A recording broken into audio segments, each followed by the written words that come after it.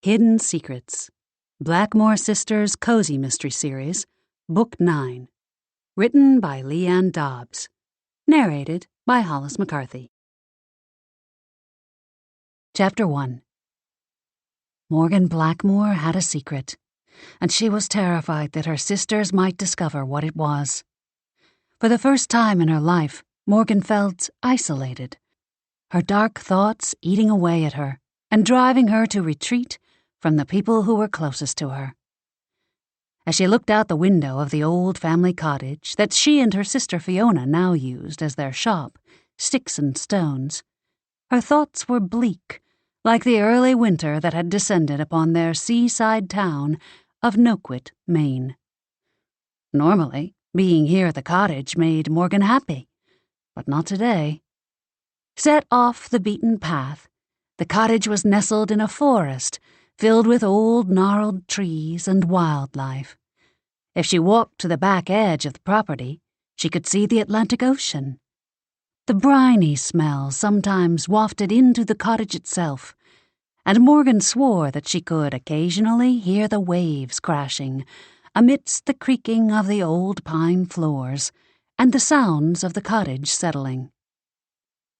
Inside, it was largely the way it had been when they were kids. Same lovingly worn floors, same beadboard walls, even much of the same furniture.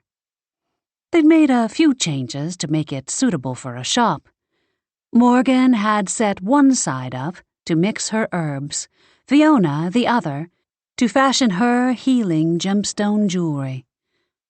A large counter made from old scarred wood ran along Morgan's side of the shop with an old-fashioned cash register to ring up purchases.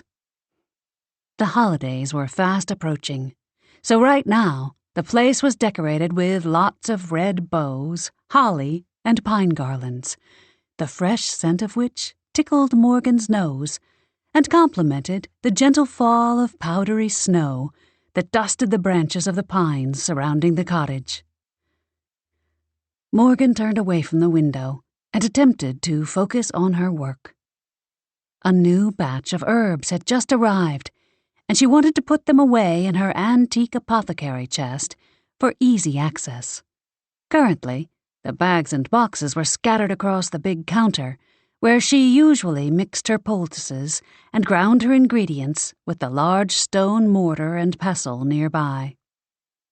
Across the room, Fiona tinkered away at her long work table, using her jeweler's tools to fashion moonstones into a new bracelet.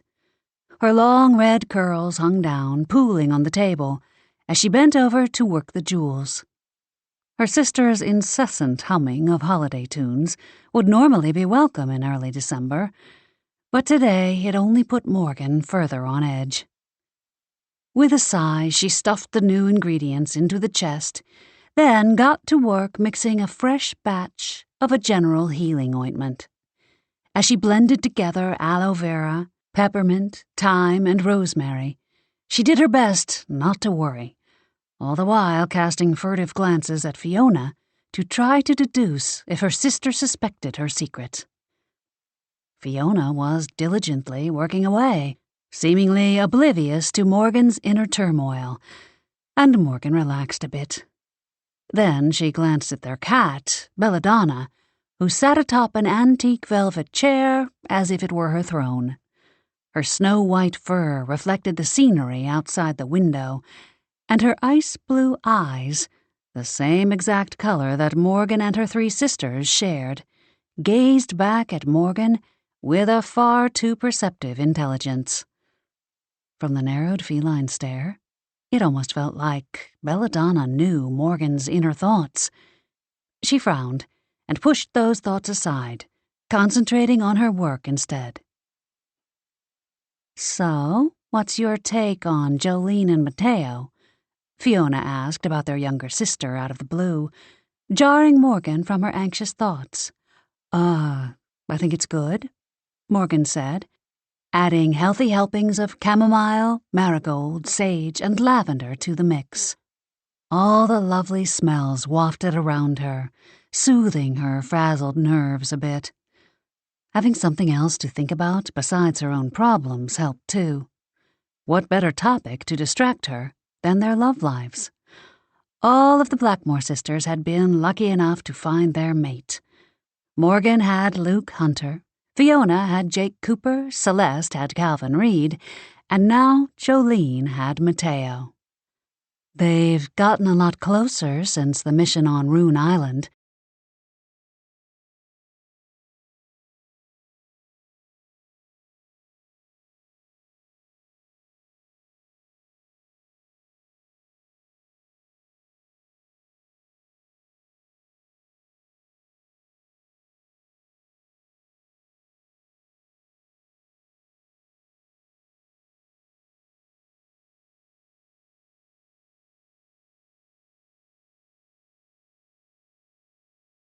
And I, for one, think it's great. Me too, Fiona said. Mateo's a good guy. He's saved our butts more than once. True. And he's obviously smitten with Jolene. Morgan ground the herbs to a fine powder, then scooped in a dollop of cream to make it into an ointment. Mateo had been a bit of an enigma until just recently, seeing as how he'd just turned up randomly one day. They'd all been suspicious of him in the beginning, and rightly so. They'd been battling their arch-nemesis, Dr. Bly, at the time, and had wondered if Mateo might have been one of his spies. He wasn't, of course, but since then, he'd proven himself to be a good guy, if still a tad mysterious. He had a tendency to leave on missions without much explanation or warning. Good thing she got over the whole business of owing him for saving her life in Salem. Yeah. Fiona straightened and rolled her shoulders. She'd been bent over that work table for at least an hour, peering through a magnifying glass as she carefully fitted each stone into its setting using a pair of tweezers. Morgan had no idea how her sister didn't end up a hunchback sometimes or cross-eyed. Give Morgan a handful of herbs any day over a crick in her neck and a migraine from squinting too much. I can understand her not wanting to be beholden to the guy, but I'm glad she stopped avoiding him and finally let nature take its course. Morgan stirred the pulverized herbs and other ingredients together, then scooped the mixture into a jar for safekeeping until it was needed. She's stubborn, though. It won't be easy for them. Jolene hates to admit her feelings. True. Maybe that's a good thing, though. I mean, I like Mateo and all, but I still don't think they should rush into anything. She's too young to settle down. Let them take it slow. Fiona stood and stretched, then walked over to her toolbox to search through the endless array of tiny screwdrivers and minuscule tools of her trade. They all looked the same to Morgan, but Fiona knew each and every one, and was very particular about her tools. Which was fine, since Morgan felt the same way about her herbs. Her sisters sometimes teased her by saying she had many flavors in her spice rack, but all the different plants had their place and their purpose. They could save lives or take them, hurt or heal, bring joy or sorrow, all depending on how they were used. Morgan loved her herbs, or at least she used to. She screwed the lid on tight to the new container of ointment, then set it under her counter, joining the neat rows of other concoctions already there. With winter upon them, she'd stocked up on soothing creams for muscle strains and joint pain, knowing how the cold tended to aggravate people's arthritis. I'm just concerned that, with Mateo disappearing all the time on missions, things between them won't progress like they should. Developing a relationship means spending time together, learning about each other, sharing hopes and dreams for the future. His work makes that difficult. Mateo Ortiz worked for the Global Paranormal Tribunal, a group that investigated cases of otherworldly interference and abuses of power in the human world.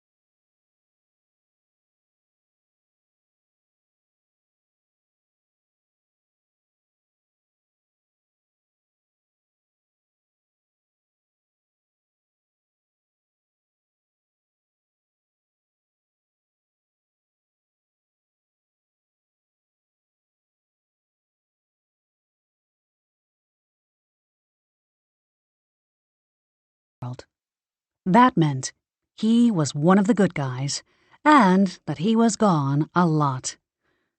Jolene deserved a man who could put her first, be there when she needed him. Considering things that way, maybe Mateo wasn't the best choice for her youngest sister's mate, after all.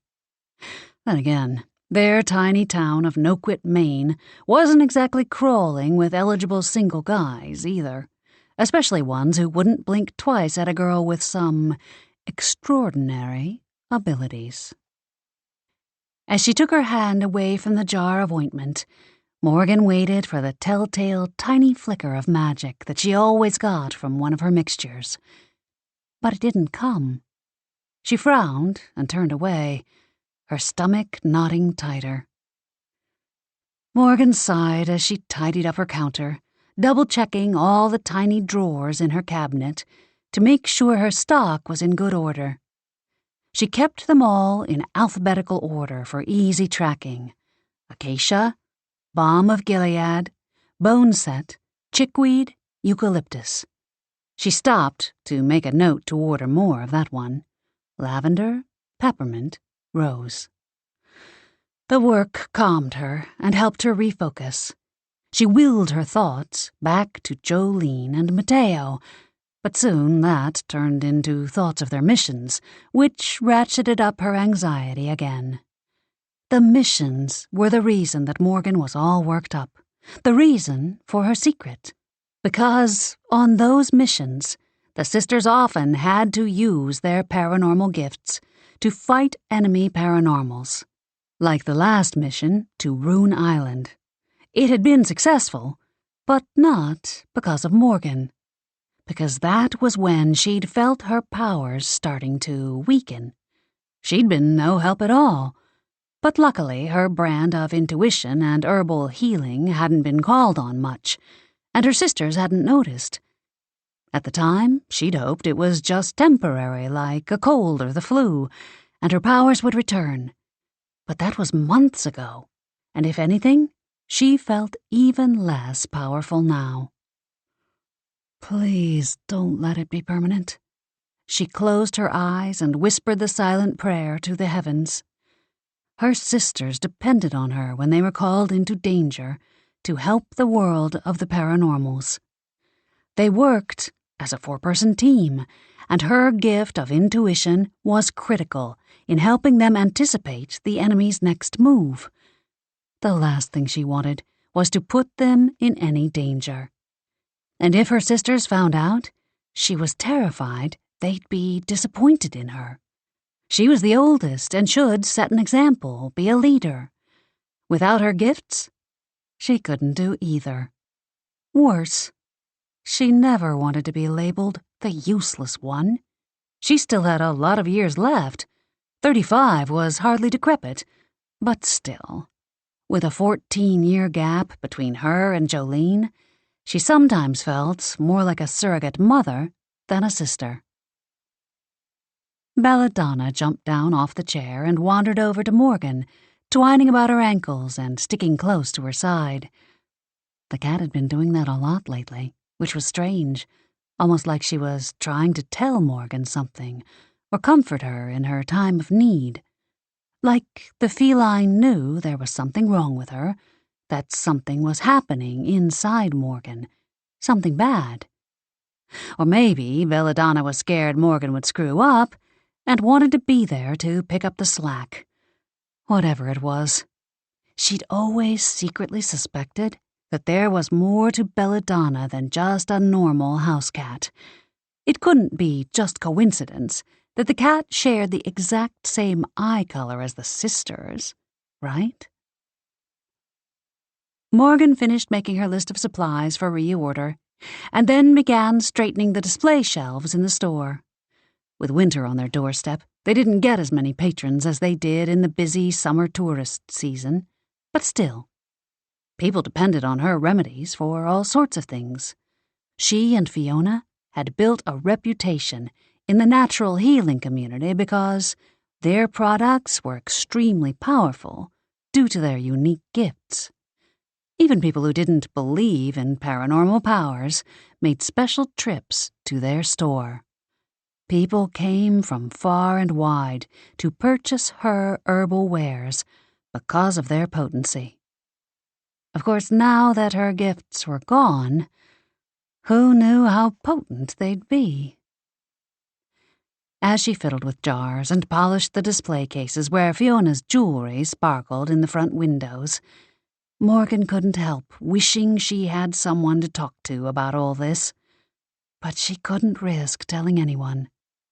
If word got back to her sisters, that would not be good. Sure, they would be kind and understanding, but Morgan wouldn't be able to stand the looks of pity that would inevitably come. In her desperation to find out what was wrong, she'd even tried visiting the local paranormal healer, Clementine Vega, sneaking out of the shop the day before when Fiona had had a morning appointment. Morgan was just about to go in the back to get another couple of jars for new ointments for one of the displays when the front door of the shop opened and in walked Sheriff Donna White, a tall, sturdy woman. She was scowling as usual from beneath the brim of her hat. At least she was marginally better than the last sheriff they'd had, though. Sheriff Overton had had a vendetta against the Blackmoore sisters, for reasons unknown, but as far as Morgan knew, Donna White had no beef with them. Until today, apparently, if her dour expression was any indication. "What can we do for you today, Sheriff?" Fiona asked, looking up from her work. "I think you know," Sheriff White said, tone as brisk as the freezing air outside. Fiona gave her a flat look, her tone snarky. "Sorry. Nope. How about an amulet? Or maybe some chamomile poultice to help loosen you up a bit? I think Morgan just got in some fresh St. John's wort. Hear that's great for fixing crappy attitudes." Sheriff White glared at Fiona for a second before fixing her attention on Morgan. "I don't want any of your questionable goods. I'm here to interview a person of interest." "Person of interest?" Morgan scrunched her nose. "Interest in what?" Fiona frowned and walked over to stand beside her sister. "Yeah, in what?" Sheriff White gave them both a disparaging glance. "In the murder of Clementine Vega, that's what. She was killed yesterday. I've got witnesses who say they saw Morgan's beat-up old Toyota at the scene of the crime." Morgan's chest squeezed tight, and she gripped the edge of the counter to keep from passing out. Clementine, the healer she'd gone to see the day before on the sly. Dead. Oh, that wasn't good at all. "Wait a minute." Fiona moved to stand between the sheriff and Morgan. "I'm sure my sister had nothing to do with that. Why don't you tell us exactly what happened?" "And why doesn't your sister tell me exactly what she was doing there?" Sheriff White countered. "She wasn't there," Fiona said before Morgan could answer. "She was here at the shop all day, working." She turned and glanced over her shoulder at Morgan. "Right?" Stuck between a rock and a hard place, Morgan nodded. "Yes, I was here at the shop." If she let slip that she'd closed the place and made an emergency visit to the healer, then she'd have to explain why, and she wasn't ready to go there. Not yet, maybe not ever. Besides, Sheriff White couldn't be doing more than grasping at straws. When Morgan had left Clementine's place yesterday, the woman had still been alive and fine. "That's so?" Sheriff White asked, her tone skeptical. "Anyone around here who can vouch for your whereabouts? Customers, perhaps?" "No."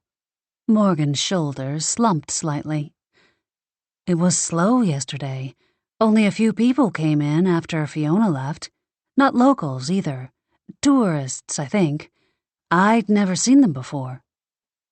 Belladonna sniffed around the sheriff's ankles, rubbing lightly against her, leaving a trail of white hair stuck to the woman's dark brown uniform pants.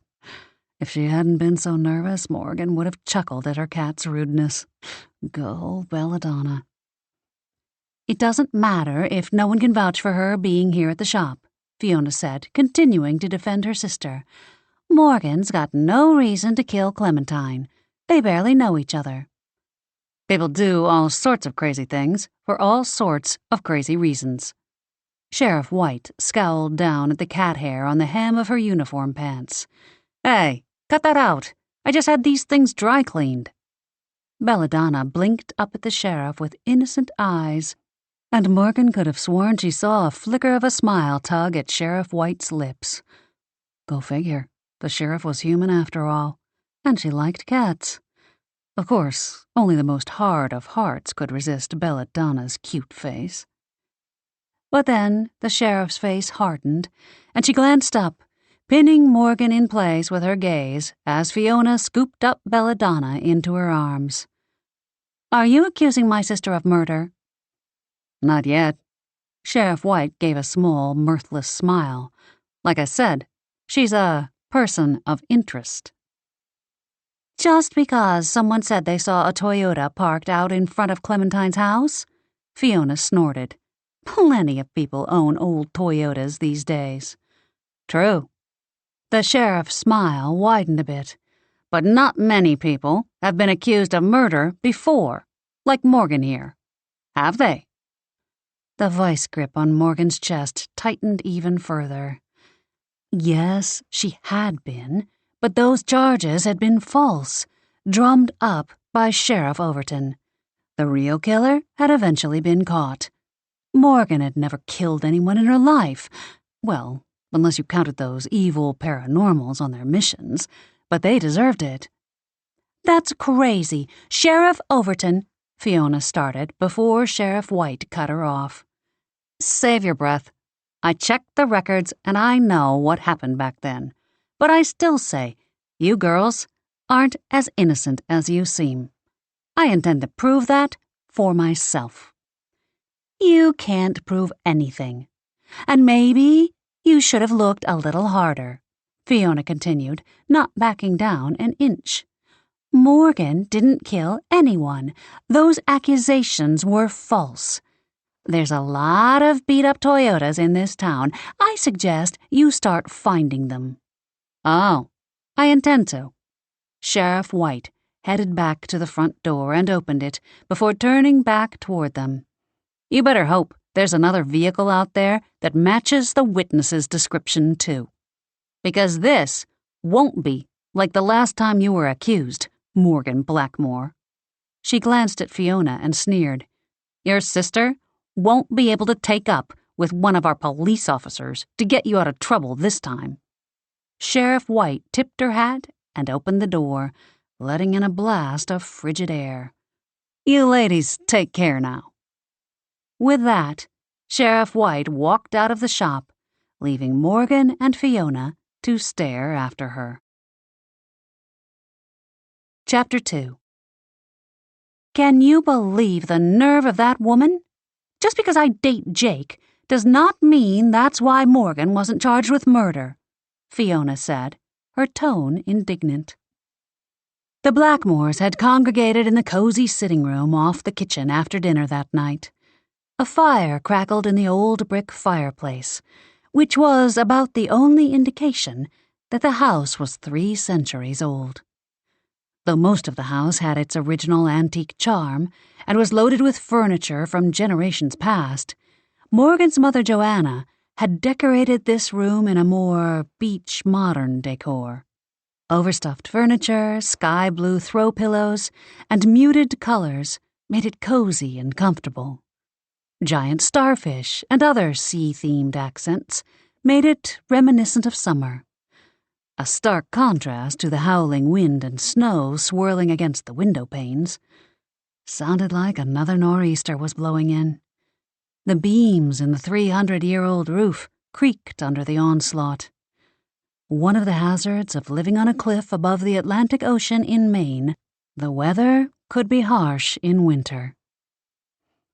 I'm beginning to think the new sheriff's no improvement at all over the last one, Celeste said from where she was sitting on the sofa beside their mother. Her short blonde hair was still damp from having spent the afternoon outside shoveling, and her cheeks were red. Her ice-blue eyes flashed with agreement at Fiona's indignation. "Yeah, we need to watch her," Jolene said, curled in her overstuffed chair, her long brown hair cascading over one shoulder, thick, pink, fuzzy socks on her feet. "This tea is delicious, dear," their mother said to Morgan, her amber eyes sparkling. She was the only Blackmoore without blue eyes, as those came from the girl's father's side. There was no evidence of the white in her long ebony hair that had been there when they'd first recovered her from a remote island, after she'd been presumed dead for years. The time at home, here in Noquit, had restored her energy and her zest for life. "Blackberry, yes?" "Yes," Morgan said, taking a sip from her own mug. The fruity fragrance wafted around her, helping to soothe her frayed nerves.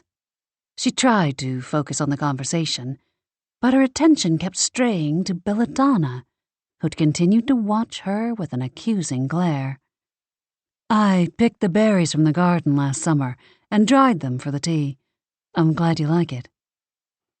Despite the bright, fruity flavor on her tongue, Morgan's stomach still knotted with guilt over how she'd lied to Fiona and Sheriff White earlier. She wished they would change the subject so she didn't have to continue to do more of the same to the rest of her family. But no such luck. Morgan snuggled down beneath her blanket and consoled herself with the knowledge that she couldn't dare tell them the truth, that she had been at Clementine Vega's yesterday. Besides, the time for confession had passed, walking right out the door with Sheriff White earlier. If she changed her story now, it would only make things worse. Best to let everything blow over, which it would, once the real killer was found. "Poor, poor Clementine," their mother said, shaking her head. "Such an awful thing." Celeste said. "She was one of the few people I felt like I'd actually gotten to know around here. Good lady. Fun tarot readings." "Yeah," Morgan said, hoping her response would deflect attention away from her. In truth, Clementine Vega was one of the more welcoming souls within the small paranormal circle in Noquit, Maine. They were a tight-knit community that kept to themselves for obvious reasons. The sisters hadn't even known there was such a community, much less who was in it. Newcomers were met with suspicion until they were proven worthy. And while the Blackmoore sisters weren't newcomers to the town, they had just started believing in their own powers, and therefore the paranormal community was just starting to reach out to them as equals. Morgan looked up to find everyone watching her expectantly. Shoot, they must have asked her something and she'd missed it. Unsure what to say, she went with the last known topic, Clementine. "It's too bad. She was the only magical healer in the county." To regular folks in town, Clementine Vega had appeared to be a 50-something fortune teller and Reiki healer. To the paranormal community, however, she'd been the one they'd sought out to help them heal supernatural issues. Speaking of that, Celeste frowned. "You don't think this has anything to do with Dr. Bly, do you?" The sisters all exchanged a look. "Maybe we should look into that," Jolene suggested. Fiona shrugged. "Then again, it could just be a regular murder." "Yes, it probably is," Morgan agreed, perhaps too quickly in her haste to steer her siblings away from any paranormal involvement. The last thing she needed was for her sisters to look into the paranormal motives. Let the police handle it. People do get killed for regular reasons, too, and Clementine did readings for lots of people. "That's probably true, but one can never be too careful when it comes to Bly," Joanna chimed in. "The guy should be here soon, Maybe they'll know something about what happened to Clementine. The guys consisted of Luke, Mateo, and Jake. Jake Cooper was Fiona's boyfriend, and used to work for the sheriff's department, thus Sheriff White's snide comment earlier. Now he ran the local detective agency where Jolene worked. Calvin Reed, Celeste's boyfriend, was the fourth member of the guys, and he was an antiques dealer and ran the local pawn shop. He wouldn't be there that night, though, since he was out of town on a buying trip. Luke Hunter was Morgan's boyfriend, and he worked for the same secret government agency that hired the sisters to help fight in their paranormal battles. Funny how that had worked out. They'd dated in high school years earlier, and then he'd gone off to the military, and she'd stayed home in Noquit. They hadn't seen each other again until he'd returned to town to try and recruit Morgan and her sisters for his government agency because of their skills. Now, she and Luke were right back where they'd left off prior to their high school breakup. Well, if you didn't count all the magical gifts that Morgan hadn't known she'd had back then, and the fact that they were both quite a bit older and a whole lot wiser. Still, if the paranormal community was involved in Clementine's murder, Luke would know about it. And if a paranormal was responsible, then hopefully he and his agency would soon unmask the true killer, and everyone would forget about Sheriff White's witness statements saying that Morgan's truck had been seen at Clementine's house. Paranormal involvement was a double-edged sword, though, given that if there were supernatural shenanigans at play, then the sisters might end up corralled into the fight against the bad guys, and with Morgan's powers still on the fritz, she might not be able to help. Her heart lurched. It was her worst nightmare. Her sisters in peril, and Morgan helpless to save them.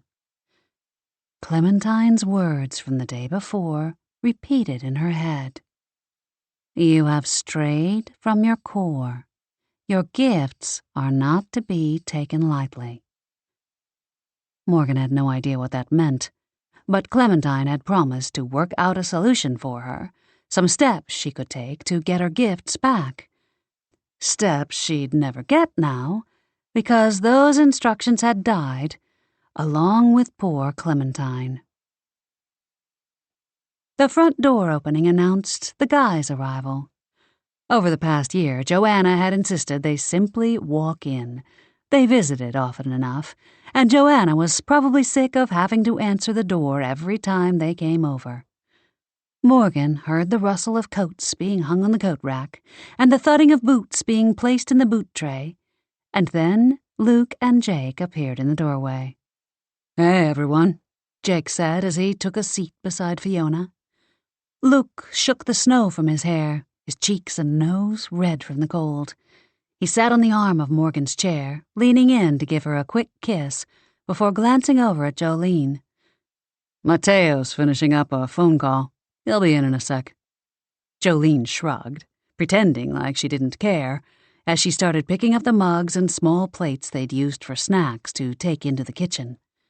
Morgan didn't need her intuition to tell her that Jolene cared about where Mateo was and what he was doing a lot more than she let on. Any new assignments from Dorian Hall? Joanna asked from across the coffee table. Dorian Hall was Luke's contact in the agency, and the one who usually doled out their assignments. Nope. Luke draped his arm across the back of Morgan's chair. She resisted the urge to snuggle into his heat as she sipped her tea. Best to keep a clear head during this conversation, and cuddling with Luke was endlessly distracting. Everything's quiet around here right now. In fact, last I heard, Dr. Bly's focusing on something in China. Why? Fiona proceeded to tell him all about their visit from Sheriff White today, while Morgan took a deep breath and forced her tense muscles to relax, even as Luke's frown deepened to a scowl. His hand dropped from the back of her chair to her shoulder in a show of solidarity. The sheriff all but accused Morgan of the crime, just because a witness said they saw an old Toyota there, Fiona said, her voice edged with outrage, as she looked at Jake beside her. Can you believe that? From our Stella local sheriff's department? You bet, Jake scoffed. And that's flimsy evidence if I've ever heard it. There have got to be hundreds, if not thousands, of beat-up old Toyotas in this area. Sheriff White can't possibly think she has a chance of making an arrest on that alone. It could have been anyone driving that vehicle. Did she mention anything else that specifically linked Morgan to the murder? No, of course not. Morgan scowled at him. Jake had been a cop during the last time she'd been accused of killing someone. That's how he and Fiona had met. Morgan had been innocent that time, too, but somehow these situations kept plaguing her. Ugh, she could be in real trouble if Sheriff White wanted to pursue this. She'd inadvertently left evidence behind, fingerprints, hair, that could directly link her to Clementine's house. We just seemed to be her favorite target. Hey, Jolene called, poking her head in from the kitchen. You guys want some coffee while I'm up?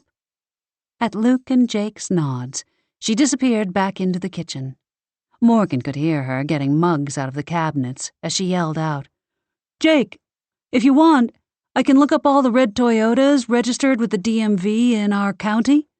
See if anything comes up that's close to the year and make of Morgan's car.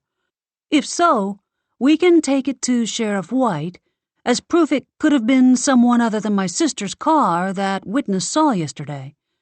I'm caught up on everything, and I've got plenty of time to look things up.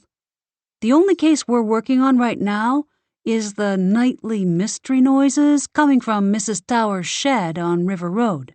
Look what things up? Mateo asked, walking into the room. His hair glistened from the melted snow, and he shook himself, sending droplets everywhere.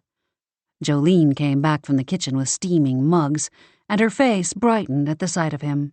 Morgan bit back a smile. Her sister might pretend that whatever was happening between her and Mateo was no big deal, but Morgan recognized that special glow when she saw it. It was the same glow she saw in the mirror each time she thought about Luke. She was glad her sister had found someone special. Jolene proceeded to fill Mateo in on what had happened to Clementine and the sheriff's visit to Sticks and Stones earlier, as she handed out the coffee, then went back to get Mateo a mug. Wow. I don't know if I would write this off as a normal killing so fast, Mateo said, his expression concerned as he took the mug from Jolene. The fact Clementine was paranormal means we can't rule out one of our own killing her. Maybe not Dr. Bly since he's in China, but someone else. His absence shouldn't lull us into a false sense of security. We still need to be vigilant about what happens here in Noquit. I think it's better that you girls be prepared, just in case, Joanna said, and it won't hurt to have Jolene do a bit of recon. Jake nodded. Fine. Maybe we can go out to Clementine's place tomorrow and look around. Between Jolene's gifts with auras and Morgan's intuition, they should be able to sense any lingering, evil, paranormal energy there. That way, we'll know what we're up against. I'll make sure to find out when the police will be done. I'm down for that, Jolene said eagerly. Me too. Morgan forced a smile. Fat lot of good her intuition would do her, but of course she couldn't let her sisters know that. If they wanted to check out Clementine's, she'd have to go along and pretend like she just wasn't feeling any vibes. Hopefully, no enemy paranormals would be there, because the last thing she needed was to end up in some sort of fight. And hopefully they'd go during the day. Less chance of danger then, right? Let's do it. Cool. Jake pulled Fiona closer to his side. I'll check with my old contacts at the sheriff's department first thing in the morning, and see what I can find out about when the crime scene will be cleared. Safer for us to check it out when we know we won't be caught breaking in by the cops. That probably wouldn't help Morgan any. I'll let everyone know. Let me just see if I can delay my next trip as well, Mateo said, pulling out his cell phone and typing in a text. I was supposed to leave for China in the morning for a recon mission on what Bly's been up to over there. Oh, I hope you can. In the meantime, we'll do what we can to get ready here. Jolene clutched the obsidian amulet around her neck. It was identical to the one each of the Blackmoore sisters wore. They had been made by Fiona and imbued with magic to ward off evil energy. Jolene frowned at Morgan. Where's your amulet? Reflexively, her hand went to her neck as her stomach went into freefall. Oh, no. How could she have forgotten? A jolt of panic zinged through Morgan. She'd taken it off yesterday, per Clementine's request, and put it in a dish of Himalayan sea salt to soak during her appointment. The cleansing was supposedly part of the process of reconnecting with her gifts. She was supposed to pick it up tomorrow. Her mind raced along with her pulse. She had to get it back before her sisters saw it. They'd recognize it right away. She forced out another lie. I must have forgotten to put it back on after my shower. It's still upstairs. Jolene and the others gave her an odd look, but thankfully let it drop. Things were going from bad to worse. Now, Morgan not only had to figure out what was wrong with her gifts and a way to get them back, she also had to find a way to get her amulet before her sisters went in there and saw it, or the sheriff picked it up as more evidence that Morgan had committed the crime. Well, there was only one way to do that. She was going to have to break into Clementine's before her sisters did. Chapter 3. In a daze, Morgan followed Jolene back into the kitchen to help divide up the dinner leftovers for the guys, while their group continued to discuss the absurdity of Sheriff White thinking Morgan's car had been at Clementine's place. She felt hot and sick and jumpy as all get out. At least, if she kept busy, the guilt wasn't quite so overwhelming. She divided up the food silently, her mind whirling on how she could get into Clementine's place before everyone else and avoid the police if it was an ongoing crime scene. Hey, Fiona said, sticking her head into the kitchen and scaring Morgan half to death. Jake and I are going to take off. We're meeting some friends in town. Okay, Jolene said, handing her sister Jake's bag of goodies. Be careful out there. The roads are probably bad. And I'm going to the family library to practice, Celeste said. Put Cal's stuff in the fridge. I'll give it to him tomorrow when he gets back. Done, Jolene said. Have fun practicing. Morgan stared after Celeste as she headed into the hallway on her way to the south side of the house, where the library was. She hadn't paid much attention before, but now that she thought about it, Celeste was always hanging out in the family library, meditating and doing yoga. Well, at least Morgan assumed that was what she was doing. Had she been practicing her craft this whole time? And what did that entail? Maybe it would be a good idea to find out. And I'm turning in for the night, Joanna said. I still get tired pretty early. Morgan gave her mother a kiss, then waved as she disappeared down the hall. Good. Everyone was taking off. Morgan wanted to check out what Celeste was up to, and she needed time alone to formulate her plan. Now, if she could just figure out how to get rid of Luke. Mateo wandered into the kitchen and started digging through his food for a snack. Morgan took that as her cue to leave and headed back into the living room, where Luke now sat alone. Well, alone except for Belladonna, who was snuggled up beside him in the chair. The feline was still giving Morgan the stink eye, and she knew why. Because she kept digging herself deeper and deeper into trouble with all her deceptions. You okay? Luke patted the cushion beside him in invitation. You seem a bit down tonight. You aren't letting all that mess with Sheriff White get to you, I hope. We'll figure it out. I promise. She slid beneath his arm and rested her head atop his warm, hard chest as he kissed the top of her head. The reassuring thump of his heartbeat rumbled beneath her ear. No, it's not that.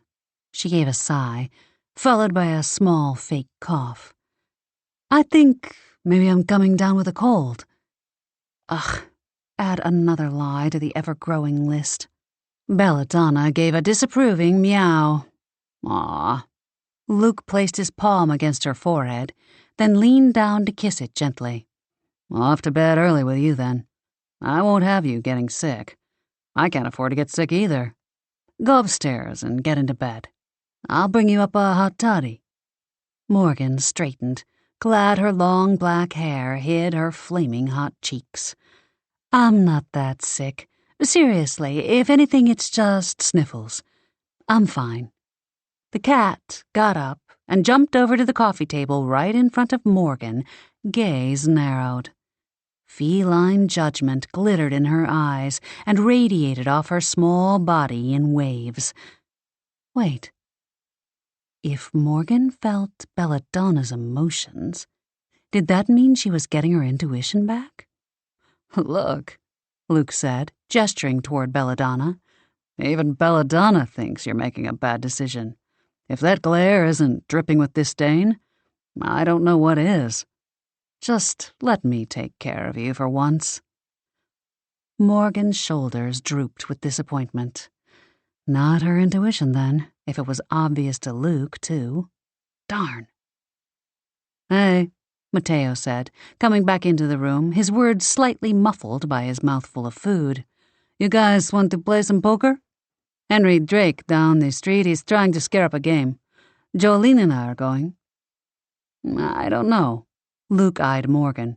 Morgan isn't feeling good, and I want to make sure she doesn't overdo it. I'm fine, really. But you go ahead and play, Luke.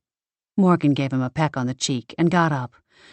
I'm going to turn in early. Ward off this cold before it starts. Luke gave her an uncertain look, and she shooed him away with her hands. Go, really. It's easier to rest if you're not hovering over me. Luke stood.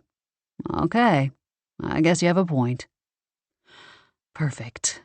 Now Morgan could head to the library to see exactly what Celeste was doing to practice. Maybe that's what Clementine had in mind when she told Morgan she had to nurture her gifts.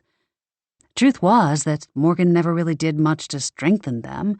They'd always just sort of been there. Was that why they were failing her now? Was it as simple as doing some exercises to get them back? But what exercises? Morgan had no idea. But if she could see what Celeste was doing, maybe she could do something similar. After she checked out what Celeste was doing, she could have some alone time to think about the best way to get to Clementine's place before her sisters tomorrow.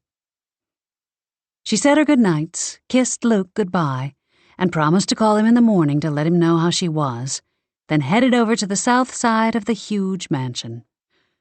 They built them big and sturdy 3 centuries ago, and Blackmoore House had stood the test of time. The library was a regal room, with jewel-toned oriental rugs on the floor, and oak bookcases that soared 10 feet high to the ceiling around the perimeter of the space. Expanses of burgundy-papered walls broken by paintings of old ancestors in gold-gilt frames. Celeste was sitting in the middle of the room on one of the rugs when Morgan arrived. A book was open in front of her, but her eyes were closed in concentration. Morgan hesitated in the doorway to watch as the pages flipped slowly on their own. Don't just stand there, Celeste said without opening her eyes, making Morgan jump. Come on in. Great. Seemed even her sister had better intuition than Morgan these days. What are you doing? She asked as she took a seat on the rug across from Celeste. Like I said, I'm practicing. More pages of the book flipped on their own. Ever since I discovered I could cast spells when we went to Salem, I've been trying to up my game. So far, all I've been able to do is minor things, like turning these pages with a simple spell and some focused concentration. But it's still something, and I don't want to lose the ability. She peeked one eye open to glance at Morgan. The pages stopped turning, then she opened both eyes with a sigh. We have to nurture our gifts, you know, just like you nurture those plants and herbs of yours. If you don't give them fertilizer, sunshine, and water, they'll wither away and die. Same with our gifts. If we don't train and practice and keep improving them, they'll go away. Morgan's chest squeezed tight. That was eerily similar to what Clementine had been trying to tell her. Could these exercises of Celeste's be the cure to what ailed her? I mean, my skills aren't anywhere near as important as yours, Celeste continued, but I still want them to be the best they can be. Your gifts are just as important as mine, Morgan scoffed. You can see ghosts, for goodness sake. Talk to them and find out what they know. That helped us tremendously. Yeah, but you can't rely on ghosts. They never show up when we need them. Do you think maybe Clementine's ghost will appear? She could tell us what happened. Morgan tried to tamp down the rush of hope that idea brought, and failed. Having Clementine speak to them from beyond the grave and reveal the name of her killer would certainly solve the majority of Morgan's problems at the moment. Unless, of course, Clementine's ghost also blabbed to everyone that Morgan had been at her place on the day she died. Celeste shrugged. Maybe, but if paranormals are involved in the murder, we're going to need your intuition more. True. Normally, when the sisters were about to be attacked, Morgan could feel it ahead of time. She could also ascertain the moves their opponents would make. Sometimes she could tell where people had been, or if they were hiding when they walked into a room. But with her gifts basically non-existent at present, those talents wouldn't help them. Not until she figured out what was wrong. Too bad about Sheriff White having it out for us, too. I hoped we'd put all that behind us once Overton was gone. Celeste leaned back on her hands. White seems just as bad, though, at least from what she said to you. How dare she accuse an innocent person like that, with no proof at all? And in your shop, too. Good thing no customers were in there. Could be bad for business. Morgan nodded, but didn't say anything, too caught up in trying to figure out how she was going to get into Clementine's house to get back her amulet without anyone knowing. I wouldn't worry about it, though. Celeste smiled. It took Morgan a moment to realize she was still talking about Sheriff White and not Morgan breaking into a crime scene. Like Jake said, there's a ton of Toyotas out there, and we all know you had nothing to do with Clementine's death. The real culprit will turn up soon enough. Her sister sat forward again and closed her eyes to concentrate on her practicing, and Morgan stared at the book. The pages started flipping again, rhythmically, hypnotically. Practice and nurture. Practice and nurture. Practice and nurture. But how could she practice and nurture her own gifts? It wasn't like there were intuition exercises that would show results, like the flipping of pages in a book. And how would she know if it was working?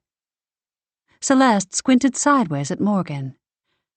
I cast spells, and you can see the results because the pages flip?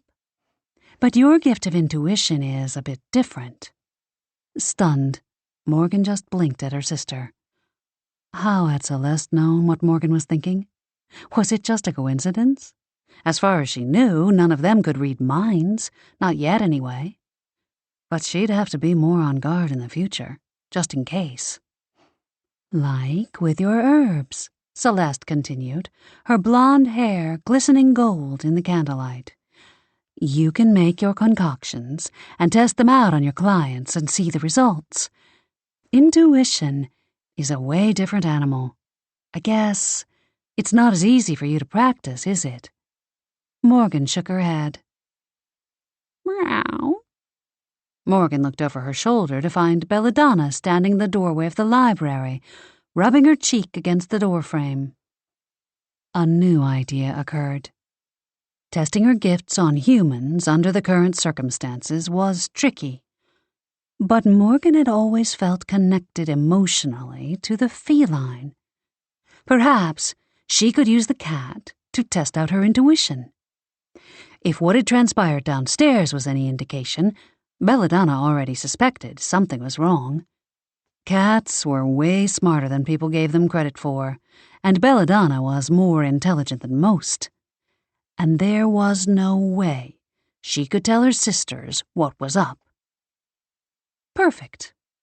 She got up and started out of the room, scooping the cat up on the way. Have fun practicing. Celeste simply nodded, then closed her eyes, focusing again on the book. Silently, Morgan left the library and headed for her own room. She'd spend some time working with the cat, trying to pick up her emotions with her intuition, then figure out how to get into Clementine's place to retrieve her amulet. Chapter 4. The next day, Morgan was up early. Her plan was to sneak out of the house before anyone else was awake. She hoped to get to Clementine's place before the police started their day, and before her sisters arrived. Plus, she was scheduled to work at Sticks and Stones first thing, and Fiona would get suspicious if she showed up late. Just to be on the safe side, she left a note in the kitchen telling Fiona she was stopping to pick up coffees on the way to work. Then she slipped outside and hurried to her truck. She parked a few blocks away from Clementine's house, not wanting any nosy neighbors to spot her there again. Morgan climbed out and turned to lock the doors, only to hear a loud meow from inside the vehicle. Great. Belladonna had snuck into the car again. There was no time to take her back to the house now, and it wouldn't have done any good anyway. The cat never stayed where she was supposed to. It was too cold to leave her in the car, so Morgan had no choice but to unlock the door and let her come along. On second thought, it could turn out to be a good thing, she supposed. Given her lack of intuition, the feline senses could be helpful. She reached in and pulled out the cat, tucking her safely inside her coat for warmth, then locked up and headed toward Clementine's place. Police tape still covered the doors and windows from what she could see from the road, but there weren't any officers in sight, thank goodness. Several rows of footprints tracked through the snow. Morgan double-checked to make sure no one was around, then carefully picked her way through the existing tracks to avoid leaving any new footprints for the cops to find. The street was quiet, especially this early, and Clementine's house was set away from the others anyway. The sun had barely started to rise, the sky streaked with bands of red and gold near the horizon. Her breath frosted on the wind, and Belladonna squirmed inside her down coat. Maybe she should consider taking the cat more places in winter. She was hot in there, like a little mini space heater. In fact, she'd not noticed the other day, but there really were no other houses in the vicinity besides Clementine's. A gigantic oak tree and some smaller elms stood to the far left of the lot, and Morgan could see a small red ranch house a little ways away. Oh, right, that was Alma Myers's place. Honestly, in the summer, with all the leaves on the trees, the other house probably wouldn't be visible at all. But now, with the limbs bare, the nearest neighbor would have a limited view of Clementine's property. The windows of Alma's house were dark, though, from what Morgan could see, meaning she was either still asleep or not home. Good. and it wasn't like she had a choice about breaking and entering or not. She had to get her amulet back, especially since her sisters were planning on coming here. Traipsing through the snow along the side of the house to the rear yard, Morgan hesitated at the back door. If Celeste was here, she could unlock it with one of her spells, but even when they were working properly, Morgan's gifts didn't include that kind of magic. Good thing Jolene had taught her how to pick a lock the old-fashioned way. Another bonus of working at a PI's office. Morgan crouched and pulled out the small leather pouch that Jolene had given her, with everything she needed to break any type of lock. She pulled off her gloves, blowing on her fingers to keep them warm and flexible, before picking up the tiny, delicate tools. Belladonna meowed from inside her coat, poking her head out the top of the zipper to watch. The last thing she needed was her fingerprints on the door, so easy did it, even if her prints were probably all over the house already. Thoughts of Sheriff White pulling up to the front of the Blackmoore house, lights blazing to arrest Morgan, flashed through her head. Nope, not going there. She forced herself to concentrate on picking the lock instead. Given that the temperature had dropped to almost 0 last night, she and Belladonna would get frostbite if they stayed out here much longer. Morgan blew on her stiff fingers again, then got to work, slipping 2 picks into the lock to align the tumblers just so. A few clicks later, and she smiled as the door creaked open. She packed up her tools and pulled her gloves back on before heading inside and quietly closing the door behind her. The quiet stillness inside the house was a bit creepy. So different from the lively surroundings of the day before, when she'd had her appointment with Clementine. Then there'd been soothing New Age music playing in the background, and sweet patchouli incense burning. Candles had been lit, and bright winter sunshine had filled the place. And Clementine had still been alive. Now the place was as silent as a funeral parlor, and smelled like death. She took a moment of silence in reverence to the woman who died here, then slowly proceeded farther into the house. Belladonna meowed loudly from inside her coat, so she slowly unzipped and unloaded the feline, placing her down on the ground to explore. From the police markers, it appeared Clementine had been murdered in the kitchen at the table. The remnants of a body outline were still on the floor. One of the chairs was pulled out, and the table was still set with a teapot. No plates or cups, though. That was weird. Then again, perhaps the police had already taken them into custody as evidence. As murder scenes went, it was pretty neat and orderly. Apparently there hadn't been much of a struggle. No strange burn marks on the floor or walls, or other abnormalities that indicated murderous paranormal energy. It was chilly in the house, though at least there was no wind. The sound of the breeze whistling past lent a more sinister air to the house than Morgan remembered. Her mind raced as she walked from the kitchen into the living room. Clementine had told her during her appointment that she only brought clients into her front parlor, never farther. Could that mean the killer was someone Clementine knew, then? The fact she'd been murdered in the kitchen certainly suggested that. As Morgan peered around the place, she tried to summon her intuition to divine a solution, but got nothing. Belladonna trotted past Morgan's booted feet, sniffing everything and watching Morgan carefully. The wind howled louder outside and spurred her onward. There was no time to inspect the rest of the house now. She needed to get her amulet from the parlor and get out of here. She crept into the front room and opened the glass door cabinet where Clementine kept her dishes of sea salt. There it was. Morgan's heart leapt at the sight of her black obsidian stone resting inside a purple dish. Beside the dish, with her amulet, were a set of china teacups. Clementine had used one of them to read Morgan's tea leaves the day before. The pattern matched the teapot in the kitchen. 2 of the cups, Morgan noticed, were set rim side down, their handles perfectly aligned. A 3rd one sat with them, rim side up. Odd that one would be different. Then again, she didn't know Clementine that well.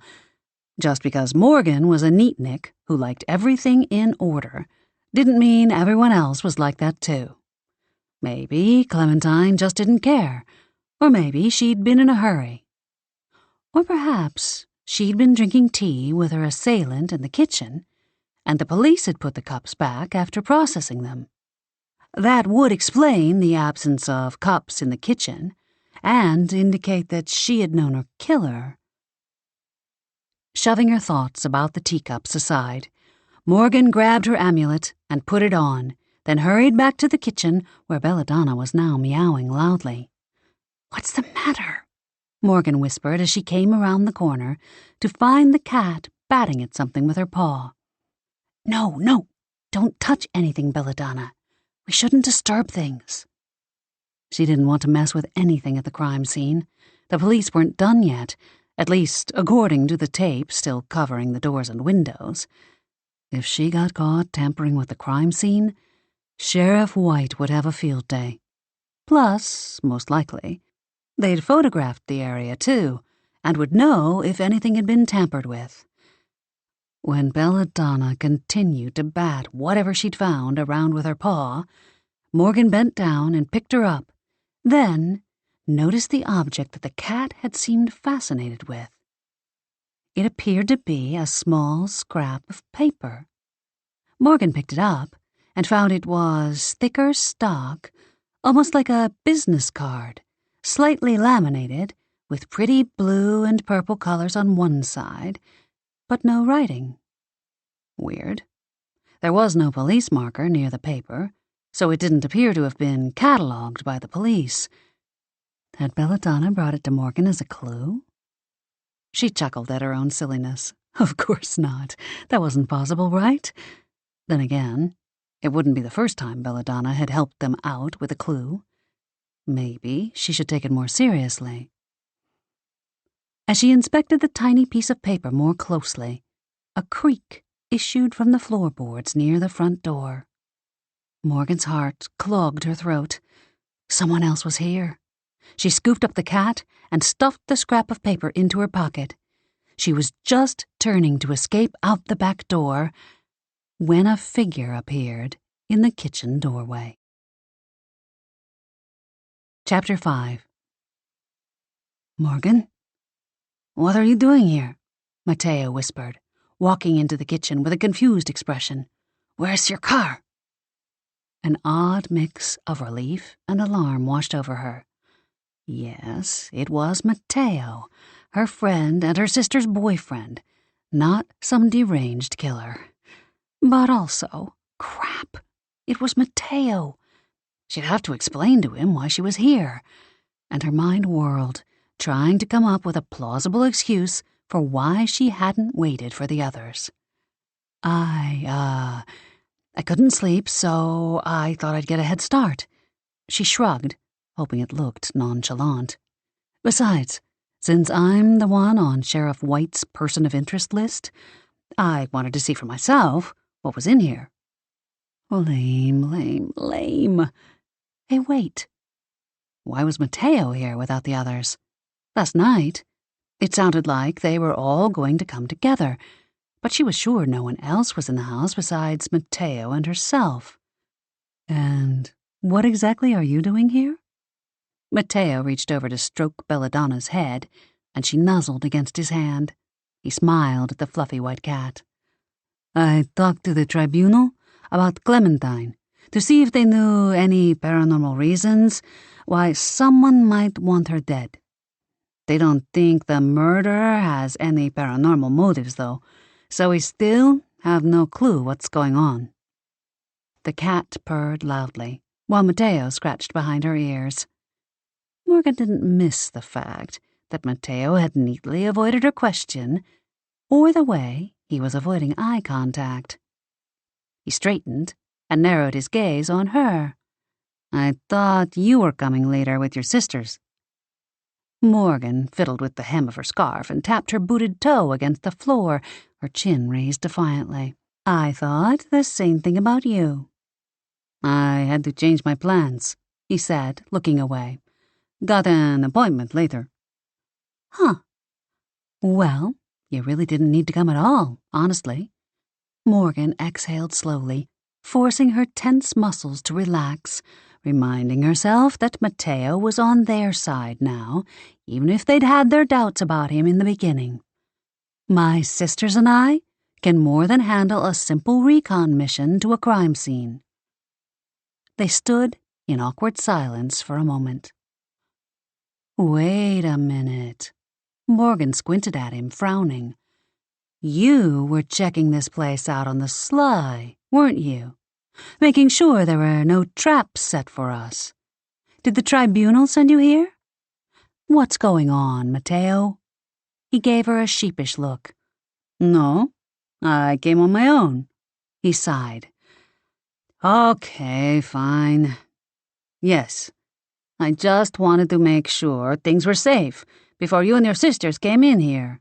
Is that so bad? Jolene won't like it. In fact, she's going to be pissed, Morgan said, shaking her head. Her sister had resented him enough at first for saving her, when Jolene had felt perfectly capable of saving herself. Thankfully, she'd gotten over it. No sense rocking the boat again now. She's independent to a fault. Not any more pissed than she will be when she finds out you came here alone to nose around without them, he countered, raising a brow. Ugh, the guy had a point. Eyeing each other, they stood with their arms crossed. Finally, Morgan said, Fine. I won't tell if you won't. Deal. Matteo gave a curt nod. We'll keep this little visit between us. Fresh guilt swamped Morgan's already frazzled nerves. Add another person to her list. She hated lying to Matteo and everyone else, but she couldn't tell them what was really going on. So, did you find anything? Matteo asked, breaking her out of her thoughts. No. She fiddled with the scarf around her neck, confirming the amulet was still in its place, then patted her pocket where the scrap of paper was hidden. What would I find? I mean, with your intuition. He gave her some serious side-eye. Any gut feelings about what went down in here? No. Nothing in here, really. She glanced out the window, hoping her growing anxiety wasn't written all over her face. Before I came inside, I was actually looking around to see if any of her neighbors had a car like mine. She gestured toward the pictures hanging in a row on the wall. Or maybe if one of these people drove a Toyota. If it's not paranormally motivated, like you said, then it could be someone else she knew, a relative or a friend. Well, whoever it was, we better get a move on. He tapped his watch. Jake said the cops are coming back to finish up here and remove the crime scene tape at 8 o'clock sharp. They're done processing evidence here, but we still shouldn't be anywhere near the premises until they're entirely gone. Especially you. That's why Jolene and the others are coming this afternoon. Right. Let's go then. The last thing Morgan needed was for Sheriff White to see her near Clementine's house, so Matteo didn't have to tell her twice. They exited through the back door, and Morgan made sure it was locked behind them.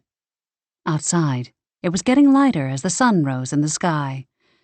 Based on the cloudless blue, it would be another frigid day. They parted ways at the end of the driveway, Matteo calling to her, Remember, we never saw each other here. By the time Morgan had picked up the coffees and walked into Sticks and Stones, she was only a half-hour late. Fiona was busy at work, as usual. Good morning, Morgan said, setting down Fiona's vanilla latte on her workbench, then carrying her own yerba mate tea over to her counter. "What took you so long?" Fiona asked, glancing up at her. "The coffee shop was super busy this morning." Morgan hung her coat and hat on a peg on the wall behind her apothecary cabinet, while Belladonna got settled in a chair directly across from Morgan's workspace and promptly fell asleep. Probably worn out from all the snooping earlier, Morgan supposed. Just as well. She could do without another bout of the intense feline staring right now. "Have you gotten any new vibes about who might have killed Clementine?" Fiona asked as Morgan got out her supplies to mix her herbs for the day. Fiona was still working on her moonstone bracelet from the day before. "I know we talked about it, and he's supposed to be in China, but I still think Dr. Bly could have something to do with it." "It's not paranormal related," Morgan said without thinking, then scrambled to cover her tracks. "I mean, that's not the sense I'm getting." "Really?" Fiona straightened, gaze narrowed. "So, your intuition has given you some clues, then?" "Nothing specific," she hedged, before crouching down to pretend to search for something under her counter. She hated lying to her sisters like this, but it wasn't like she could tell them that Mateo had talked to the tribunal, and he told her this morning they weren't suspecting paranormal involvement, or that she hadn't seen any signs of paranormal fighting in the kitchen where Clementine had been killed. Besides, she and Mateo had made a deal. Morgan intended to keep it. She could only hope Mateo would too. She grabbed an empty jar and straightened, forcing what she hoped was a confident smile. "I'm thinking we probably shouldn't waste too much time looking into it." Maybe. Whatever Fiona had been about to say was interrupted by a customer coming into the shop. The woman, who looked about 50 and had been in the shop the week before, had dark circles under her eyes. She looked about as tired as Morgan felt. "Hi," the woman said, walking up to Morgan's counter. "Remember me? I bought a bag of chamomile tea from you last week to help me sleep, but it's not working." "Oh, dear. I'm so sorry." Morgan took the bag and receipt from her to process the refund. "Are you under a lot of stress?" "Who isn't?" "Okay. Maybe valerian root would be a better choice then. We could do an exchange today and see how you like it." Morgan ignored her sister's raised brow and focused on her customer instead. They'd never once had a customer return goods due to defective magic. She made sure to grab a bag of tea that had been made before her gifts went wonky. "If you're still not satisfied at that time, then we can process your refund." The woman inspected the new bag of tea, nose wrinkled, and gave a reluctant nod. "I'm desperate, so I'll try anything at this point. I'll be back here next week, though, for my money, if it doesn't work." Of course. Morgan packaged up the woman's new purchase, her fingers trembling with worry. If her herbs were losing power, then things with her gifts were getting even worse. She handed the tea to the woman, then glanced over to find Belladonna watching her again from the chair with that sphinx-like look. Head lowered, Morgan reached into her pocket to confirm the scrap of paper she'd picked up from the floor of Clementine's home was still there, relieved to feel the paper tickle her fingertips as they slid across it. Alone again, both sisters got back to work. It wasn't long, though, before Fiona was back to talking about the case. "Jake said the cops will be done at Clementine's place by this afternoon." "Yeah?" Morgan did her best to sound like this was new information. "Okay." "Mateo was there when Jake called, but I let Celeste and Jolene know already, too. They're going to meet us here at 3, and we can close a little early to head over to Clementine's at 4. Hopefully, we can find something." Fiona sat back to inspect her work. Perfect timing, actually, since Mom is making a lasagna tonight. We can head to the house afterward and discuss everything. Luke said he was going to talk to his contacts at the agency today to see what he can find out, too, Morgan said, grinding up some sage with a mortar and pestle. She could still feel the weight of Belladonna's judgmental stare on her, but she ignored it as best she could. She closed her eyes and said a silent prayer that they'd find out who the real killer was soon, and that she'd get her gifts back up to full power as soon as possible. Morgan wasn't sure how much longer she could keep up with all this deception. Chapter 6. Nunc apparire, Celeste murmured, while holding her hand over the knob of Clementine's door that afternoon. A hush fell over the sisters as they listened for the lock to snick open.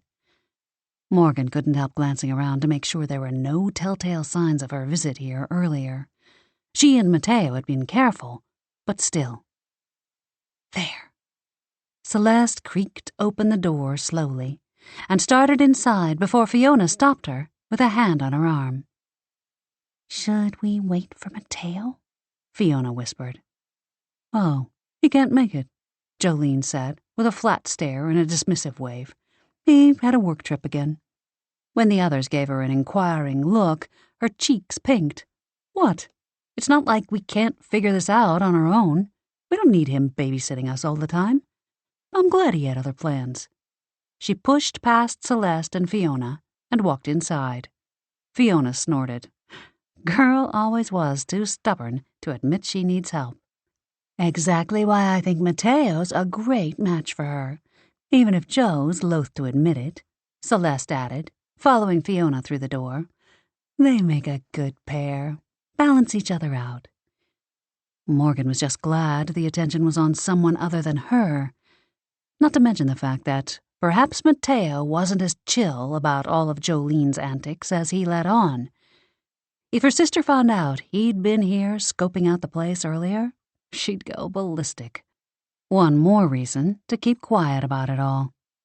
She reached inside her coat to fiddle with her amulet, then followed the others inside. After closing the door behind them, they focused their attention on the kitchen, since it was obvious that's where Clementine had been killed. The police tape was gone, as were the yellow markers on the floor, but there was still a layer of print dust on everything, and the room smelled of antiseptic and a slight hint of death that no amount of cleaner would remove. Morgan shut her eyes, desperately trying to summon her intuition. It would be so helpful right about now, and would solve all of her problems.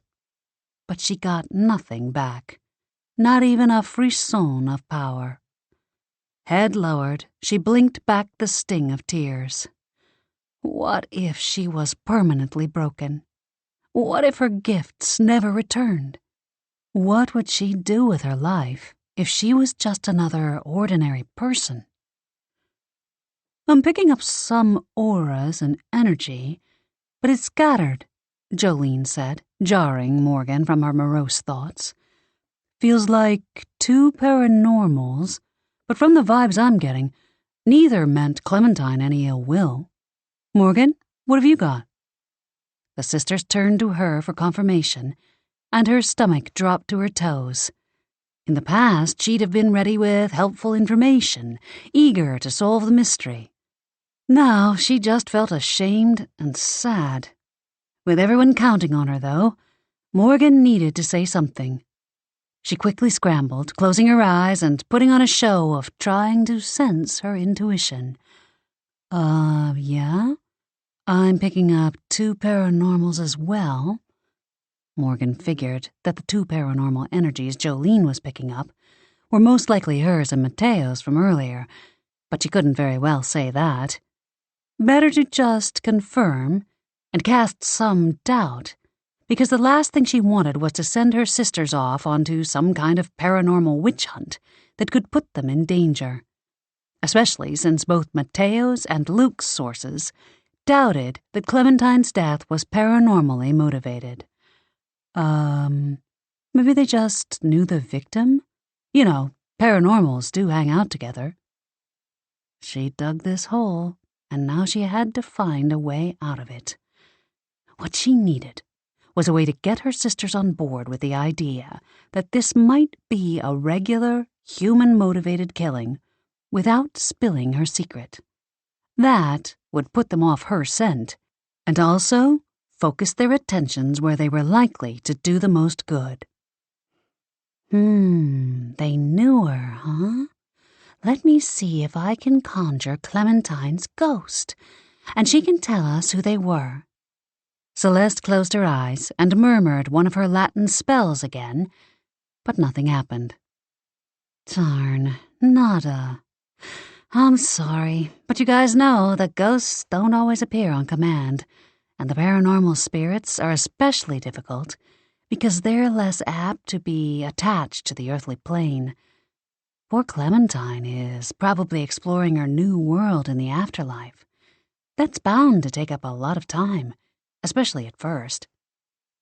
Belladonna wandered past Morgan, giving her the stink eye again, most likely for lying to her sisters once more. But what else was she supposed to do? She was in too deep and drowning faster by the second. She took a couple of deep breaths and forced the chaos inside her to calm. If she had any hope of making it through this disaster, she had to think rationally. Look at the facts. Morgan had watched enough TV detective dramas to know that usually the guilty party was someone close to the person murdered. Who would have spent the most time in Clementine's orbit? Clients, for one. Maybe friends, if she had any. A boyfriend, perhaps? She didn't know Clementine well, and hadn't remembered seeing a ring on her finger or any pictures of a happy couple anywhere. But it was possible she was seeing someone. Okay, that's where she should focus her attention then, and try and steer her sisters there too, if she could. Boy, the room is awfully neat for a crime scene. I don't think she struggled much, Fiona said. Celeste pointed to the table. And look at the teapot. She must have known her killer. Because why else would she have tea on the table? She might have been serving it for a client, Jolene said. I know she read tea leaves and also just liked to provide a relaxed, homey atmosphere. In her kitchen? Is that where she normally served clients? Fiona asked. Not sure. Do we know for sure she died in here? I mean, it looks that way with the chair and all, but maybe that was just from a struggle. Jolene dug out her phone. I'll text Jake and see if he can get us a crime scene picture from one of his contacts. It's a long shot, but what the heck? It would help to know just how Clementine's body was found. Morgan bit her tongue. She knew exactly where the body had been, because she'd seen the remnants of the outline. That was gone now, though, and she couldn't very well tell her sister she'd been here before the police cleaned up. She also knew that Clementine normally served tea to clients in the parlor, but how could she tell her sisters that?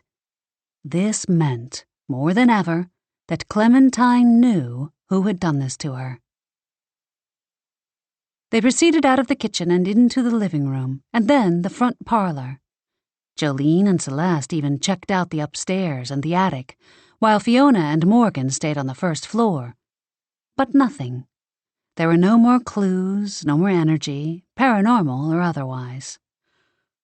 Well, I think from the fact that there wasn't a lot of physical damage to the house or its furnishings, we can deduce that there was no violent fight or struggle.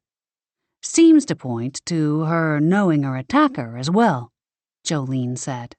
She'd recently taken several courses in investigating crime scenes for her job at Jake's PI firm, in hopes of one day maybe getting out from behind her desk and assisting him on cases. Based on what we saw in the kitchen, maybe Clementine and her mystery guest argued, and the killer caught her by surprise with the attack. Or possibly there was no argument, and the killer came over to lull her into security before attacking from behind. If they used some kind of magic on her to restrain her, it wouldn't have been hard to do her in then. Maybe. But I'm beginning to lean more and more toward this not being paranormal or Dr. Bly related at all. After all, Luke told me last night that his agency has no reports of any paranormal activity here. Maybe it's best if we just let things go for now. Let the police do their work. I'm guessing it's just a normal, run-of-the-mill human murder anyway. That's what my intuition's telling me. Morgan felt quite proud of herself for weaving together a bit of truth with that whopper of a lie without flinching.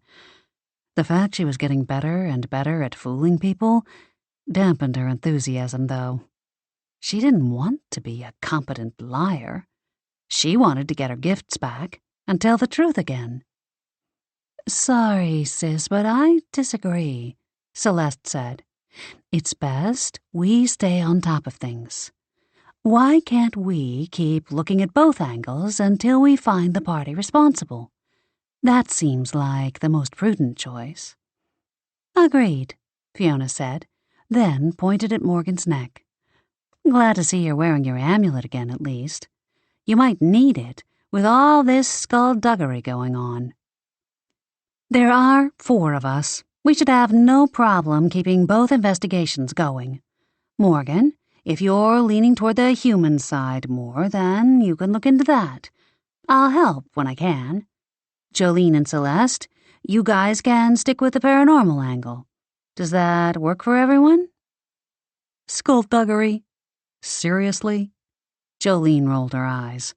"You've been reading too many old mysteries again, haven't you?" "And yes, that works fine for me." "And me," Celeste added. Morgan just nodded, not trusting her voice at the moment. That was so not the outcome she'd been hoping for. "Cool. Let's get going then. There's nothing more for us to find here. Mom will have dinner ready at 5, and I'm starving." Fiona headed for the door, along with the rest of them. As Morgan closed Clementine's door behind her once more, her determination grew. Whatever was causing her intuition to fail, she needed to find out and fast, before her sisters got into trouble sticking their noses where they didn't belong. She shoved her hands in her pockets and kept her head down as she trudged through the snow once more, the persistent wind making her eyes water.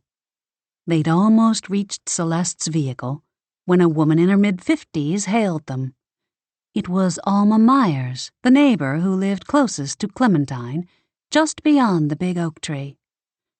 Morgan shuffled her feet to keep warm as she studied the woman. Alma and Clementine couldn't have been more opposite as far as physical characteristics. Where Clementine had been hefty, Alma was bird-like, thin, petite, and frail-looking. Where Clementine had dark hair and Mediterranean olive skin and features, Alma had platinum blonde hair and icy green eyes. "What are you Blackmoores doing here?" Alma asked, making her way over to them, scowling. "We just came by to pay our respects to Clementine. We usually stop by the deceased's home to sort of pay homage to them," Jolene said before anyone else could come up with a suitable excuse. Maybe Morgan wasn't the only accomplished liar in the family. "We didn't mean to disturb you." Alma harumphed. "Everyone disturbs me these days." She waved her hand toward Clementine's property. "First, the police were here, traipsing all over the place and tracking snow everywhere, dirtying it up with mud and exhaust. I tried to keep an eye on things, keep them from making a mess of Clementine's property, even though she's dead. I hate it when things are messy." Morgan's ears perked up at that. "You said you kept an eye on things here? Were you and Clementine close? Did you happen to see anything odd the day she died? Did she have any close friends that stopped by to see her regularly?" "No. I wasn't home when it happened. I was at the church bake sale. We were acquaintances, yes. Being neighbors, you learn stuff about people. I wouldn't say we were friends, though. In fact, I don't remember her having any close friends. Lots of clients, though. Otherwise, Clementine kept to herself. She rubbed her eyes with shaking hands, visibly upset. But like I said, I kept an eye on her when I could. It's a good thing, too, since I could have been the one killed instead of poor Clementine. We live so close, you know. She pointed at her home through the branches of the oak tree, which wasn't really all that close, at least in Morgan's opinion. In fact, things felt more than a bit isolated, as they had that morning, too.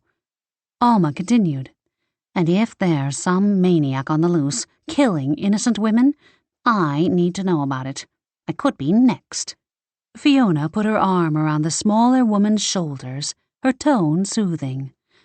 "At this point, I think you're safe, Alma. The police haven't mentioned a maniac at all. If you're that concerned, you should talk to Sheriff White about it." "I did, thank you very much." Alma gave Fiona a withering stare. "I was one of the first people they questioned after it happened. Who do you think told them about that Toyota parked out front? Beat-up old thing. Probably belongs to young hooligans. That's the type of car they drive.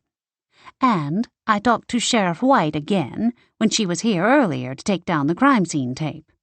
She explicitly implied that whoever did this was still out there, still a danger." She looked around nervously. "In fact, I need to get back inside now. Not safe in this neighborhood anymore." She walked off toward her home, and the sisters stared after her. With winter on their doorstep, the sun set earlier now, and the days were short. Wind whipped around them, and Morgan huddled inside her down coat, trying to piece together what Alma had just said with what she already knew. She climbed into the back seat of Celeste's car alongside Fiona, deep in thought. Sheriff White had never struck Morgan as particularly talkative, so she doubted that the sheriff had explicitly told Alma anything. Most likely she'd told Alma to get off her back instead. Then again, Alma did have a good eye shot of Clementine's place, and it was possible that she could have seen something more than Morgan's car. And until they knew who was responsible for poor Clementine's death, it probably was wise to stay on guard. At least Morgan knew now who'd reported a car being present to the sheriff, even if Alma hadn't connected the vehicle to Morgan specifically, thank goodness.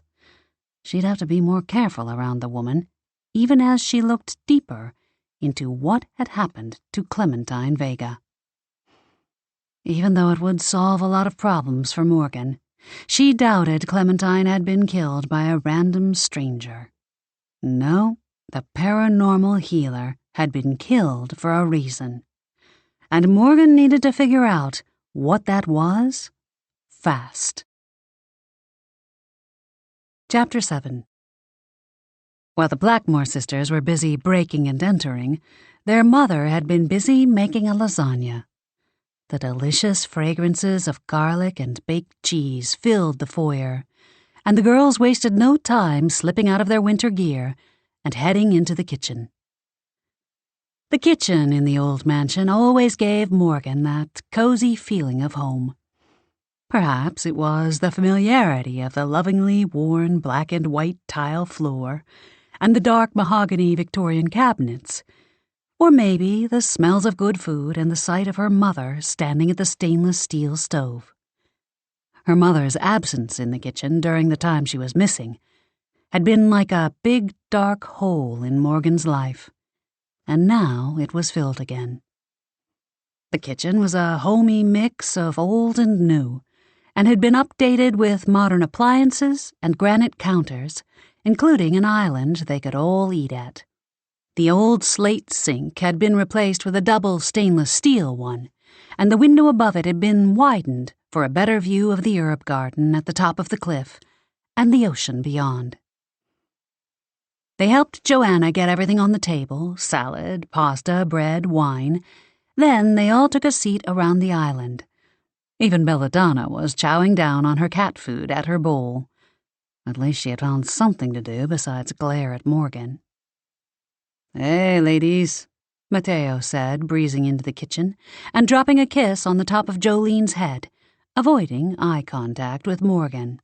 I was just finishing up some work in the den. Sorry I can't stay for dinner. Tried to delay my trip, but I've got another new assignment. Save me the leftovers in a doggy bag, please. He grabbed a piece of garlic bread, kissed Joanna on the cheek, and started out of the room, but Fiona stopped him. Hey, I know Luke said there was no paranormal involvement in Clementine's death, according to his agency, but have you heard anything? Nope, sorry. Nothing that would connect her death to Dr. Bly, anyway. That's been my main focus, as of late. Fiona forked up some lasagna. Maybe her death had nothing to do with paranormals. It's kind of looking that way. Maybe you guys should just let the police do the investigation. Mateo's gaze lingered on Jolene, who scowled at him. I think we can do better than Sheriff White, and besides, we need to clear Morgan, Jolene said. Morgan's gut clenched as her other sisters nodded their agreement. Her sisters would do anything for her, but how would they feel if they knew she'd been lying to them? Mateo simply shrugged and continued into the hall. Be careful. Jolene watched him leave, her hand going to the amulet at her neck. Morgan noticed a tiny acorn pendant resting atop Jolene's amulet. That acorn pendant is cute. Is it new? Anything to change the subject. Jolene looked down at the pendants.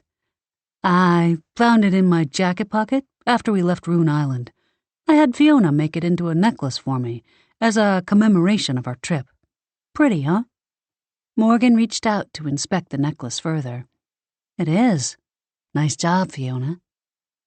As she sat back, she noticed Celeste had a small, knowing smile on her face. Did she know that Morgan was feigning interest to change the subject? Or was there more to that pretty acorn pendant than met the eye? Maybe more practicing of spells on her sister's part. And if that were the case, she ventured to guess the spell had something to do with Mateo. Out in the hallway, she heard the front door opening and the sounds of Luke and Cal taking off their coats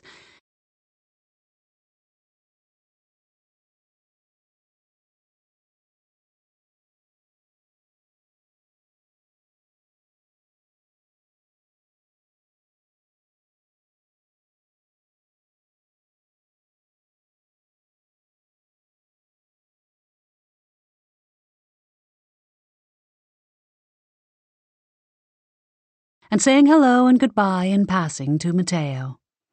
A few seconds later, they came into the kitchen. Luke gave Morgan a quick kiss, then filled his plate with food. This looks great, Joanna. Thanks, Joanna smiled at Luke. She'd known him since they were kids, and he was almost like a son to her.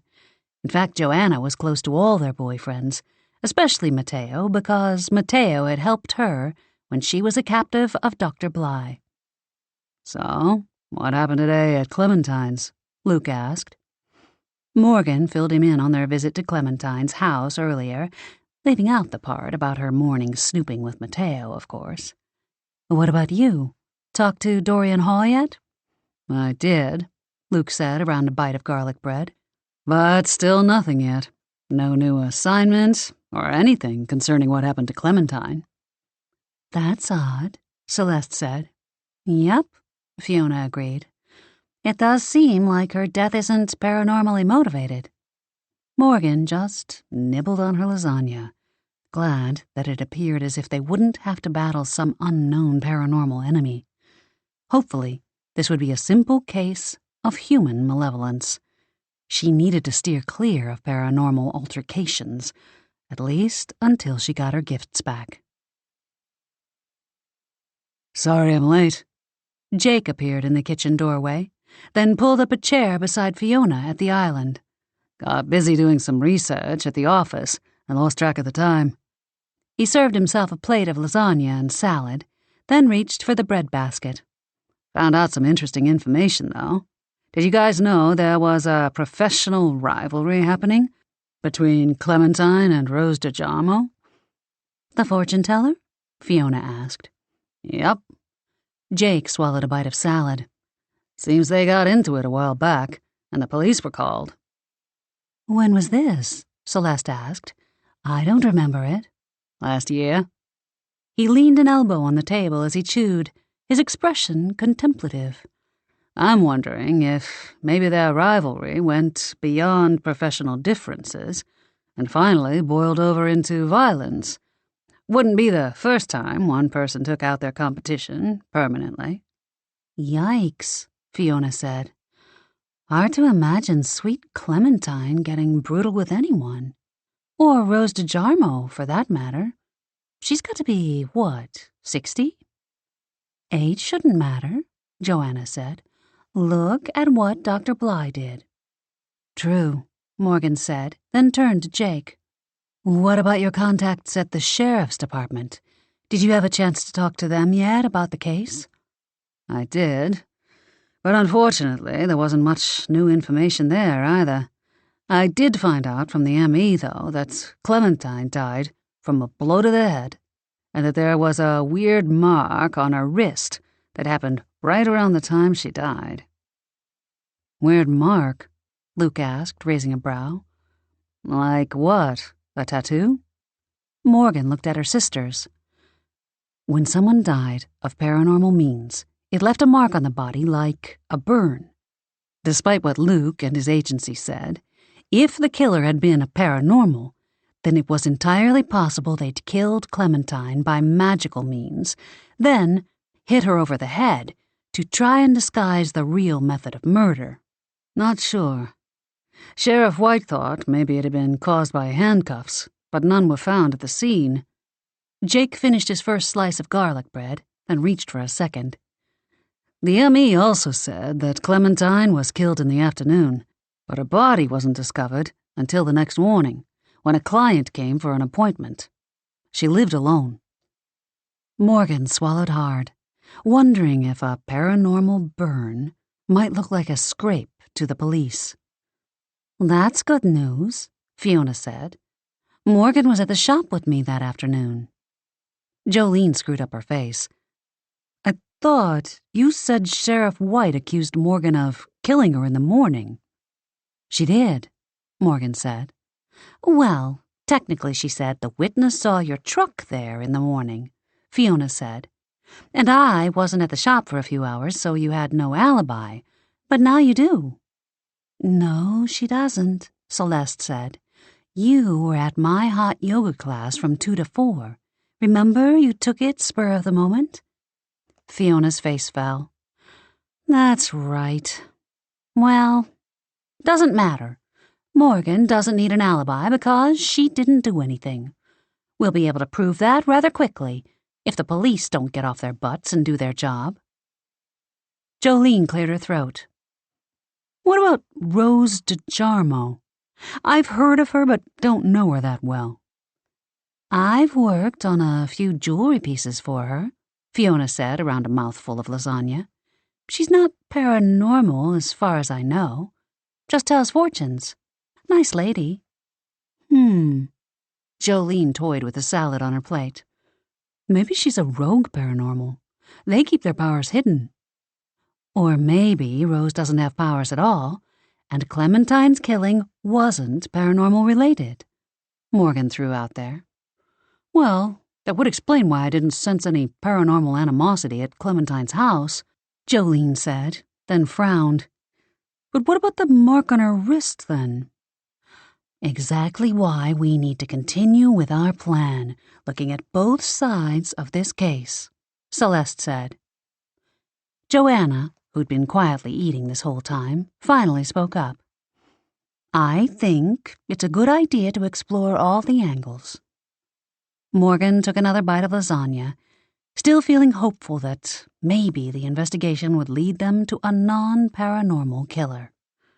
Rose DeJarmo was a good suspect, and hopefully she wasn't a rogue paranormal, or at least not one that would put up a fight. Even if she did, Morgan's sisters would be able to subdue her easily, even without Morgan's help. 3 against 1 was never good odds. Things were looking up.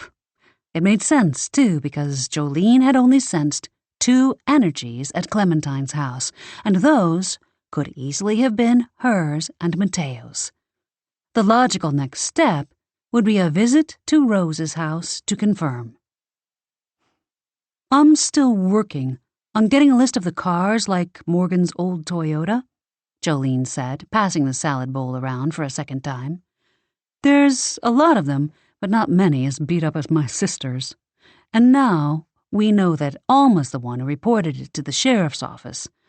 She seemed like quite a character, huh?"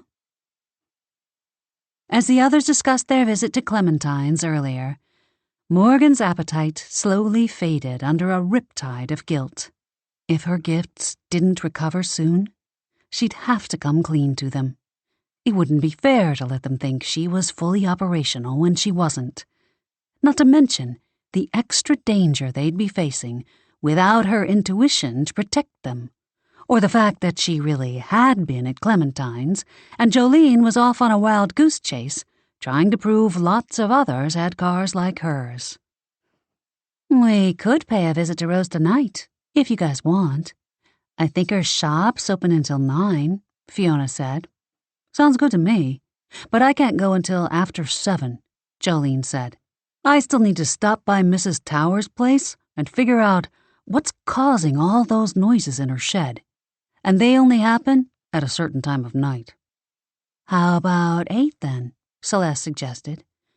"Joe, you can head there directly from Mrs. Towers. The rest of us will ride over together from here. That work for everyone?" Morgan nodded, then stared at her plate. The rest of dinner passed by in a blur of small talk and good company. Fiona, Jake, Celeste, and Cal helped Joanna clear the table, while Morgan walked Luke back toward the front door. He couldn't stay, unfortunately. Said he had to help his brother with something. Jolene had already left for Mrs. Towers. Luke leaned in and kissed Morgan again, soft and sweet, then rested his forehead against hers, smiling. "How's your cold? You need me to get you any cough drops or Vicks or anything?" "No, I'm fine, really." "Really?" He pulled back to give her a skeptical look. "You didn't eat much at dinner." "I know. Big lunch earlier." She gave him another quick kiss before hurrying him out the door. "Don't worry about me. I'm good." Once Luke had left, Morgan rushed up to her bedroom on the 2nd floor. With having to get to Clementine's early in the day, then going back to the shop and having to return to Clementine's with her sisters, she hadn't had any time to try to practice her gifts. Since she had a few hours to pass before they went to Rose's, now would be a good time. Having that customer return those herbs earlier at the shop had bothered her more than she'd let on. Never, in all her years of herbology, had a client returned a product like that. It was embarrassing. It was humiliating. It was terrifying. And she hadn't missed the look Fiona had given her either at the time, full of an odd mix of curiosity and pity. Thankfully, she'd not brought it up again. But the more lies Morgan told, the riskier things got, and the harder it was to keep them all straight. Belladonna soon scratched and meowed at the door until Morgan let her in. Funny, but if Morgan didn't know better, she'd almost think the cat knew she wanted someone to practice with. She took a seat on her bed with Belladonna in front of her. "Okay, let's practice," she frowned. "But how exactly?" "Meow." Belladonna jumped down from the bed. "Right," Morgan smiled. "You go do something, and I'll try to use my intuition to figure out what you're doing." She closed her eyes and concentrated, since that was what Celeste had done with her spell book the other night, and it seemed to work. Focusing hard an image of Belladonna over by the little fireplace in her room flashed into her mind. Grinning, she opened her eyes, only to find the cat perched on the windowsill instead. Crap. She tried again, seeing the cat on the chair this time. Squinting one eye open, Morgan saw Belladonna now by the door. Ugh, this wasn't working at all. The cat battered at a cabinet where Morgan kept a small supply of dried herbs in case of emergency. Maybe she should practice infusing her herbs with power instead. Start small. Good idea. She pulled out some horsetail and mint, then began mixing. Horsetail was a diuretic, so she focused on increasing its potency. That would be pretty harmless, and she could test it out on her sisters without them noticing a thing. Chapter 8. See, I told you her shop was open tonight, Fiona said as they approached the door of the home where Rose DeJarmo lived and operated her fortune-telling business, Forever Fortunes. The home had been built back in the 1920s, and the exterior reflected the Tudor revival style of that time, with a steep pitch side-gabled roof, diamond-pane windows, a large semi-hexagon-shaped bay window in the front, and white stucco walls. As they approached the front door, Fiona turned back to Morgan again. Thanks for the tea, too, by the way. It was delicious. Great aftertaste. Thanks. Morgan forced a smile. She appreciated the compliment, but her sister didn't appear to have to use the bathroom any more frequently at all, which was disappointing and discouraging. She needed to find a focused way to practice that targeted her intuition specifically if she had any hope of getting her powers back. So far, her research had turned up zilch in the way of ideas. Intuition was something most people took for granted, didn't worry about at all. Practicing it wasn't something most people did, so there were a few guides or exercises out there to strengthen it. Her doubt demons reared their ugly heads inside her again. "Let me do the questioning, okay?" Jolene said, knocking. She'd finished her job at Mrs. Towers just in time to pick them up, and they'd barely had time to chat about their game plan on the way over. "We need answers, but we don't want Rose getting mad and throwing us out." The door opened to reveal a short, stout Italian woman in her mid-60s, with salt and pepper hair that stood out around her head in curly disarray. She obviously hadn't been expecting company tonight, if her surprised expression and wrinkled, flowered housecoat and slippers were any indication. "May I help you?" she asked, her tone holding just a hint of Brooklyn. Rose flipped on the porch light, then squinted. "Wait a minute. You're the Blackmoore girls, right?" "We are," Jolene said, flashing a polite smile. "We wondered if we might talk to you for a moment, Ms. DeJarmo." "Oh, well, I suppose." She stepped aside to open the door fully and gestured them inside. "You'll have to excuse the mess. I wasn't planning on having people over this evening, and didn't have any clients scheduled. Please, call me Rose." Morgan took off her coat once they were indoors and handed it to Rose, then scanned the living room area where Rose conducted her readings. Pretty much what she'd expected a fortune-teller's space to look like. All the furniture was draped in purple velvet slipcovers, with lots of crystal balls scattered about. There were tarot cards, too, strewn over the cushions of a couch and stacked on top of the tables. Decks and decks of them. They seemed somehow familiar, but Morgan couldn't place from where. "Can I get you ladies something to drink?" Rose walked toward a doorway across the room. Behind her, Morgan could see a bright yellow and white kitchen. "I've just made a fresh pot of tea, or I have coffee, too." No, that's fine, thank you. Our sister Morgan just made us all tea before we left home," Fiona said, earning her a sharp look from Jolene, who probably thought that not accepting the tea was impolite. They all took a seat in the living room, Morgan perched on the edge of an armchair, eyeing the tarot cards laid out on the coffee table. Once Rose got settled with her cup of tea, Jolene dove right into the questioning. "I'm assuming you've heard about what happened to poor Clementine Vega?" Morgan watched Rose's reactions carefully, concentrating hard to try and get a read on her.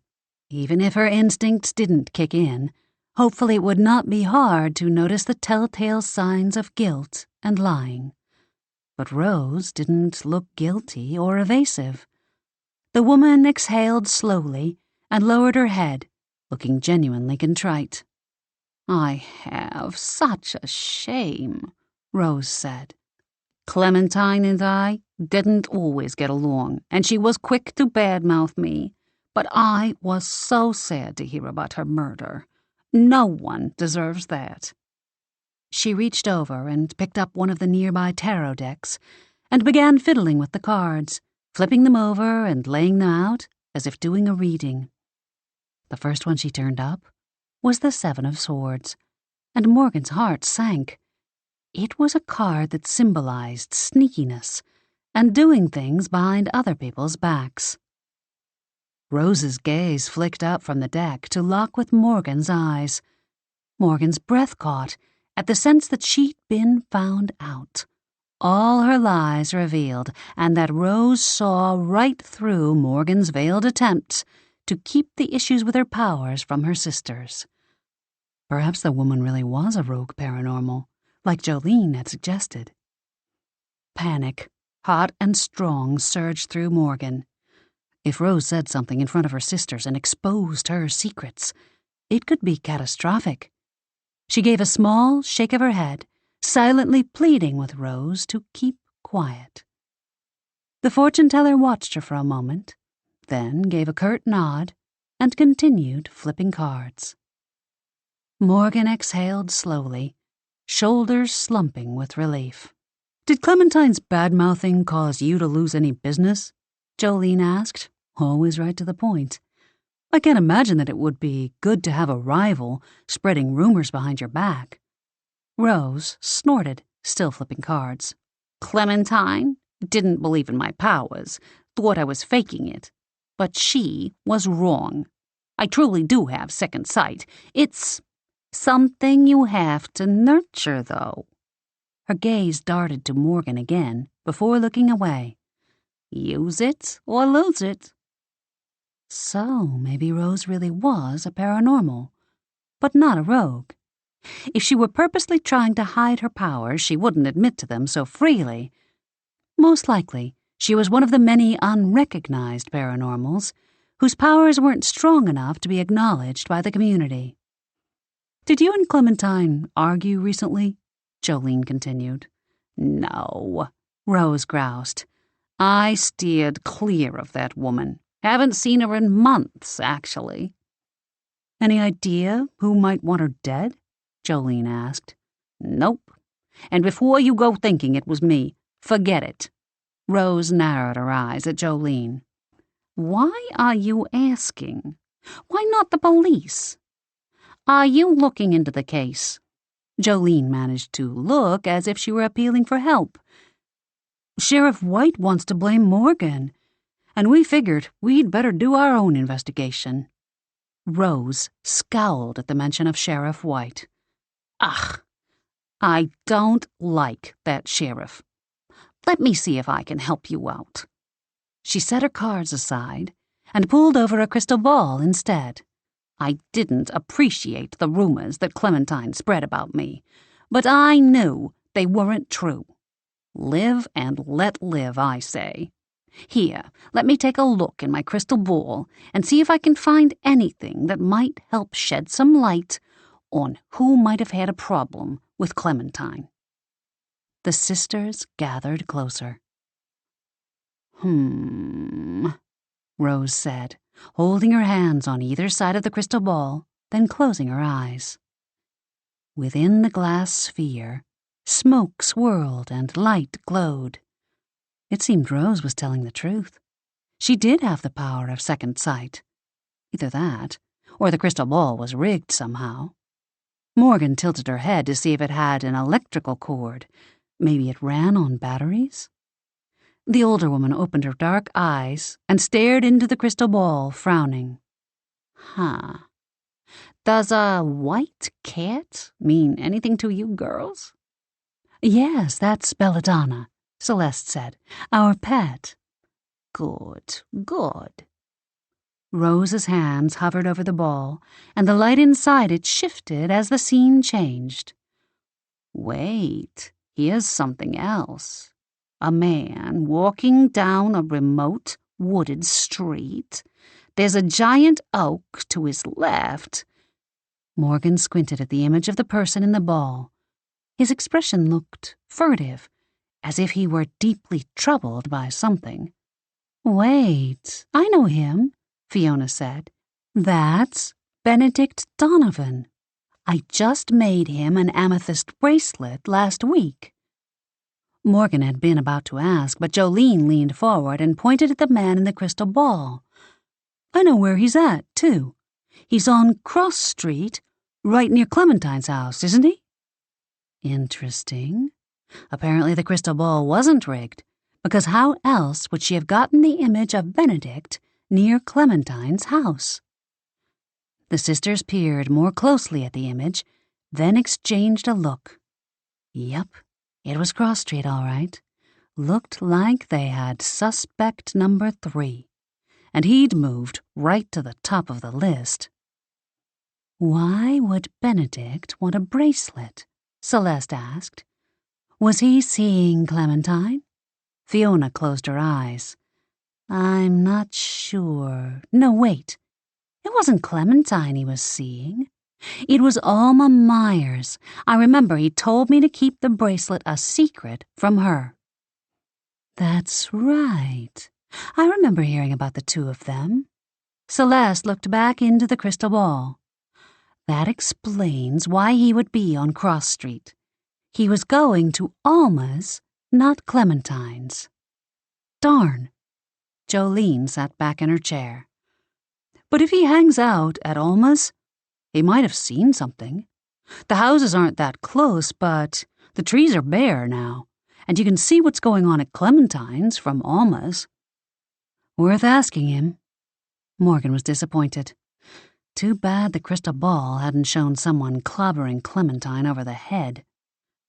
I guess that doesn't give you any new clues, though. Rose sounded disappointed, too. She pulled the ball close and rubbed her hands around, trying to conjure up something more helpful.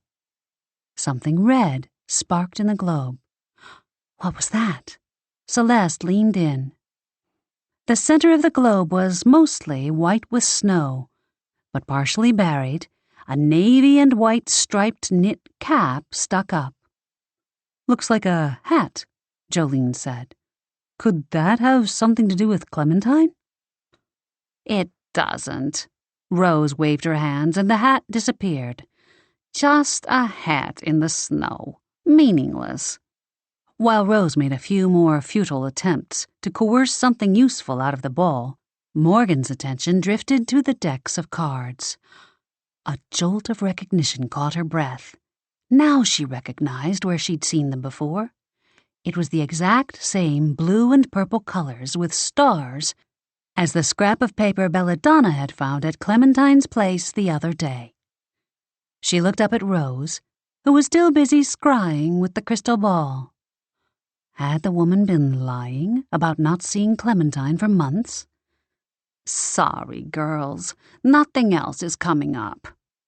Rose glanced up from the bowl, her brows knitting together when her gaze met Morgan's, probably because Morgan was staring at her a little too intently. Morgan looked away. Well, thanks so much for talking to us, Rose, Jolene said, holding out her hand. You've been very helpful. Sure. Rose went to stand. Don't get up, Fiona said as they all got up and started toward the door. We'll show ourselves out. Have a nice evening. Once back at the curb, Celeste couldn't stop talking about what they'd seen. That can't be a coincidence. Benedict Donovan on Clementine Street. Yes, but don't forget we also learned that Rose really does have paranormal abilities, Fiona added. And if so, she might have shown Benedict Donovan in there to throw us off track. We did tell her we were investigating the murder. Maybe we shouldn't have tipped our hand. And that hat, do you really think it's meaningless? Celeste asked. Maybe she was trying to throw us off track. I don't think she was trying to throw us off track. I think Rose was being honest with us. Jolene unlocked the car. Her aura was purple, not brown like it would have been if she'd been lying. Her second sight abilities were true, too, as we all saw, but they aren't very strong. I don't think she could have faked what we saw in the crystal ball. Still, she seemed like she wasn't telling us everything, Fiona said. Besides, I found out something else tonight, Jolene said, starting the engine while they all buckled the seatbelts. Mrs. Towers' house is on the river behind Noquit Beach. The noise in her shed was a skunk, but when I looked across the river, I noticed some paranormal energy. Really? Morgan took that in. In truth, Noquit Beach was more like a sandbar, with the ocean on one side and the tidal river on the other. If Jolene had noticed paranormal energy, then someone must have been digging there around low tide. Someone paranormal. Luke didn't say anything about any activity over there. Neither did Mateo, Jolene said. But that doesn't mean someone isn't doing it without the various agencies being aware of it. They have ways to mask themselves. Jake didn't mention anything either, Fiona added. That pretty much exhausted their usual channels for intel. Do you think there's more rogue paras in town? Maybe they had something to do with Clementine's murder. Another avenue to check into, for sure, Jolene agreed. Hey, Fiona, you said you made a bracelet for Benedict? Celeste said. Do you have his address on file? Probably. I'd have to look when I get into the shop tomorrow. Fiona gripped the back of the front seat as Jolene accelerated away from the curb. It's too late to pop in on him tonight now, anyway. Besides, I don't know him that well. It would be awkward. As they drove on, Morgan felt more and more restless. First was the whole tarot card thing. Why had a scrap of one been at Clementine's house? Had Rose been there? She wanted to share that with her sisters and get their opinions on it, but couldn't because then she'd have to tell them about all the rest. Then there was the fact her tea did not seem to be working on them. Not at all. So depressing. Giving a last-ditch effort, she blurted out, "Doesn't anyone have to go to the bathroom?" No. Fiona gave her a funny look. Do you? No. Morgan sighed and leaned her head against the car window. Defeated. Whatever. Fiona gave a dismissive wave. I have an idea. How about tomorrow I call Benedict and pretend I found some stones that match his bracelet perfectly, and ask him if he'd like me to make a set of earrings to go with the bracelet. Do you actually have some? Jolene asked, glancing at her sister in the rearview mirror. I do, Fiona grinned. It's a great excuse to get him back into the shop where we can talk to him about why he was on Clementine's Street. I mean, who could resist my pretty amethysts? True, Jolene smiled. Also, we should probably prepare for a paranormal battle just in case. If nothing turns up with this Benedict guy, we can check out the energy I detected down by the beach. Morgan's spirits sank further. This was the worst possible time for a battle, at least for her. She'd be no help at all. But Morgan knew talking to Benedict would only be a temporary reprieve. once her sisters got their minds set on something, it was hard to dissuade them. She needed to find out more about Clementine's murder and hopefully prove it didn't have anything to do with the paranormal energy Jolene had seen on the beach. And her best lead was the tarot card, which meant she'd have to find a way to go back to Rose's without her sisters knowing, so she could find out exactly what this tarot card connection was about. Chapter 9. The next morning, Fiona called Benedict Donovan as soon as she and Morgan arrived at Sticks and Stones. He seemed a bit reluctant to come in, but she finally persuaded him to come and look at the stones. Celeste and Jolene had conveniently dropped by to be there when they talked to the man as well, and were busy perusing the new selection of herbs Morgan had gotten in the other day, when the bell over the door rang, signaling Benedict's arrival. He walked in, frowning, looking a bit out of sorts. An unassuming-looking man, Benedict had brown hair and brown eyes, glasses, and a medium build, and was maybe in his late 50s. Overall, pretty ordinary. "Ah, Mr. Donovan, welcome back to Sticks and Stones," Fiona said, a bit too loud and cheerful to let the others know the game was on. "Come over here and let me show you what I think would make a fine pair of earrings for your special someone. Ladies, perhaps you'd like to see them as well." Morgan, Celeste, and Jolene all made their way over to Fiona's workstation, oohing and eyeing at the glittery purple gems their sister held up, generally making a show to ensure Benedict would be sufficiently interested. "Have you met my sisters, Mr. Donovan?" Fiona asked, making the introductions. "Morgan works here as well, running the apothecary. Jolene is an administrative assistant at a local private investigation firm, and Celeste owns the local yoga studio." Right. Yes, of course. Very nice to meet you all." Benedict smiled at each of them, then glanced through the front windows, as if making sure he wasn't being watched. Please forgive me, ladies, but I must ask you to keep silent about this." "Really?" Jolene raised a brow at him. "Why? Have you been naughty, Mr. Donovan?" "No," the guy blushed. "It's just that no one can know I'm here today. The bracelet is a surprise, and I wouldn't want word getting out." "Of course." Fiona made a lip-zipping gesture. "We are always very discreet here." "You're dating Alma Myers, aren't you?" Morgan asked. Benedict gnawed on his bottom lip and blushed. "Why, yes. Do you know her? Please, don't mention this." He gestured to the stones with shaky hands. "I might have met her in passing. Not the total truth, but not a lie either. If Benedict knew Alma, then chances were he knew Clementine, too."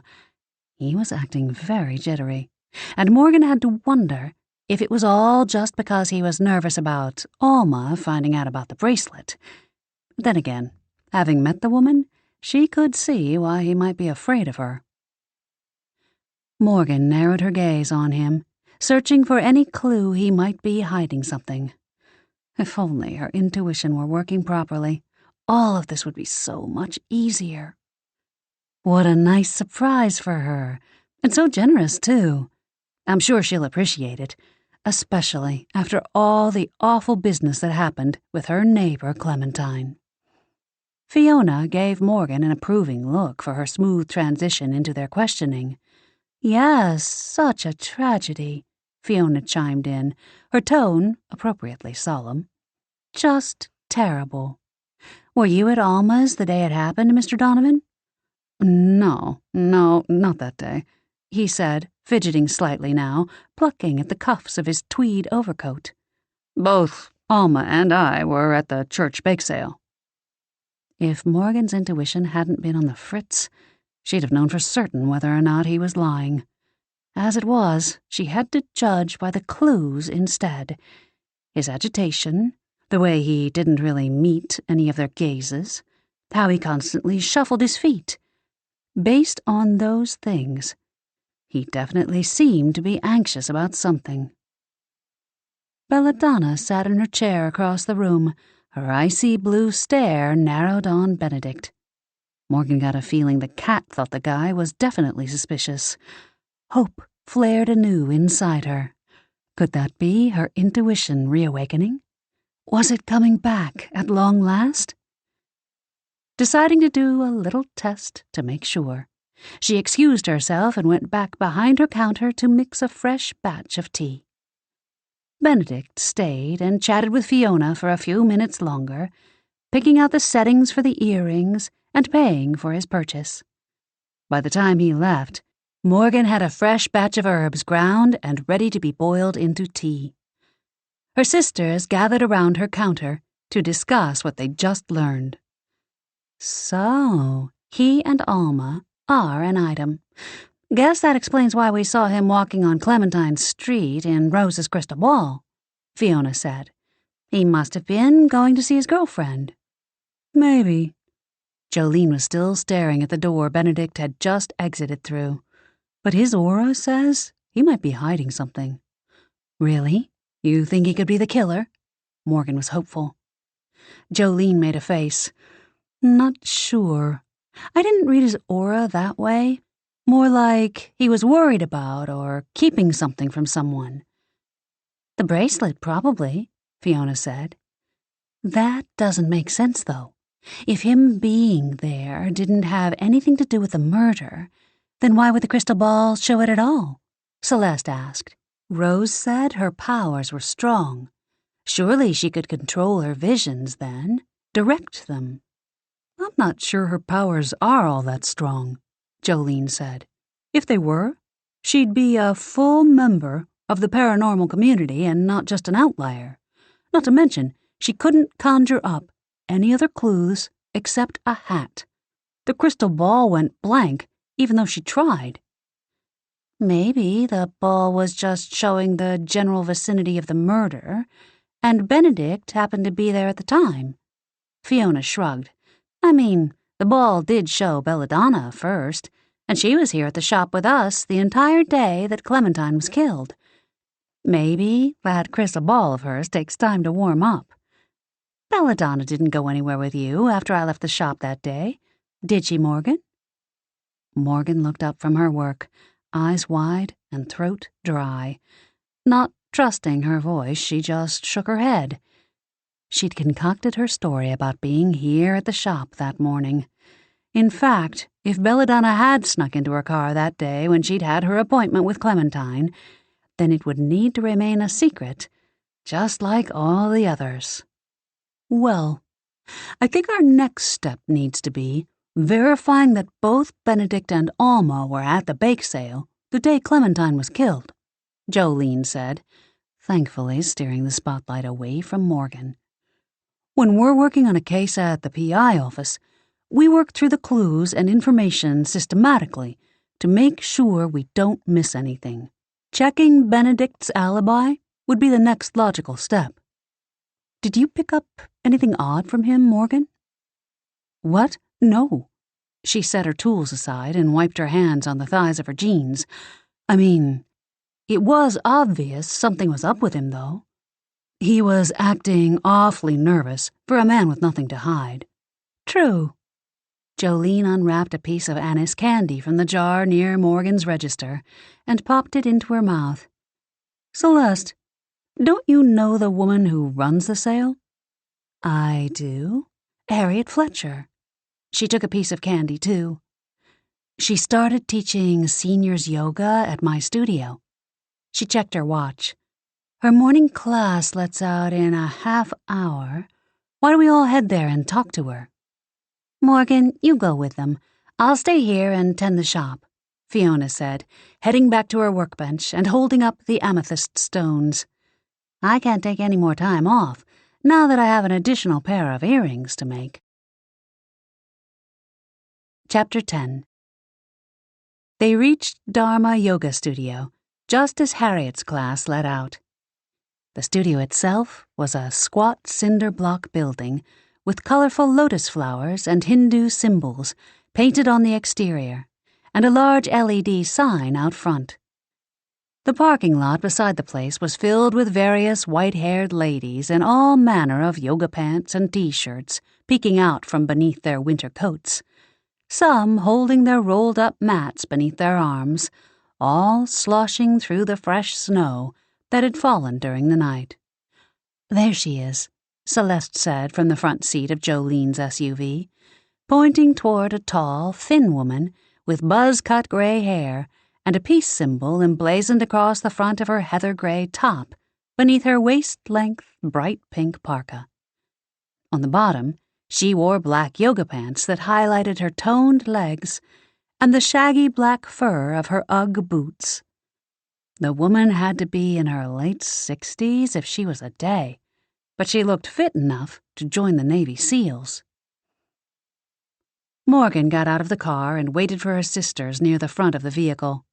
The sky above was perfectly blue today, and the wind had died down a bit, making it seem a bit less like the North Pole, even if the temperatures were still sub-zero. Together, she and her sisters approached Harriet Fletcher. She was loading yoga mats and towels into the back of her Subaru. "Harriet," Celeste said, "I'm glad we caught you. We were hoping we could talk to you about the church bake sale." The woman turned to face the three sisters, her skin tanned and her blue eyes sharp with interest. "Anything for you, Celeste. Missed seeing you in the hot yoga classes last week." "Yes, well, I've been busy." Celeste gestured toward Morgan and Jolene. "These are my sisters." Once introductions were made, Jolene got down to business.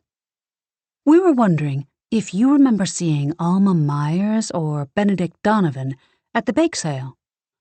"Oh, sure. Yep. They were there together, in fact. Alma makes the best cinnamon coffee cake around," Harriet said, slamming the trunk of her SUV. "Can't forget something that good. Seriously, it's to die for. I don't go out of my way looking for carbs these days, but that's one food I make an exception for. She sells out every year. Plus, the way she packages them is so cute. All those perfectly matching parcels wrapped in pink cellophane with a tiny bow on top. She's so meticulous about wrapping them, all exactly alike. Makes a great display." "Wow, sounds like she goes all out," Morgan said. "Do you happen to remember exactly what time you saw them that day?" "Oh, gosh. I was so busy trying to keep everything organized and running smoothly." Harriet frowned and pursed her lips. "Sorry, no. The bake sale is always super busy and chaotic. I know I saw them right when the sales started, so that would have been a bit after noon. And she was there when I made a second round about an hour later. Alma had a line at her booth and was trying to handle all those people by herself." "Where was Benedict?" Celeste asked, frowning. "You said they were there together, right? Didn't he help her run her booth?" "You'd think he would, huh? That's a good question." Harriet crossed her arms and tapped the toe of her boot against the slush-covered asphalt, her expression thoughtful. "You know, now that I think about it, maybe I did only see Alma that day." She crossed her arms and sighed. "No, that's not true either, because I distinctly remember the two of them having a tiff. Maybe that's why she was working her booth alone then. They fought, and he stormed off. I suppose she took off after him a bit later, because I noticed her booth was empty. They must have made up, because they were together again by the end of the sale." "A tiff?" Jolene asked. "About what?" Harriet sighed. "Don't know for sure. I didn't hear them directly, only found out about it later." Then she looked around and leaned closer to Jolene. "But from what others told me, I think Benedict might have had his eye on someone else." "Really? Who?" Celeste whispered, leaning in closer. No idea. He's a bit of an odd duck, if you ask me. Not exactly boyfriend material in my book. Harriet shrugged and pulled her keys out from her pocket to click the automatic starter. The engine roared to life, and the acrid stench of exhaust filled the air. They moved a bit to the side. But some women like that bookish, nerdy type. Anyway, the scuttlebutt around the yoga studio is that whoever this new woman was who Benedict had taken a shine to didn't return his interest. My opinion, I'd say Benedict should stick to what he's got. Alma's a sure thing. She straightened and narrowed her gaze on the Blackmoore sisters. Why are you asking, anyway? Oh, Celeste said, slinging her arm around Morgan's shoulders. We were just wondering what kind of baked goods sell best. My sister here is thinking of branching out into herbal muffins at the shop. So we're doing some field research for the shop and heard Alma's stuff was really popular. Morgan stared at Celeste. She'd come up with that so quickly, and it sounded so natural. Maybe lying ran in the family. Well, that's fantastic, Harriet grinned. People do love Alma's stuff, but it's all full of sugar and white flour. I've been meaning to talk to Celeste here about adding a holistic snack bar to the yoga studio. Healthy stuff, juices and protein shakes and bars and the like. Maybe we could do a trial run of selling your baked goods in here, too. Bet the ladies would love them.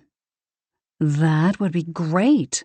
Morgan gave Celeste a thanks-a-lot look, then plastered on what she hoped was a polite smile as she lied through her teeth. I'm still in the early planning stages at the moment, but I'll definitely keep that in mind for future development. Speaking of my shop, we, need to get back there before our other sister gets swamped with customers. Thanks again for the information and the invitation. As she backed away, Jolene rolled her eyes. Celeste appeared to be biting back laughter, and Harriet just looked confused. So much for smooth reconnaissance. You could have warned me before you threw me under the bus like that back there, Morgan hissed to Celeste, once they'd reached Jolene's vehicle once more. I had to scramble fast to come up with a lie to get out of it. Celeste giggled. You did fine. It was fun to watch. You're a pretty good liar, sis. Morgan grimaced at that statement, but did her best to play it off. Her sisters had no idea how much practice she'd been getting lately. Hey, ladies, Jolene said, tossing the keys to Celeste. Go ahead and get in. I'm going to run inside and use the bathroom before we go. Be right back.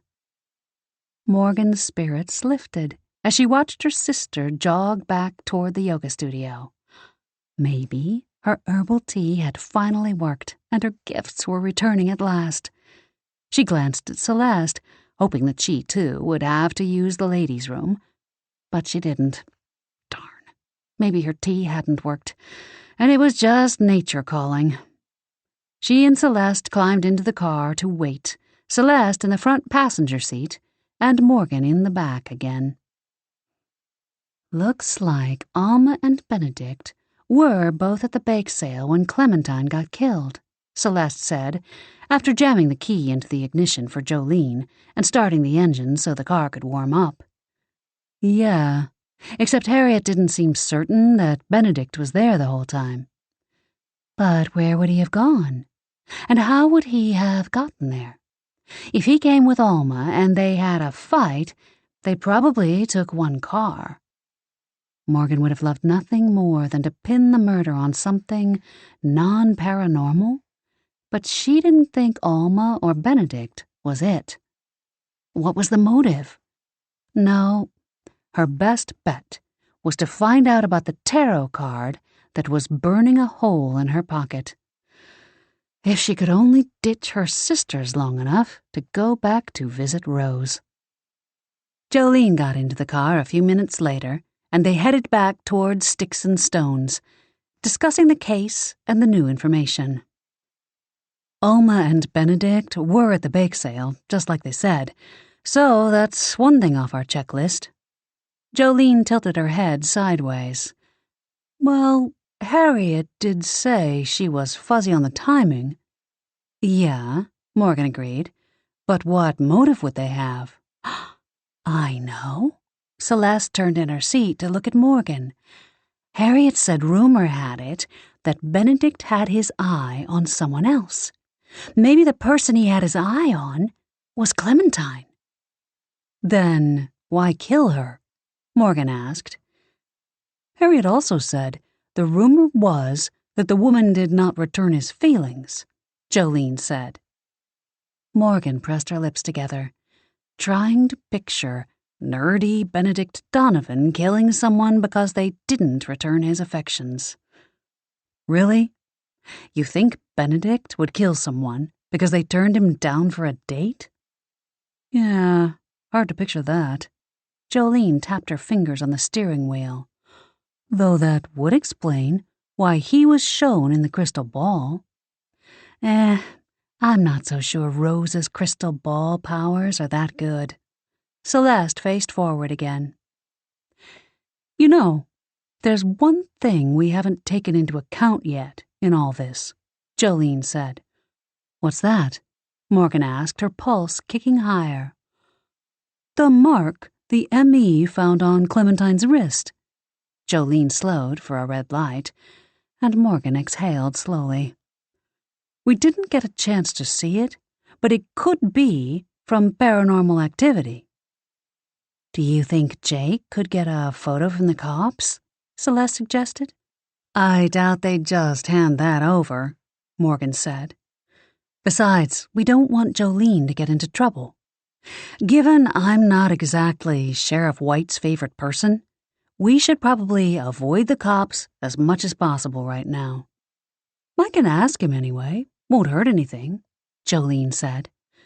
Thanks for thinking of me, though. Besides, Sheriff White hasn't been back to follow up on her accusation since that first day, right? And she hasn't charged you with anything else either. That tells me she doesn't have a leg to stand on. We know you didn't do anything, so I doubt they have any evidence to support her theory. Maybe they even dropped their investigation into you. I hope so, Morgan sighed, not believing it for a second. When Sheriff White got her teeth into something, she was like a poodle with a ham roast. What about your Toyota search? Anything turn up there? Several cars showed up like yours in the area. I'm narrowing it down to see if any of the owners have any paranormal inclinations, or knew Clementine, or had connections to her business.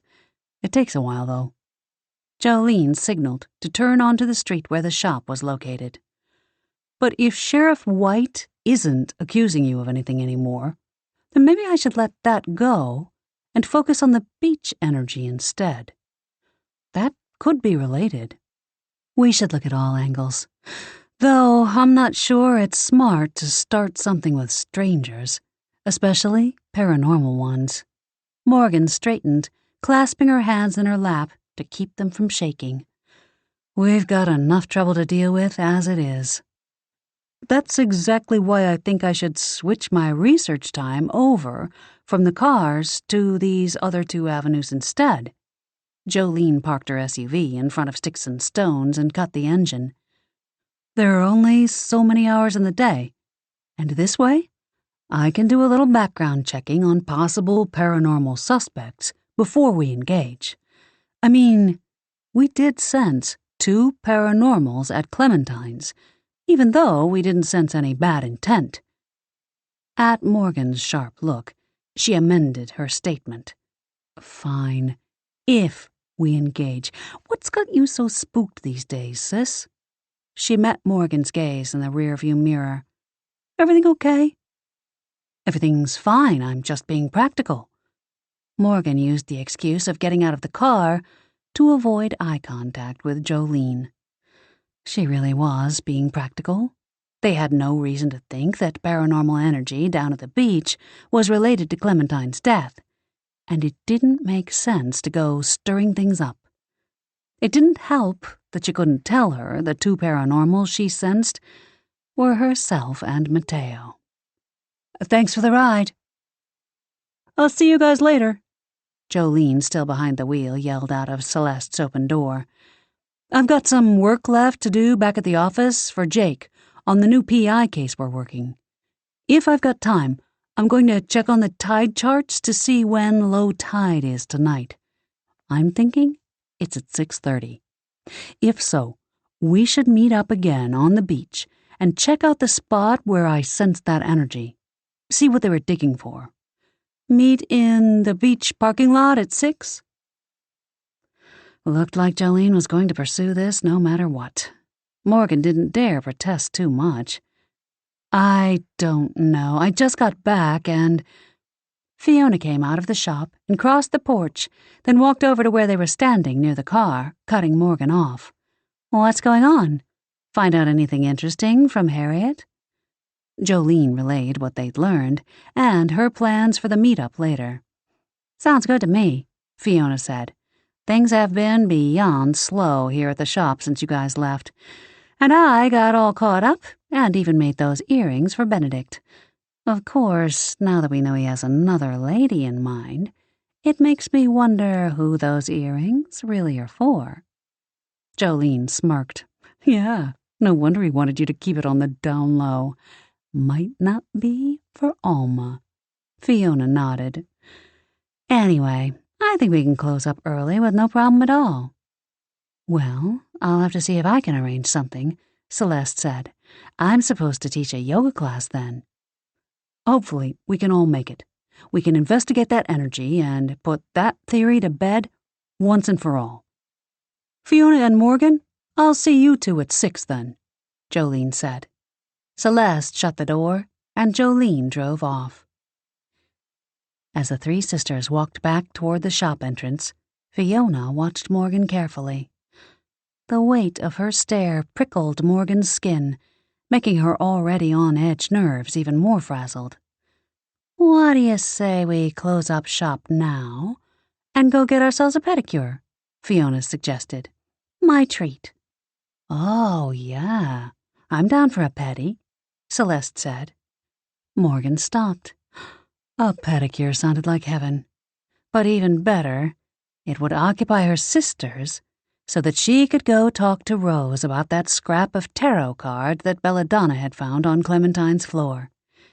She conjured up a cough and made up another quick fib. "Oh, I'd love to, but if we're closing, I really want to get over to the urgent care about this cold." Celeste's eyes softened. "Oh, right. Luke mentioned he was worried about that. We'll go with you." "Oh, no. Really, it's so boring there. I'm just going to see if I can get checked out to be sure it's not something serious. Maybe get some cough meds. I wouldn't want you guys to suffer too. Besides, it's full of sick people. No sense in you getting sick too," Morgan said. Fiona frowned. "Are you sure?" "Of course," Morgan said, praying her cheeks weren't blazing as hot as they felt. This whole lying thing was snowballing out of control now, and she didn't like it one bit. "I'll meet you guys at the beach." "Well, okay," Fiona said, "but text us if you need us." "Of course." "Okay, then, I guess it's just us two." Celeste backed away toward Fiona's Jeep. "You want to drive?" "Sure," Fiona said before turning back to Morgan. "Sure you don't want us to go with you?" "I'm sure." She hated not being honest with her sisters, but until she got this mess straightened out with Rose and got her powers back, she needed to keep them protected. "Okay. Hope you don't have to wait too long." Fiona went back into the shop to lock up, and Morgan got into her truck. She sat there, letting it warm up. As she watched her sisters drive off, she fiddled with the scrap of paper in her coat pocket and wondered when her life had gotten so darned complicated. Chapter 11. "Ah, it's you," Rose said half an hour later as Morgan approached her front door again. Talk about seeing into the future. "Figured you'd be back." Morgan felt flustered. Rose clearly had paranormal abilities, and she knew about the problem with Morgan's gifts. The thing that really threw her, though, was figuring out if the woman was Clementine's true killer, and if all this was an elaborate trick. If she was the killer, it might not be very smart to venture inside her house alone. But what choice did she have?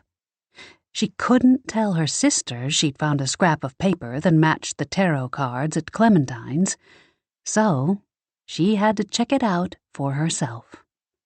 "Come in," Rose said, gesturing for Morgan to enter and stepping aside to allow her in.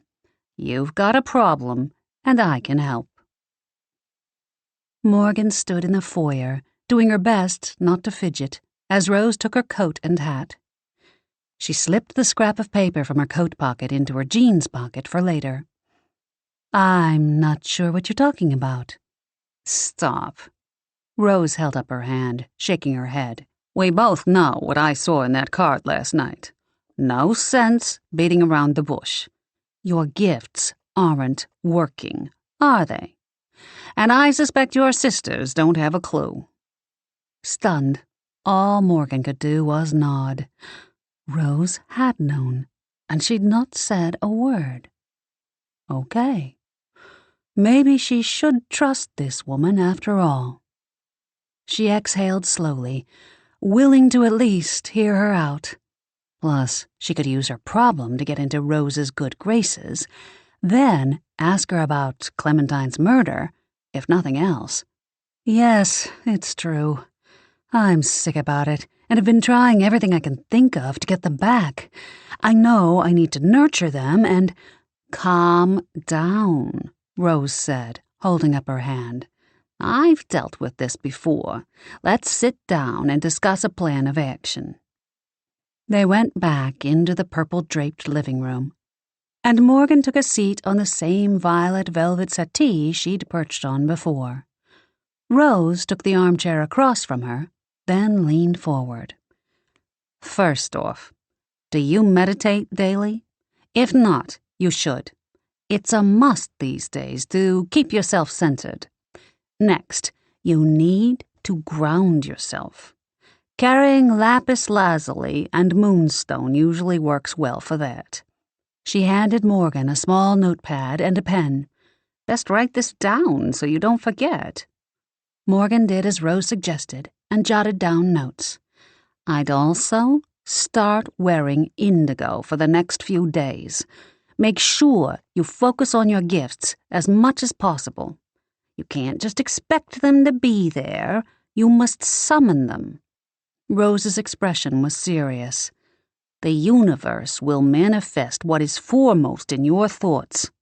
If you're walking around stewing about how your gifts aren't working all the time, then that's going to be your reality.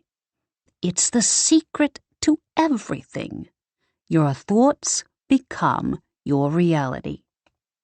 She sat back and clasped her hands atop her lap, switching directions entirely. "Enough about that mumbo-jumbo. Let's get down to why you're really here." The abrupt shift in topic took Morgan by surprise, and she needed a moment to get her thoughts together. It was now or never. Might as well go for it. Besides, Rose had helped her. Would she do that if she were the killer?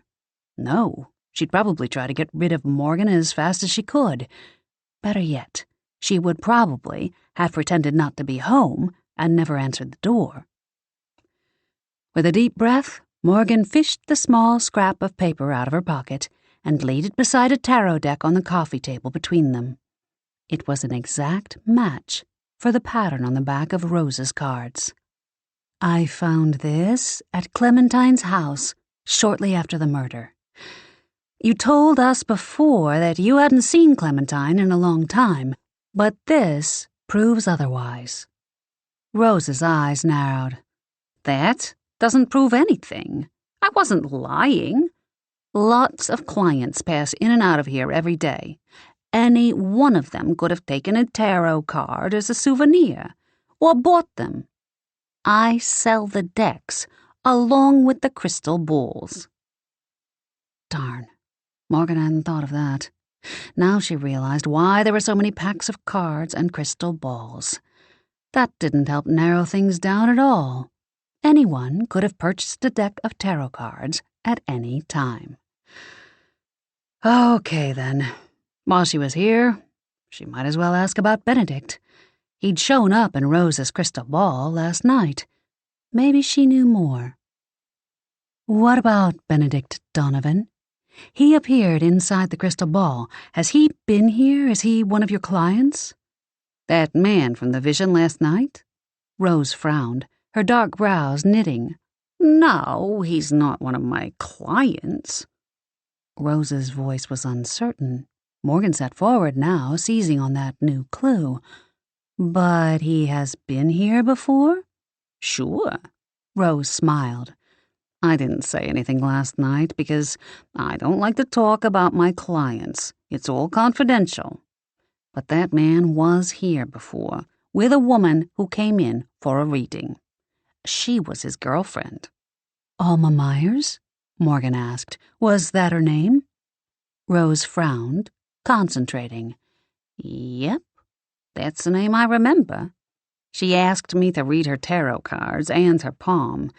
She didn't have a very stable love line, poor thing. Rose shook her head. I told her otherwise, of course. Always best for the non-paranormal clients to leave happy. What does that mean? How was her love line unstable? Came to an abrupt halt.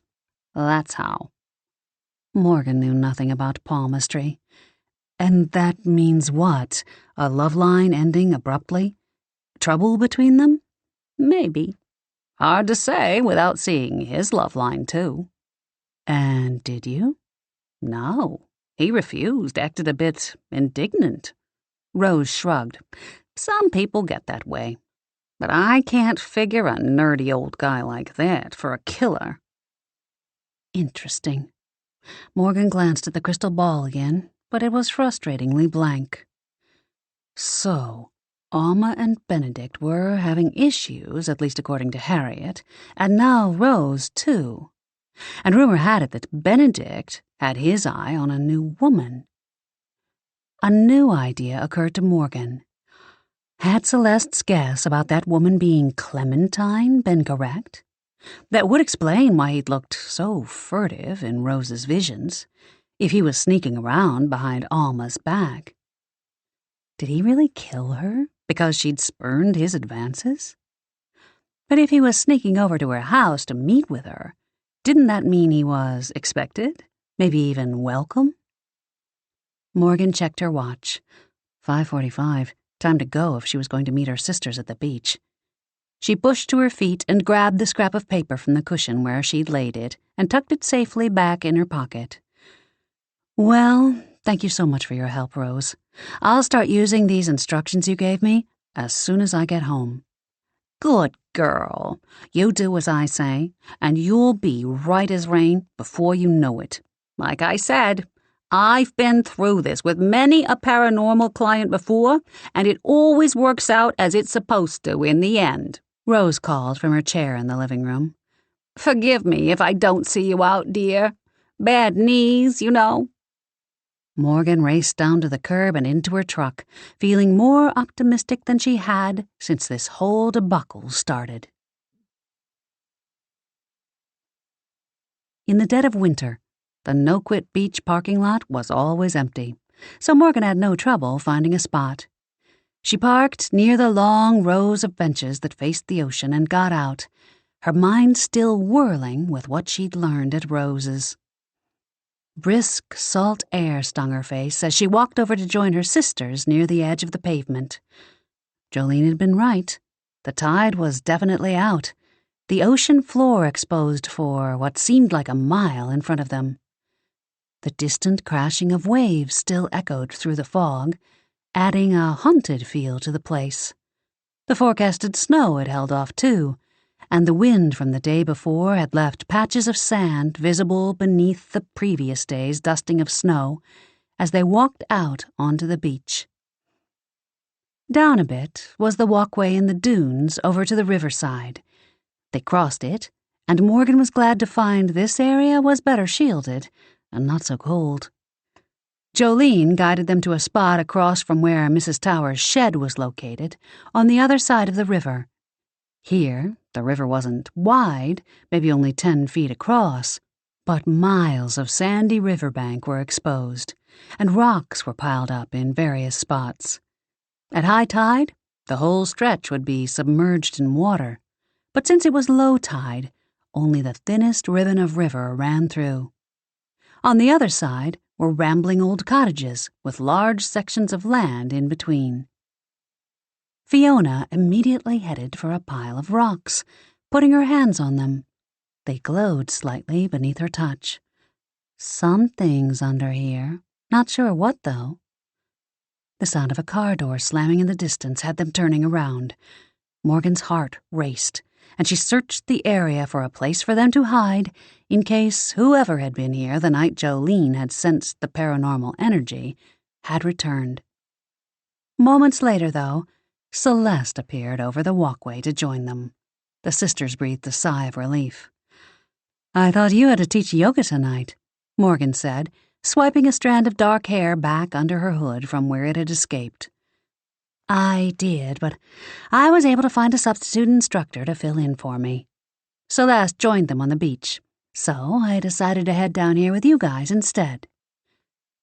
She'd no more than finished saying that when her eyes got that fuzzy, distant look they always did when she was channeling a spirit from the other side. Without another word to Morgan, Celeste wandered away toward the riverbank, her expression dazed.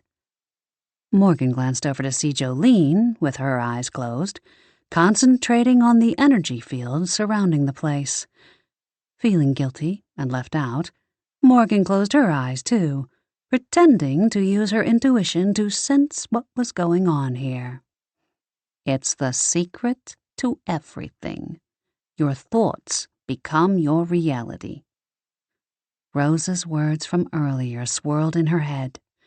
Morgan did her best to picture everything working perfectly in her mind.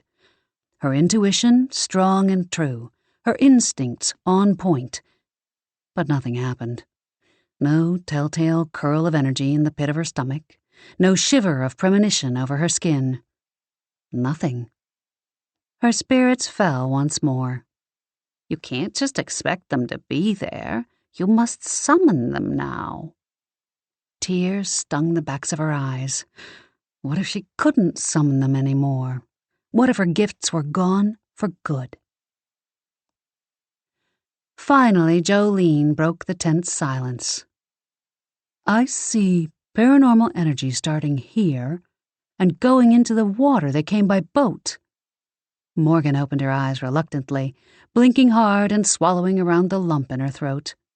Her sisters were all looking to her for confirmation, and she didn't want to disappoint them, so she nodded and said, "Agreed." "This rock here is a marker, I'd guarantee it." Fiona pointed to the largest of the boulders stacked nearby. "It's really old. Could be a treasure marker." "Could be," Celeste said, walking back from the river's edge. "I just spoke to the ghost of an old pirate, Captain Brown, who buried some loot here a couple of centuries ago. He says people have been coming for it by boat and digging ever since. But they'll never get through, according to him, because it's buried too deep. The tide always comes back in before they can reach it and fills in the holes. In his day, the pirate said, the river didn't rise that high. That's how he managed to bury his treasure here. Just as well, since he said, folly will come to anyone who steals it." "That's great and all, sis, but what does that have to do with Clementine's murder?" Jolene asked. "Nothing that I can see," Fiona said, snorting. "Maybe Morgan was right, and this murder doesn't have any paranormal involvement." I did ask him if the people digging here were Clementine's killers, or if they knew anything about the murder, but he said he didn't think so. Said he never heard them talking about murdering anyone, only getting his riches. He also indicated that they weren't very, competent, though he used more colorful language. So, incompetent paranormals. Jolene stared at the trail of paranormal energy that only she could see. But would they be related to Clementine's murder? Celeste asked. Jolene shrugged. Maybe, maybe not. Didn't Alma say something about a bunch of hooligans? Maybe one of them wears a navy and white cap.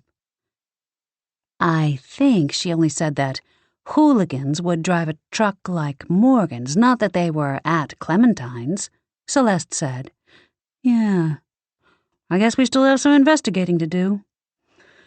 Well then, Morgan blew on her hands, chilled to the bone despite all her layers. It's freezing out here. Can we maybe talk about this at home, where it's warm? They walked back to their cars slowly, the sound of the returning ocean doing little to comfort Morgan's sadness. She feared no matter how much practicing and meditating and grounding of herself she did, no matter if she painted her whole body indigo and chanted under the full moon at midnight, her powers might never come back. And if they didn't, then what would she do? Chapter 12.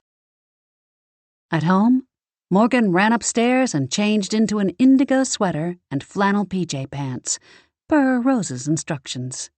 When she came down to the sitting room, her sisters were all in the sitting room snuggled under soft, fluffy blankets, while the cozy fire crackled in the old brick fireplace. She'd also put on her favorite lapis lazuli pendant and had a moonstone stuck in her pocket. Not taking any chances. Nope. The smell of hot chocolate spiced the room, along with the soft snores of Belladonna, who was curled up in a plush cat bed, just far enough away from the hearth to be safe. As Morgan entered, the snores stopped, and one ice-blue eye cracked open to stare at her. Darn cat, it was unnerving. Hot cocoa? Joanna lifted the antique Limoges cocoa pot and raised her brows. Morgan nodded. She was trying hard to stay positive and put good vibes out into the universe about getting her gifts back, as Rose had suggested, and hot cocoa certainly couldn't hurt. Morgan took her mug and settled into an empty chair. I finished my work for the PI case early and was able to narrow down some of the Toyota owners, Jolene said. To close that out, too. None of them were paranormals. Morgan sipped her cocoa. Good, things were finally going in her favor. Maybe all that positive thinking was working. I still say it's too early to rule out that aspect, though, Fiona said, remaining dogged as always. Under other circumstances, Morgan appreciated that quality in her sister. It was what had saved her from being falsely charged with murder the last time, after all. But now, it only stirred up her anxiety even more. She wished her sisters would just drop that aspect. Fiona continued arguing her case, though. We all know how devious Dr. Bly is, and he could just be lulling us into a false sense of security. Don't forget about the marks on Clementine's wrist. We need to be proactive here. Remember what happened on Rune Island? Celeste said. But based on what the pirate's ghost told me, and what Morgan's been saying all along, I'm leaning toward non-paranormal on this one. You know how we always say, we have to trust Morgan's intuition. Morgan choked down a sip of cocoa. But if not them, who? Fiona asked. What about Benedict Donovan? Morgan asked. He was acting squirrely earlier at the shop. And honestly, what do we really know about him? After what we found out at the yoga studio, we know that he and Alma were having problems, too. The fact she knew more about the case and couldn't share it with her sisters only made her feel guiltier. But she stuck to facts that they'd all have equal access to. Plus, from what Rose had told her, there was definitely going to be a breakup in Alma's future. But there was no way to share that information that wouldn't result in her sisters wanting to know how she'd found out about it. But if Clementine had been the other woman that Harriet had been talking about, then why would Benedict want to kill her? Maybe he hadn't been responsible for her death, though. Maybe he only knew something about it and couldn't tell because it would reveal his interest in her to Alma. And with Clementine dead, he might want to keep stringing Alma along now. That could explain why he'd been acting so strangely at their shop. "I don't know, Morgan," Fiona said, frowning. "Benedict doesn't strike me as the violent type. I mean, I don't know the guy well, but he's always been very polite and quiet when he's interacted with me." "It's always the quiet ones," Jolene said. "True," said Celeste. Thankfully, before Morgan could say anything more, a knock sounded on the front door. She tossed aside her blanket and padded down the hall, the hardwood floors cold beneath her feet, even through her heavy wool socks. Old mansions were beautiful, but not exactly great when it came to heating. She put on her best polite smile, which promptly fell when she opened the door and found Sheriff White standing on the front porch. Apparently she wasn't off the hook with the law just yet. "Ms. Blackmoore?" The sheriff pushed in past Morgan without waiting for an invitation. "I need a pair of your shoes." "Excuse me?" Morgan asked, blinking. "Why do you need my shoes?" "Your boots, to be exact," Sheriff White said, her scowl darkening. "I need to compare them to tracks found outside Clementine Vega's house the day of the murder." "You're kidding, right?" Morgan crossed her arms as her sisters wandered out to join them. "With all the officers tromping around that place, there's no way you can tell any of the footprints found there belong to the killer." "Not true," Sheriff White said, giving Morgan a superior look that screamed she wasn't as smart as she thought she was. "A perimeter was established immediately around the premises before any law enforcement entered the area. We photographed and documented all of the snowy areas around the home before we entered the crime scene." Sheriff White's slow smile was chilling. "There was one set we found extremely interesting. A trail of footprints leading to Clementine's back door. Too small to be male. We have reason to believe the killer came in through the kitchen. Adding that to the witness statement putting your car there around the time of death means you are still at the top of my suspect list, Ms. Blackmoore. If you have nothing to hide and want your name cleared, then I suggest you produce a pair of your boots so I can verify whether or not your shoe size is a match." Morgan reluctantly grabbed the pair she'd been wearing earlier at the beach, which was sitting in the corner by the front door. She handed one to Sheriff White, then crossed her arms against the racing of her heart. It felt like it would fly right out of her chest at this point. She'd been put in the local jail for holding once before. She didn't want to go through that again. "What happens if it's a match?" "Then I take you to the station for further questioning," Sheriff White said, not looking at her. "You should know the drill by now, Ms. Blackmoore." The sisters huddled together in a show of solidarity as the sheriff pulled a tape measure out of her pocket and measured the sole of Morgan's boot, then pulled out a notepad with a bunch of numbers scribbled in it. The sheriff straightened, scowling. "Your feet are really small. What size shoe do you wear?" 6, Morgan said. "What difference does it make?" Joanna asked, stepping in between the sheriff and her daughter. "My daughter didn't do anything wrong." Morgan couldn't help but smile, even with the unnerving circumstances. Her mother used to be so frail after what Dr. Bly had done to her. But now she was healthy and fierce and formidable. The fact she was protecting them now warmed Morgan's heart. Seemed the tables had turned. Sheriff White sighed and shoved her notepad back into her pocket. Maybe. Maybe not. The footprints weren't the only evidence we found, though. Morgan's throat constricted. Oh, boy. Had they found her fingerprints, or maybe hair or clothing fibers from her visit to Clementine's? Maybe she could say she'd been there weeks before, on some other errand, so her sisters wouldn't know she'd been lying to them. Before her panic overtook her, however, her mother stepped in again, bless her heart.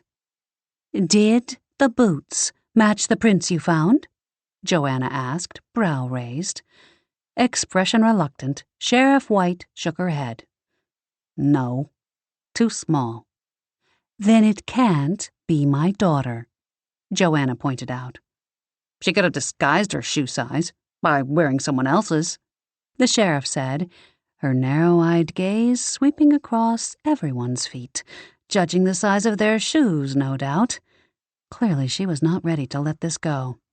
It has been done before. Plus, we have a very reliable witness stating they saw her car there that day. No getting around that. And she was seen earlier tonight disposing of evidence. What? All the sisters and their mother said in unison, even Morgan, because she hadn't been getting rid of evidence anywhere. Sheriff White snorted, placing her hands on her hips. You all thought you were being sneaky, didn't you? But I've got your ticket. You were down by the beach, and there's only one reason a person would go down there in this kind of weather: to get rid of anything that makes them look guilty. If you helped your sister destroy evidence, that makes all of you accomplices too. That's ridiculous, Joanna said. My children would never do such a thing. You have no idea what we were doing down there, Celeste added. It's still a free country, isn't it? Maybe we like the ocean at wintertime. No one likes the ocean at wintertime, Sheriff White snorted. Keep talking, ladies. You're just digging the hole deeper. Morgan wanted to tell the sheriff exactly which hole she could stick her theories into, but refrained, given the circumstances. Tensions were running high enough as it was, and Sheriff White had no idea about the paranormals in her community. They couldn't mention the real reason they'd been at the beach, so they needed to bluff their way out of it. More lies. Ugh. What evidence?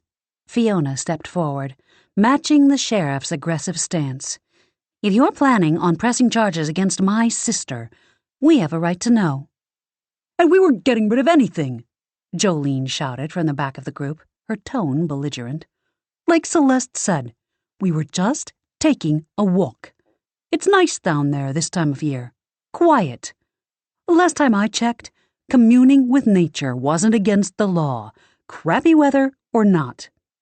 Not buying it, ladies, Sheriff White said, as a cacophony of arguing filled the hallway. I'm guessing the only thing you were communing with down there was your guilty conscience.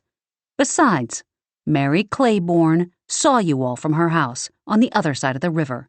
She said you were digging for something. Again, not true, Morgan said. We don't even own a shovel. She wasn't sure on that point, but it was too late to take it back now. Fine. You want to play hardball? I'm game. If you're so set on proving your innocence, then let me inspect the rest of the footwear in your closet for bigger shoes. That will settle this once and for all.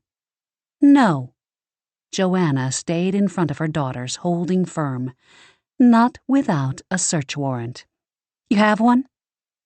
A small muscle ticked in Sheriff White's cheek as she glared at their mother. Silence descended, and the air was thick with tension. Finally, the sheriff ground out. No. Then I'd suggest you come back when you do, Joanna said, opening the door again. Until then, leave. Morgan didn't breathe, as the sheriff stared at them all for several silent moments. "I'll be back," Sheriff White said, stomping out into the bitter cold once more. "This isn't over yet." "Have a wonderful evening," Joanna said, slamming the door, her tone suggesting the exact opposite. "Good riddance." "This is so insane," Jolene said, putting her arm around Morgan and walking her back toward the warm fire again. "They can't treat you like that. We won't be intimidated." "No, we won't." Fiona stood on Morgan's other side, an arm around her waist to help support her. "We were on that beach to find out more about the paranormal diggers, not dispose of evidence. No way can Sheriff White prove otherwise." Celeste and Joanna moved in behind Morgan, effectively surrounding her with love and support. Her chest ached with gratefulness, even as her knees wobbled. They shared a group hug before retreating to their separate blankets and cocoa. Snuggled in once more, Morgan couldn't resist bringing up the one thing that Sheriff White had mentioned that stuck in her mind. Evidence must be missing, though. Otherwise, why would she have accused us of getting rid of it? "Good point," Fiona said. "And I'm guessing whoever killed Clementine had big feet, or at least bigger than yours, right?" "Benedict Donovan?" Celeste asked, bless her heart. Morgan hid her smile behind her mug of hot cocoa. "Then again, lots of women wear larger than a size 6. It's pretty small." Morgan's smile faded.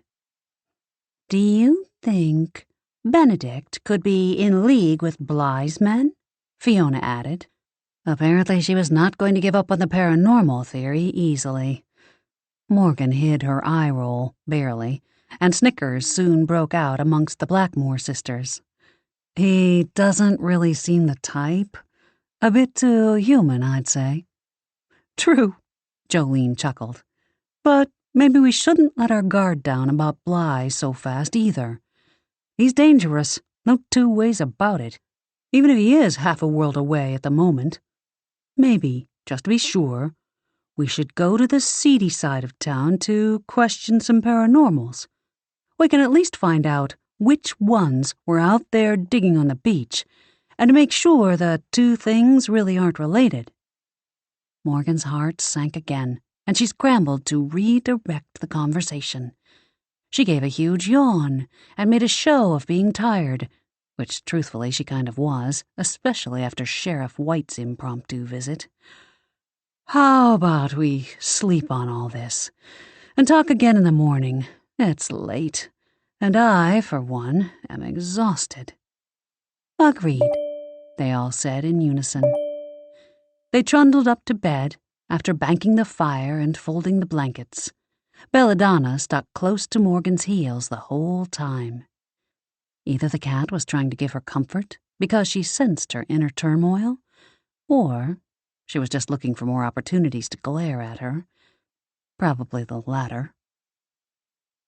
Morgan knew she needed to do something fast, and she needed her intuition back to do it, especially if, by some long shot, her sisters were right and they were headed for a paranormal battle. She'd need all of her skills. But first, she still needed to do a little more checking on Benedict Donovan. As she climbed into bed, she concentrated on the positive and took heart from the fact that her tea seemed to have worked better today with Jolene. After all, she'd run to the bathroom after their conversation with Harriet earlier outside the yoga studio, even if nothing had happened with the rest of them. A little bit of progress was still moving forward, right? It was all so confusing. The universe attracts what you think to you. Don't be negative. Morgan remained awake, blinking up at the ceiling in the dark, with Belladonna curled around her feet atop the duvet. She didn't have time to waste. She had to do something tomorrow, before her sisters started poking around on the wrong side of town and got them mixed up in a paranormal war they had no business being in. Someone could get hurt, and it would all be Morgan's fault. Chapter 13. Early the next morning, Morgan dressed all in indigo again, this time a turtleneck and jeans, and put on her lapis pendant and moonstone bracelet, before pulling her long black hair into a ponytail.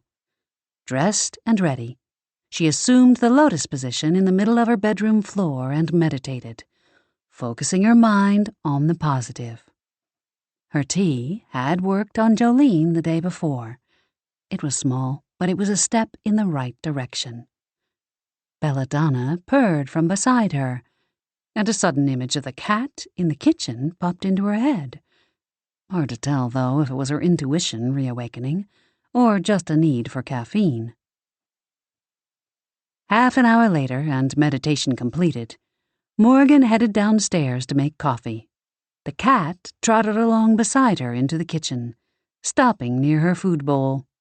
Mystery solved. What she'd seen in her bedroom must have been Belladonna's thoughts. The cat wanted food. Then again, the cat always wanted food. Belladonna stuck close to her ankles as she poured her cat food into a dish and then placed it on the floor. Her sisters wandered in one by one, each helping themselves to the fresh pot of coffee before gathering around the table. Except for Celeste, she was sticking with her wheatgrass concoction, for clarity, she'd said. Fiona had a bunch of pebbles in front of her, readying them for battle if needed.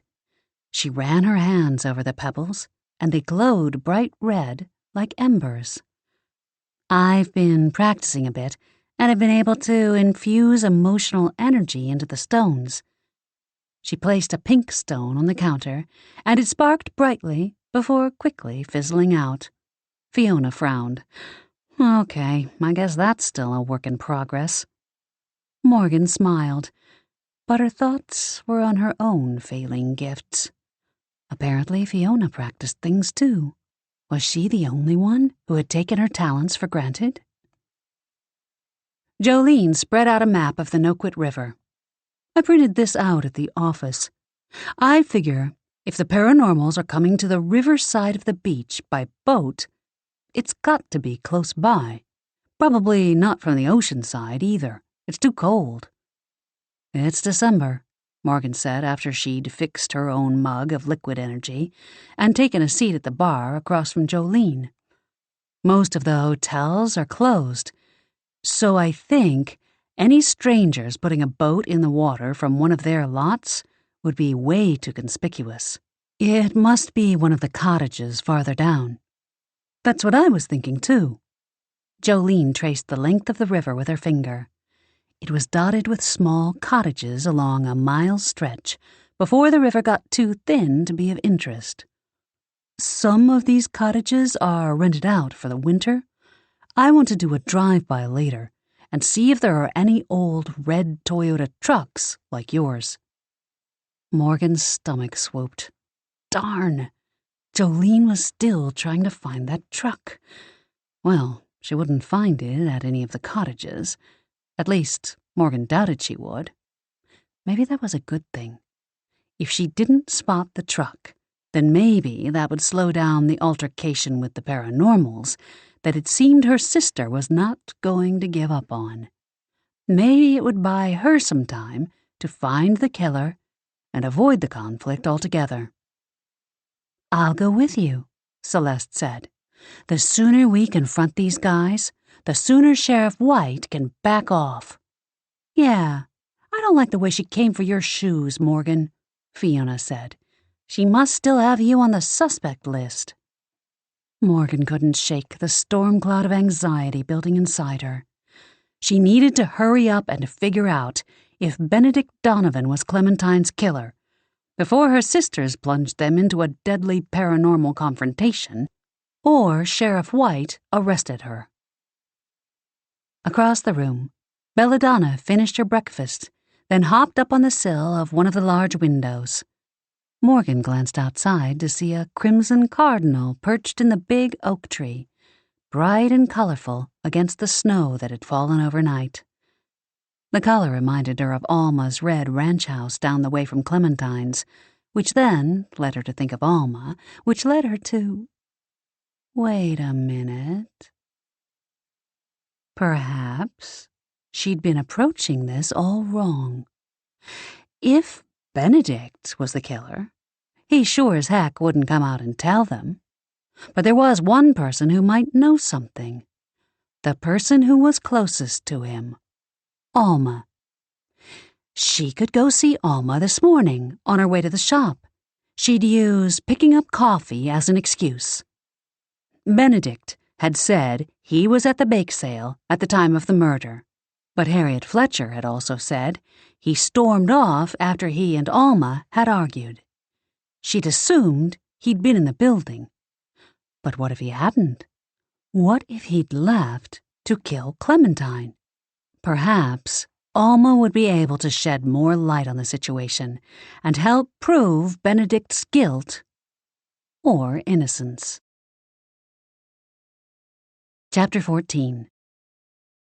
Just before 8 a.m., Morgan hurried through the snow on Cross Street again, past the big oak tree they'd seen that night in the crystal ball at Rose's.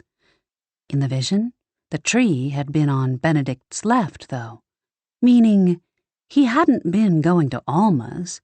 He must have been heading for Clementine's. Bingo. She was on the right track. She'd parked down the street because she knew Alma was the one who had told Sheriff White about her car. She didn't want Alma to recognize it. That might complicate things. But she also didn't have long. She'd told Fiona she was stopping for gas and then picking up coffee, and was expected at the shop. She couldn't delay. Morgan could see a light on, and someone moving around inside Alma's house. Good, the woman was up. Morgan headed up to Alma's door and knocked. The curtain on the side panel fluttered. Then Morgan heard the deadbolt click, the chain slide, and finally the door opened, and Alma gave her a dark, suspicious look. "Can I help you?" the older woman asked. Today, she was dressed in gray slacks and a white sweater, her short white hair a bit mussed as if she'd just gotten up not too long ago. As she recognized Morgan, her brown eyes narrowed even further. "Aren't you one of the Blackmoore girls who was snooping around Clementine's the other day?" "I'm sorry to come by unannounced," Morgan said, hoping to get into Alma's good graces. "I was hoping to talk to you a bit more about Clementine." "Clementine? Well, I don't know much about her, like I already told you." Alma's eyes widened. "Oh, dear. Has someone else been killed? I told you, it's not safe out." "No one's been killed," Morgan assured her and forced a polite smile. "I just have a few questions." After a moment, Alma stepped aside. "Well, hurry up then. You're letting all the heat out." She waved Morgan inside, then shut the door behind her and slid the deadbolt and chain into place. The interior of the house was quaint and charming, a sort of hodgepodge of antiques and knickknacks collected over the years. A cheery fire blazed in the fireplace, and the air smelled of cinnamon and baking bread. "I was just getting ready for breakfast. Can I get you some tea?" Alma asked, walking into the kitchen and leaving Morgan standing alone in the living room. The older woman kept wringing her hands, as if she were flustered or nervous. "I do hope the killer isn't still in the neighborhood. You know, an old woman like myself isn't safe alone." "He won't be back, but it might help to catch him if you answer a few questions." Morgan pulled off her knit hat and tucked it into her pocket, then took a seat on a Victorian-style settee, the static in her hair crackling around her head. She unbuttoned her coat, but didn't take it off. The temperatures last night had dropped to sub-zero again. It would take a while for her to thaw. "What kinds of questions?" Alma asked from in the kitchen. "Oh, the usual stuff. Who you saw, if you saw anything unusual at Clementine's that week. Alma's reply was tinged with mistrust. And why would you be doing that? You're not with the police.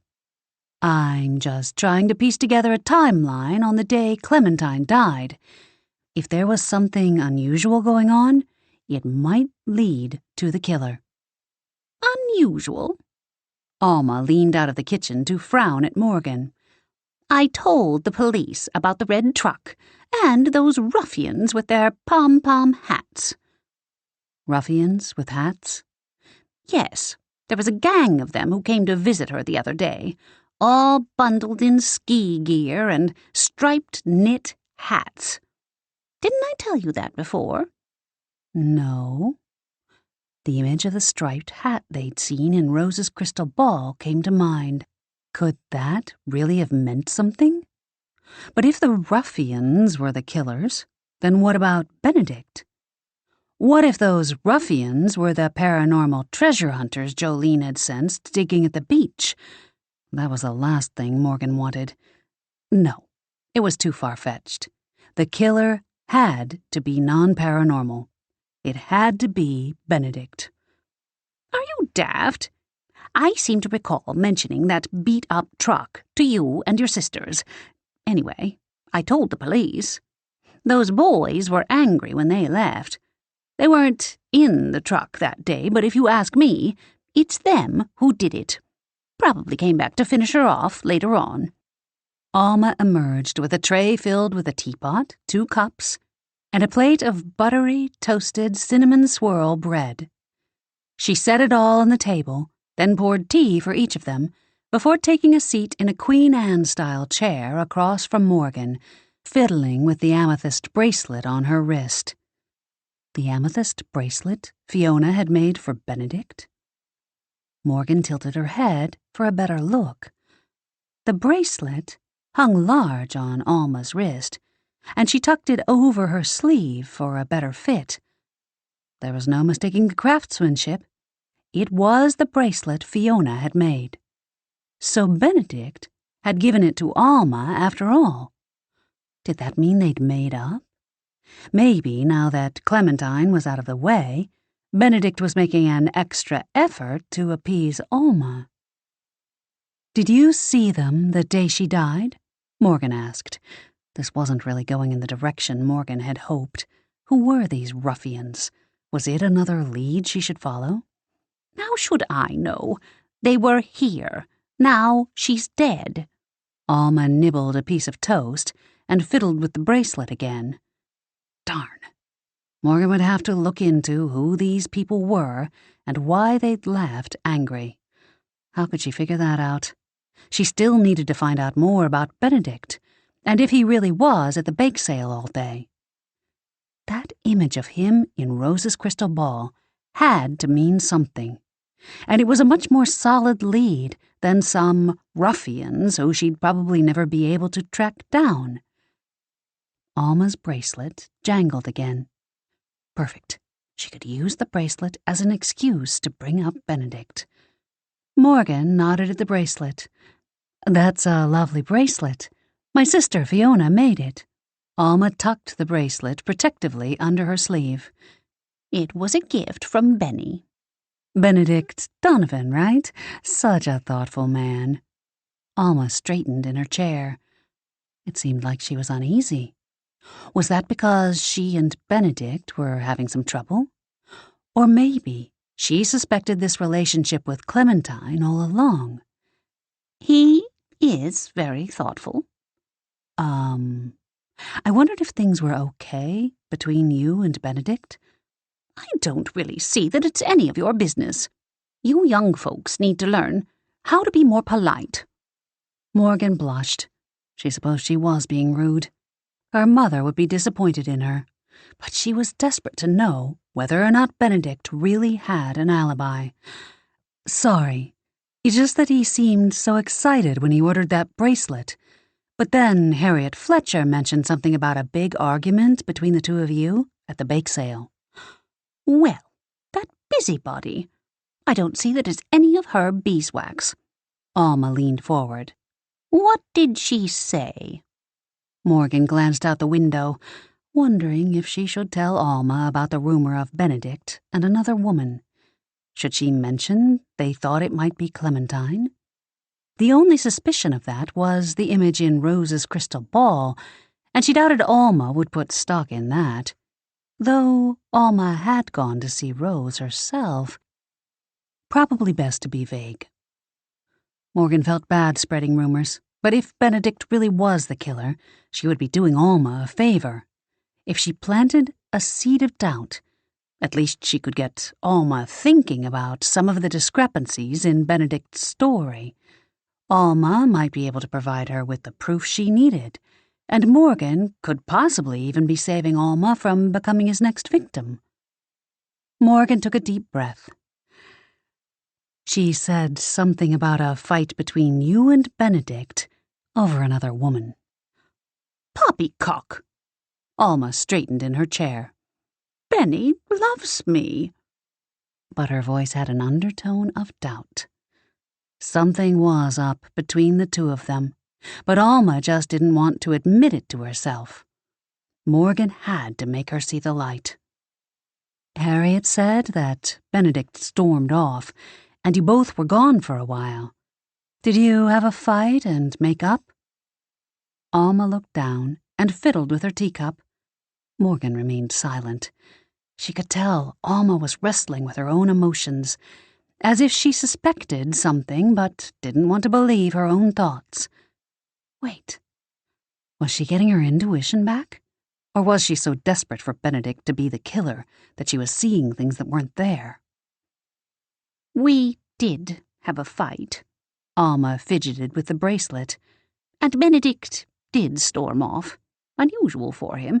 He's usually such an even-tempered man. Anyway, it was very disturbing to me, and I had to take some time to pull myself together. That's understandable. And did you make up with him? Not until later that night. Alma glanced out the window. I was in the ladies' room for a long time, and never saw him until it was time to leave. Bingo. Benedict wasn't with Alma that afternoon when Clementine was killed, which meant he likely had no alibi. Now, if she could only figure out how to prove he'd come back here and killed Clementine. Did you say you left together? Morgan asked. Alma nodded. We drove to the sale together, and only had one car, so naturally we had to leave together. Luckily, we made up before that. Did you go anywhere in the car in between? Or did Benedict? Alma looked confused. I don't think so. Why do you ask? Oh, no reason, Morgan said.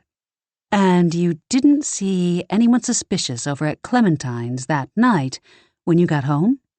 No. The windows were dark, and I just assumed she'd gone out. Alma shuddered.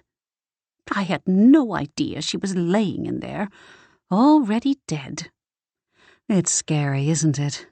But if you can think of something, anything that you saw, it might help capture the killer. Morgan got up to leave. She'd planted the seed, and she'd have to hope that it would grow, and Alma would come up with something she could use against Benedict. It must have been working, because as she walked her to the door, Alma grabbed a pen and paper from a little table. Let me get your number, and I'll call or text you if I think of anything else. Morgan gave her cell phone number and left with a smile. Alma knew something about Benedict. Morgan was sure of it. Alma only needed some time to convince herself to tell someone else. Hopefully, that someone else would be Morgan. And hopefully that would happen before her sisters got them into a paranormal fight they might not win. Chapter 15. Morgan was lucky she didn't get a speeding ticket on her way from Alma's to the coffee shop and then to Sticks and Stones. She hurried into the old cottage, a swirl of snow following her inside the door, before she pushed it shut with her hip, seeing as she had a steaming white styrofoam cup in each mittened hand Long line at the coffee shop this morning, Morgan said by way of explanation for her lateness. Uh-huh. Apparently, Fiona had been immersed in her task of making a citrine pendant and seemed oblivious to the fact that it had taken Morgan an extra long time to gas up and get their coffees. She never even looked up as she used one of her tools to form a metal frame for the stone. Belladonna was another story. She didn't move from her position curled up in the chair, but managed to slit open one eye and give Morgan a judgmental look, as if she knew where Morgan had really been. Fiona set the pendant aside and lifted an amethyst earring, which had been sitting on her work table, up to the light. It glowed purple where the sun filtered through the partially translucent gemstone. Not bad, huh? Fiona asked as Morgan handed her the coffee. Those go with the bracelet Benedict had made for Alma? Morgan flipped up the plastic tab of her styrofoam cup and sipped her yerba mate tea. Unlike Fiona, who was drinking a latte and needed gallons of caffeine to keep fueled, Morgan preferred hers at a slower pace. Fiona nodded. He's getting a bit tedious, though. Gave me a stern warning not to tell Alma again when I called to tell him the earrings were ready. Morgan frowned. That was odd. When did you call him? Yesterday? Maybe Benedict had given her the bracelet this morning. Fiona placed the earring and its mate gently in a velvet-lined case and shrugged. Nope, just before you came in. He is kind of an odd one. That made more sense. Fiona had called about the earrings, so Benedict probably meant not to tell Alma he had matching earrings for the bracelet, probably saving them for a gift of some sort. Either that, or maybe Benedict was up to something else. But what? Was this something about hiding the fact that he was Clementine's killer? Fiona glanced up at Morgan. Do you really think Benedict could be the killer? Well, he is acting strange. And Harriet said he wasn't at the bake sale the whole time, and... Morgan bit off the words. She couldn't tell Fiona that Alma had said she didn't see him after the fight. Well, what did your intuition tell you? Fiona persisted. Morgan turned away on the pretext of going back behind her counter, but the real truth was she was afraid Fiona read the truth on her face. The truth that her intuition was telling her bupkis. My intuition says he's guilty of something, Morgan said. Meow. Belladonna stirred in her chair, stretching her paws far out in front of her and humping her back, all the while staring at Morgan with those judgmental ice-blue eyes. Morgan spun around and got busy mixing up some herbal remedies. Thankfully, most of her requests this time of year included herbs like eucalyptus and chamomile for coughs and colds. Those would always work, no matter how dull her magic had become. As she worked, she glanced at her phone sitting on the counter. Maybe Alma would call or text. She was certain Alma had asked for her number because she was on the brink of something. If Alma didn't contact her soon, Morgan would have to figure out a way to trap Benedict into admitting he was the killer, or get some concrete evidence against him. The bells over the door tinkled as Jolene and Celeste swept in, stomping snow from their boots onto the mat in front of the door before tossing their coats onto one of several hooks hanging on the wall. Belladonna trotted over to wind around Celeste's ankles, and Celeste bent down to pet her. Well, that was a bust. Jolene picked a mint out of the glass apothecary jar on the counter near the old-fashioned nickel-plated cash register, tore off the end of the wrapper, and slid it into her mouth. No red Toyota? Fiona asked. For a moment, Morgan was confused, and then she remembered that Jolene and Celeste had gone on a recon mission to see if there were any red Toyotas parked at any of the cottages on the river. She'd forgotten about it because she knew the red Toyota Alma had seen was actually hers. Hopefully, Alma hadn't seen her driving away in it today. though she thought she'd seen the curtain flutter in the window, as if Alma had been watching. Morgan hoped she'd parked far enough away that Alma wouldn't realize it was her pulling away in the truck. She supposed it didn't really matter what Alma thought. Sheriff White already thought it was Morgan's truck that had been there. "I suppose they could be out driving somewhere in the truck," Fiona said. "Or our treasure-digging paranormals are not staying in those cottages," Celeste said. "Or they're not the killer," Morgan added. Ding! Too bad it wasn't Morgan's phone. It was Jolene's, and she dug it out of her pocket and looked at the display. Then her face split into a smile. "Things are looking up. It's a message from Jake. He managed to get a picture of the crime scene from the police." They all gathered around. Pictured on her phone was Clementine's kitchen. Clementine's body lay on the floor, the chair tipped over just like Morgan had seen it, except the body hadn't been there when Morgan investigated. "Looks pretty similar to what we saw," Fiona said. "Still seems like she knew her killer. It looks like maybe they were even sitting at the table," Celeste added. "Whoever she was drinking with might have made an excuse to get up for something and then clobbered her from behind. I don't think they were necessarily sitting at the table. If they were paranormals, they could have lulled her into a false sense of security or messed around with her energy. Maybe she went into the kitchen to get the tea and had to sit down in the chair because they drained her energy. Then they came in and hit her in the head." Fiona tilted her head to get a better look at the photo on Jolene's phone. Or maybe she wasn't even sitting in the chair. She could have been standing, preparing the tea, when they snuck in and clonked her on the back of the head or zapped her with paranormal energy. Maybe when she fell, she grabbed onto the chair and took it down with her. "Yeah, could be. Let's see if we can get a better look at the mark on her wrist." Jolene used her thumb and forefinger to zoom in on Clementine's wrist. "Well, it's a little grainy, but that doesn't look much like a burn to me. More like a rug burn." Celeste took the phone for a closer look. "And it's sharp, like a cut, not like paranormal energy." Fiona stood back and crossed her arms over her chest. "You know, maybe this doesn't have to do with paranormals." She glanced at Morgan. "You've been thinking all along it's Benedict. When are we ever going to learn to trust your intuition?" Morgan produced a wry smile. Yeah, now probably would not really be the time, but she couldn't say that, so she kept silent. "I think you guys are right, but hey." Jolene snatched the phone and moved her fingers over the display, zooming out and then in again, but on a different area.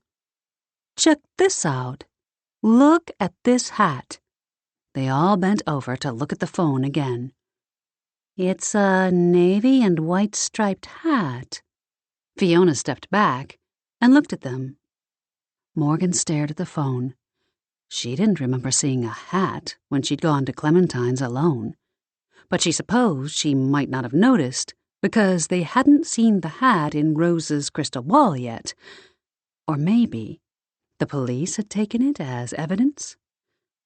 "That's just like the one in Rose's crystal ball," Fiona said. "But it's not lying in the snow, like we saw in the crystal ball. And Rose said the hat had nothing to do with Clementine's murder," Morgan said. Jolene pursed her lips. "I thought she acted a little cagey about that." Celeste nodded.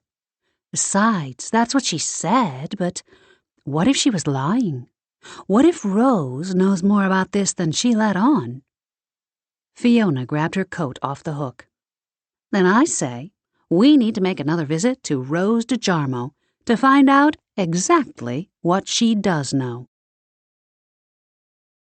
Chapter 16. Rose didn't look happy when she opened the door. "You girls again?" Jolene brushed past her into the house. Yeah, it's us again. Maybe if we'd gotten what we came for the first time, we wouldn't be back. Rose shut the door and crossed her arms over her chest. What's that supposed to mean? Jolene turned to face her. I think you know.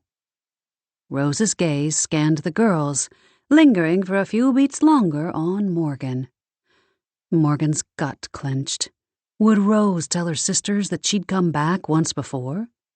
Morgan had tried to dissuade them from coming, partly because she didn't want any chance of Rose spilling her secret, but also because she didn't really think Rose had anything to do with Clementine's murder. Rose had proven she was trustworthy. She'd tried to help Morgan with her problem. She wasn't some nefarious killer or accomplice trying to hide things from them. Was she? But since she couldn't tell her sisters too much about the reason she felt Rose was trustworthy, her efforts had been in vain. Morgan held her breath, waiting for Rose to tell her sisters about her solo visit. But she didn't. She simply shook her head and started toward the purple velvet room with the crystal balls and tarot cards. The smell of incense hung in the air.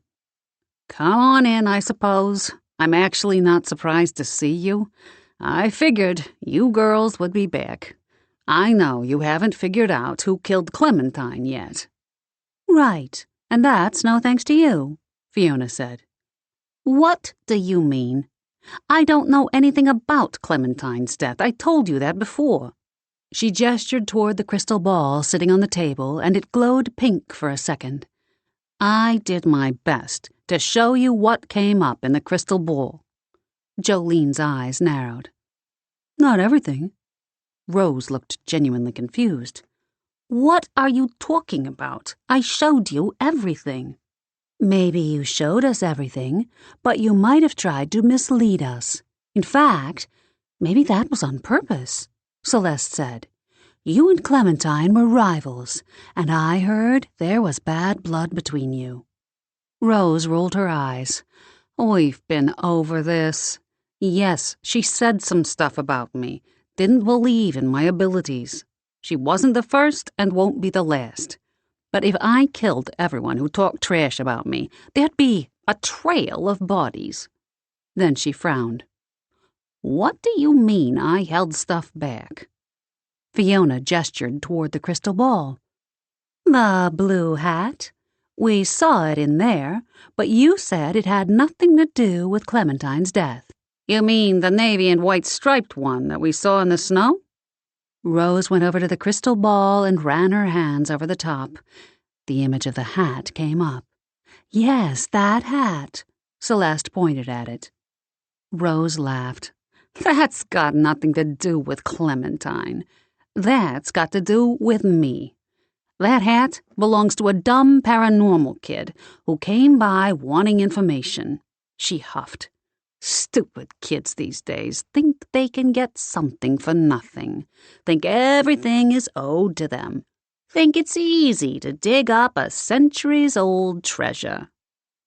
Jolene and Celeste exchanged a glance. Morgan's gut clenched even tighter. The hat belonged to the paranormals who were digging up the treasure? Could this get any worse? Morgan glanced at the crystal ball again, wishing for another image of Benedict, preferably one of him hitting Clementine over the head in her kitchen. But the ball had gone dark. You mean paranormals came here about a treasure? Fiona asked. Rose nodded. Yeah, they're not the brightest stars in the universe either. Wanted me to conjure up the location of some old treasure down at the beach. And did you? Celeste asked. Rose snorted. You think I'm stupid? First of all, my gifts don't work that way. I can't just conjure up the location of a treasure. And second of all, I've talked to Captain Brown's ghost. He's nasty, and I don't want him haunting me because I gave up the location of his treasure. Not that I know where it is. So, what happened when they came here? Jolene asked. Rose gestured toward the crystal ball. It started off nice and friendly. They pretended they wanted readings, but they didn't fool me. I sensed they had something on their minds. When I finally got it out of them, they demanded I show them where the treasure was. But you didn't? Nope. Like I said, I don't know where it is and don't want to know. They got pretty mad about it, made some idle threats, especially that one with the stupid striped hat. I wanted to yank that thing off his head, but I ended up getting out my broomstick and chasing them off. They ran away afraid of a broomstick? Rose nodded. Yep. Told you they weren't too bright.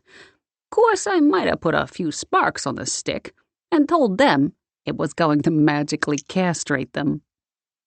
Morgan's sisters glanced at each other. She wasn't sure if they believed Rose's story. Did she want them to? Why would Rose lie about the hat?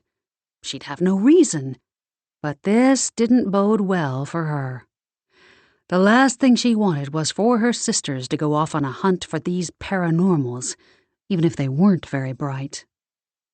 And then what did they do? Fiona asked. How would I know? Maybe ran home to their mommies. Their paranormal powers were amateur at best. I guess they must not practice them often enough. Rose slid her eyes over to Morgan, and Morgan's heart leapt into her throat. Celeste put her hands on her hips and gazed down at the crystal ball. I bet they went to Clementine after they came here. That's why the hat was in the crystal ball. Rose made a face. Why would they go there? Clementine is a healer, not a visionary. Besides, the ball showed the hat in the snow. Could be anywhere. Yeah, but if they are as stupid as you say, they probably don't know the difference, Celeste said. Rose's brows shot up. Huh. You have a point. She glanced at the crystal ball. Maybe that vision did have something to do with Clementine. And if they were getting desperate to find that treasure, maybe they got a little angrier at Clementine's than they did here, Jolene added. But there was no sign of a struggle at Clementine's, Morgan said. That seemed to indicate it wasn't angry paranormals, didn't it? True. Maybe they picked up after her or something. But it's worth checking out, because if they were getting desperate, and they went to Clementine's, and Clementine didn't tell them where the treasure was, well then, Jolene held her hands up and shrugged. Maybe they got angry enough to knock her over the head and kill her. But the hat wasn't found in the snow. It was in her kitchen, Morgan pointed out. Rose glanced at the crystal ball, then back at Morgan. In her kitchen? Jolene nodded. We saw it in a photo of the crime scene. Why would the crystal ball show it in the snow? Rose shook her head. No idea on that one. But if you say it was in her kitchen, then I guess that proves those boys were in her house. Jolene glanced around at her sisters. Morgan didn't like the glint in her eye, indicating that Jolene's next step would be to confront these paranormals and see if they had killed Clementine. Okay. Thanks for seeing us. Jolene nodded at Rose and headed toward the door with the rest of them following. Morgan took up the rear, shooting Rose a slight nod of thanks on her way out. Rose hadn't told on her to her sisters, and for that she was grateful. She made a mental note to make an herbal concoction for Rose as a gift later on. When she joined her sisters on the street, they were excited, and Morgan's spirits fell even more. We need to find these paranormals now and question them. Fiona whipped open the passenger door of Jolene's SUV and jumped in. I agree. Jolene jumped in the driver's seat. But let's not be hasty. First, we need to get home and assemble some things, just in case a fight breaks out. You think we can trust her? Celeste looked back at Rose's house, from where she'd slid into the back seat next to Morgan. Probably. Fiona turned to look at Morgan. What do you think? Yep, I think we can definitely trust her, Morgan said. At least, she knew she could trust Rose to keep her secret about her intuition. About other things, she wasn't so sure, but she was too busy trying to think of a way to get her sisters to delay the confrontation to think more about it. If only Alma would come through with something concrete. Good.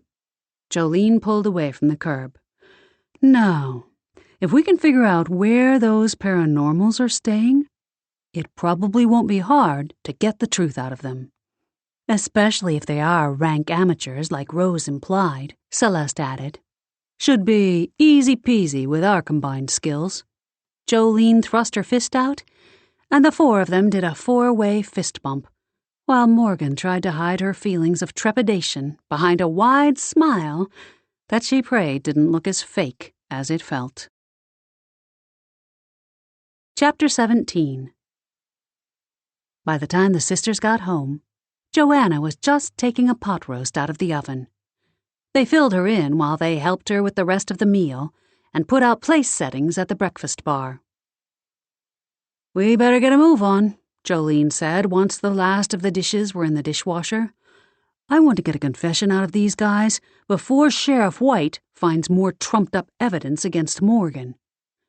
Don't forget to use your new stones, Joanna called after Fiona as she rushed from the room. Morgan watched her mother absently while she desperately tried to figure out how to delay her sisters. For a woman who had once been held captive by an evil paranormal, Joanna was acting awfully calm, sitting at the breakfast bar, dunking a tea bag into a mug of steaming water. Joanna caught her look and smiled. I don't think you girls have anything to worry about. If these paranormals aren't particularly skilled, as Rose suggested, then it should be easy. You girls have really been honing and practicing your skills. You're all so much stronger than even a year ago. I don't think too many could defeat you. Morgan cringed inwardly. Honing and practicing? Maybe her sisters had been, but her loss of her gifts seemed to indicate that she hadn't been doing it nearly as much as she should have. Maybe she should try to get a meditation session in before her sisters insisted she head off to battle. Come to think of it, that would serve two purposes. It might help her intuition come back, and it would also delay them. Hopefully long enough for Alma to remember something suspicious about Benedict. Because more and more now, Morgan had the feeling that the killer was not the paranormals, but someone very human and very deadly. Jolene and Celeste were in the front parlor. The room, which was not often used, was furnished with Blackmoore family antiques, including carved rosewood furniture and brass and glass lighting, and completed with drippy crystals, stained glass windows, and gilt-framed paintings of long-dead ancestors. It had a certain old-world ambiance, and Jolene claimed the energy in the room always helped her replenish her gifts. Jolene was standing in the middle of the room, shoving a blue druzy geode into a big tote bag.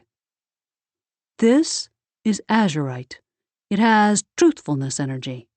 We might be able to aim it at the paranormals and get the truth out of them, Jolene said.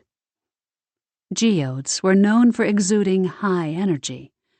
Morgan knew from experience that one had to be careful when facing the open end that had all the crystals. She unconsciously clutched at the amulet around her neck. Fiona had fashioned them for her sisters from obsidian, because that helped intercept the energy and bounce it back at the perpetrator. Hopefully, Morgan wouldn't end up in front of the geode herself, or she'd have to make quick use of the amulet before she ended up spilling the truth about her lack of gifts to her sisters. And I'm going to use some azurite to cast a truthfulness spell on them. Celeste tossed a few blue rocks into the air and caught them. Speaking of which, I better get to the library.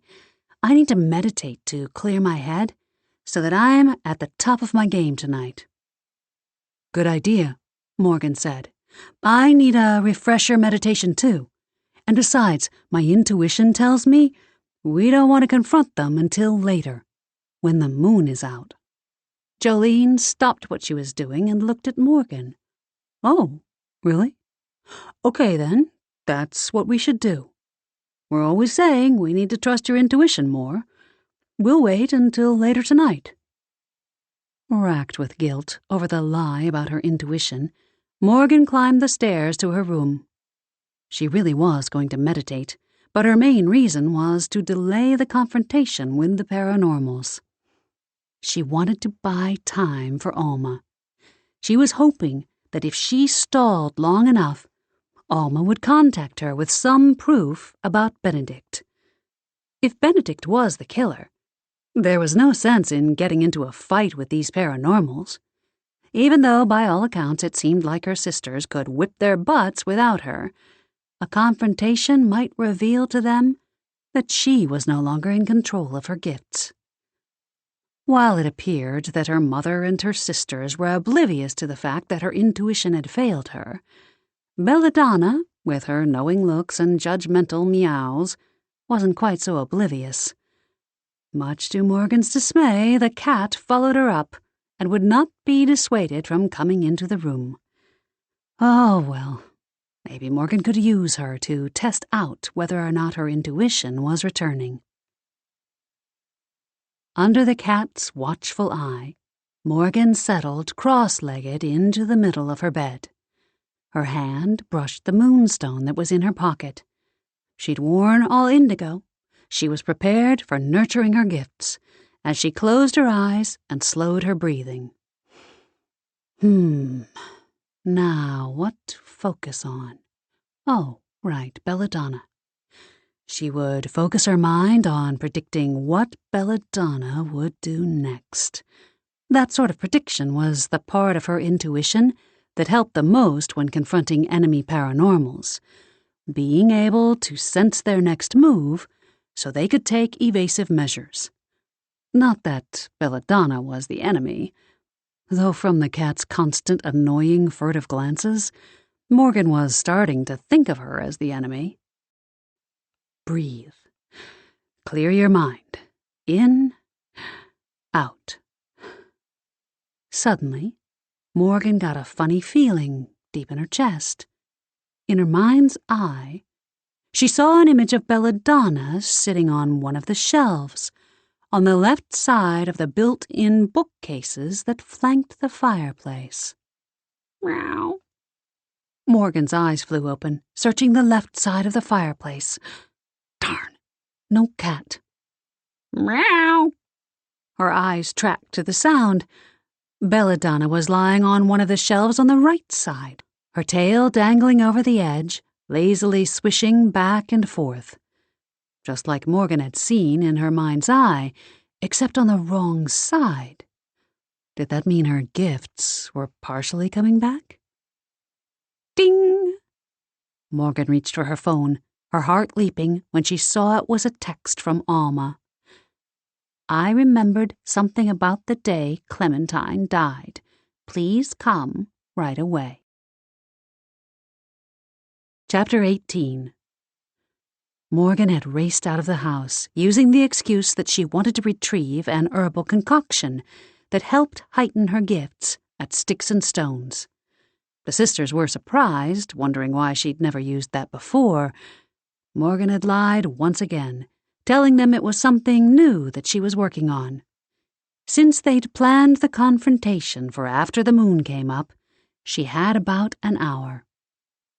She pulled into Alma's driveway with a heavy heart, and the hope that tonight would be the last time she'd have to lie to her sisters. She didn't bother to hide her truck down the street. She didn't have time. And besides, so what if Alma recognized it now? She clearly had some evidence against Benedict. Alma seemed nervous and grim. She let Morgan in and made sure to lock the doors behind her. Was she afraid Benedict might come along and discover she was giving Morgan evidence against him? You said you remembered something? Morgan prompted, as Alma led her back to the kitchen. Morgan didn't want to push. She knew how hard it was for people to admit that a loved one had committed an unspeakable act. The last thing she wanted was for Alma to clam up. Best to let her tell it in her own time. Alma wrung her hands, the amethyst bracelet jangling. Oh, it's all so awful. She glanced out the window toward Clementine's house. Maybe if Morgan helped her along a bit. Did you remember something about Benedict that afternoon at the bake sale? The afternoon Clementine was killed? Alma looked at her sharply. Benny? Why do you say that? Morgan pressed her lips together. Why was Alma acting like she didn't know a thing about Benedict? Denial? She thought Alma had summoned her to give her some evidence about him. Was she going to protect him with a lie? Morgan didn't have time for that. She might as well poke the hornet's nest now and help Alma come to her senses. Yes, well, I'd heard a rumor. Morgan let her voice trail off to judge Alma's reaction. Alma gave her a sharp look. Morgan could see the anguish in her eyes. What do you mean? That maybe Benedict had eyes for Clementine? Alma scowled, but Morgan sensed a hesitation, as if Alma were warring with herself, trying to come to terms with Benedict's betrayal. Wait, could her intuition be returning? She'd sensed Alma's inner turmoil. That was a good thing, right? And perfect timing. Now, all she had to do was let her intuition guide her as to how to get Alma to spit out her suspicions about Benedict. That's absurd. Benedict is my boyfriend. Alma said the words, but she didn't sound so sure of herself. Morgan felt a stab of sympathy for the woman. Maybe she shouldn't have brought it up at all. But now that she had, it was best to plow on through to get the answer she needed. So, you're sure there was nothing going on between Clementine and Benedict? I told you no.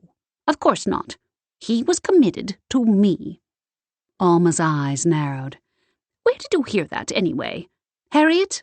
You'd do well to avoid the local gossip, too. Harriet Fletcher likes to stick her nose where it doesn't belong. One of these days, she's going to poke it into the wrong place and have to pay the price. For such a small, elderly woman, the vehemence on those words froze Morgan to the bone. Deep inside her, a wisp of power curled, a shadow of her normally strong intuition. The feeling of foreboding grew, as if it were trying desperately to tell her something. Alma now looked defensive, and more than a tad angry, as she fiddled with the amethyst bracelet at her wrist. The bracelet. There was something about it. Her intuition was coming back. And then she felt the irresistible urge to look at the glass door cabinets. Everything on the shelves was perfectly placed. Even the canisters on the countertop were lined up perfectly and facing the same direction. The wisp inside her strengthened to a fog, filling every inch of Morgan's body, sending tingles of knowledge through her. Morgan would bet good money. Every item on those shelves and those canisters were equal distances apart, too. Harriet had mentioned Alma's coffee cakes had all been perfectly wrapped and tied to match at the bake sale. Glancing around the kitchen, Morgan saw that not an item was out of place. It was obvious that Alma liked her things to be just so. She herself had even said that she hated it when things were messy, that day they'd run into her at Clementine's. Morgan bit her lip to hold back the rush of adrenaline now pumping through her bloodstream. It was all starting to make sense. What is it, dear? Alma asked, her tone neutral, as she tracked Morgan's gaze to the cupboard. You've gone awfully quiet all of a sudden. Something wrong? No, nothing. Morgan stared at the bracelet. It was practically slipping off Alma's wrist. She knew why Alma had asked her to come, and it wasn't what she'd originally thought. Now, she would have to be extremely clever and call upon her gifts, if they had in fact come back, to get evidence against Clementine's killer without ending up dead herself. The image they'd seen in Rose's crystal ball flashed through her mind. Benedict walking in the snow near the big oak tree between Alma and Clementine's house. He'd been on Clementine's side, but not for the reason she'd suspected. I was just looking out the window over your sink. You've got a good view of Clementine's house through the tree line there, haven't you? I suppose, Alma said, her frown deepening. Why? Sheriff White questioned me, that's all, after you reported seeing a truck similar to mine at Clementine's on the day of the murder. And you said you kept an eye on her place that day you stopped my sisters and me in the road, too? I'm guessing that you probably saw all kinds of people going in and out of Clementine's house. Maybe even people you know. Maybe even Benedict. What? Alma turned her bracelet around her wrist faster. No, I don't think so. Why would he go over there? He didn't believe in all her mumbo-jumbo tricks. Besides, he was with me. We were a couple. Uh-huh. Morgan slipped her hand into her pocket to get strength from the moonstone. Her fingers brushed against the cold stone, and energy surged through her. She also felt around for her cell phone while she was at it. She might need that if she got in over her head. You'd originally told us that day in the street that you and Benedict were at the church bake sale at the time Clementine was killed.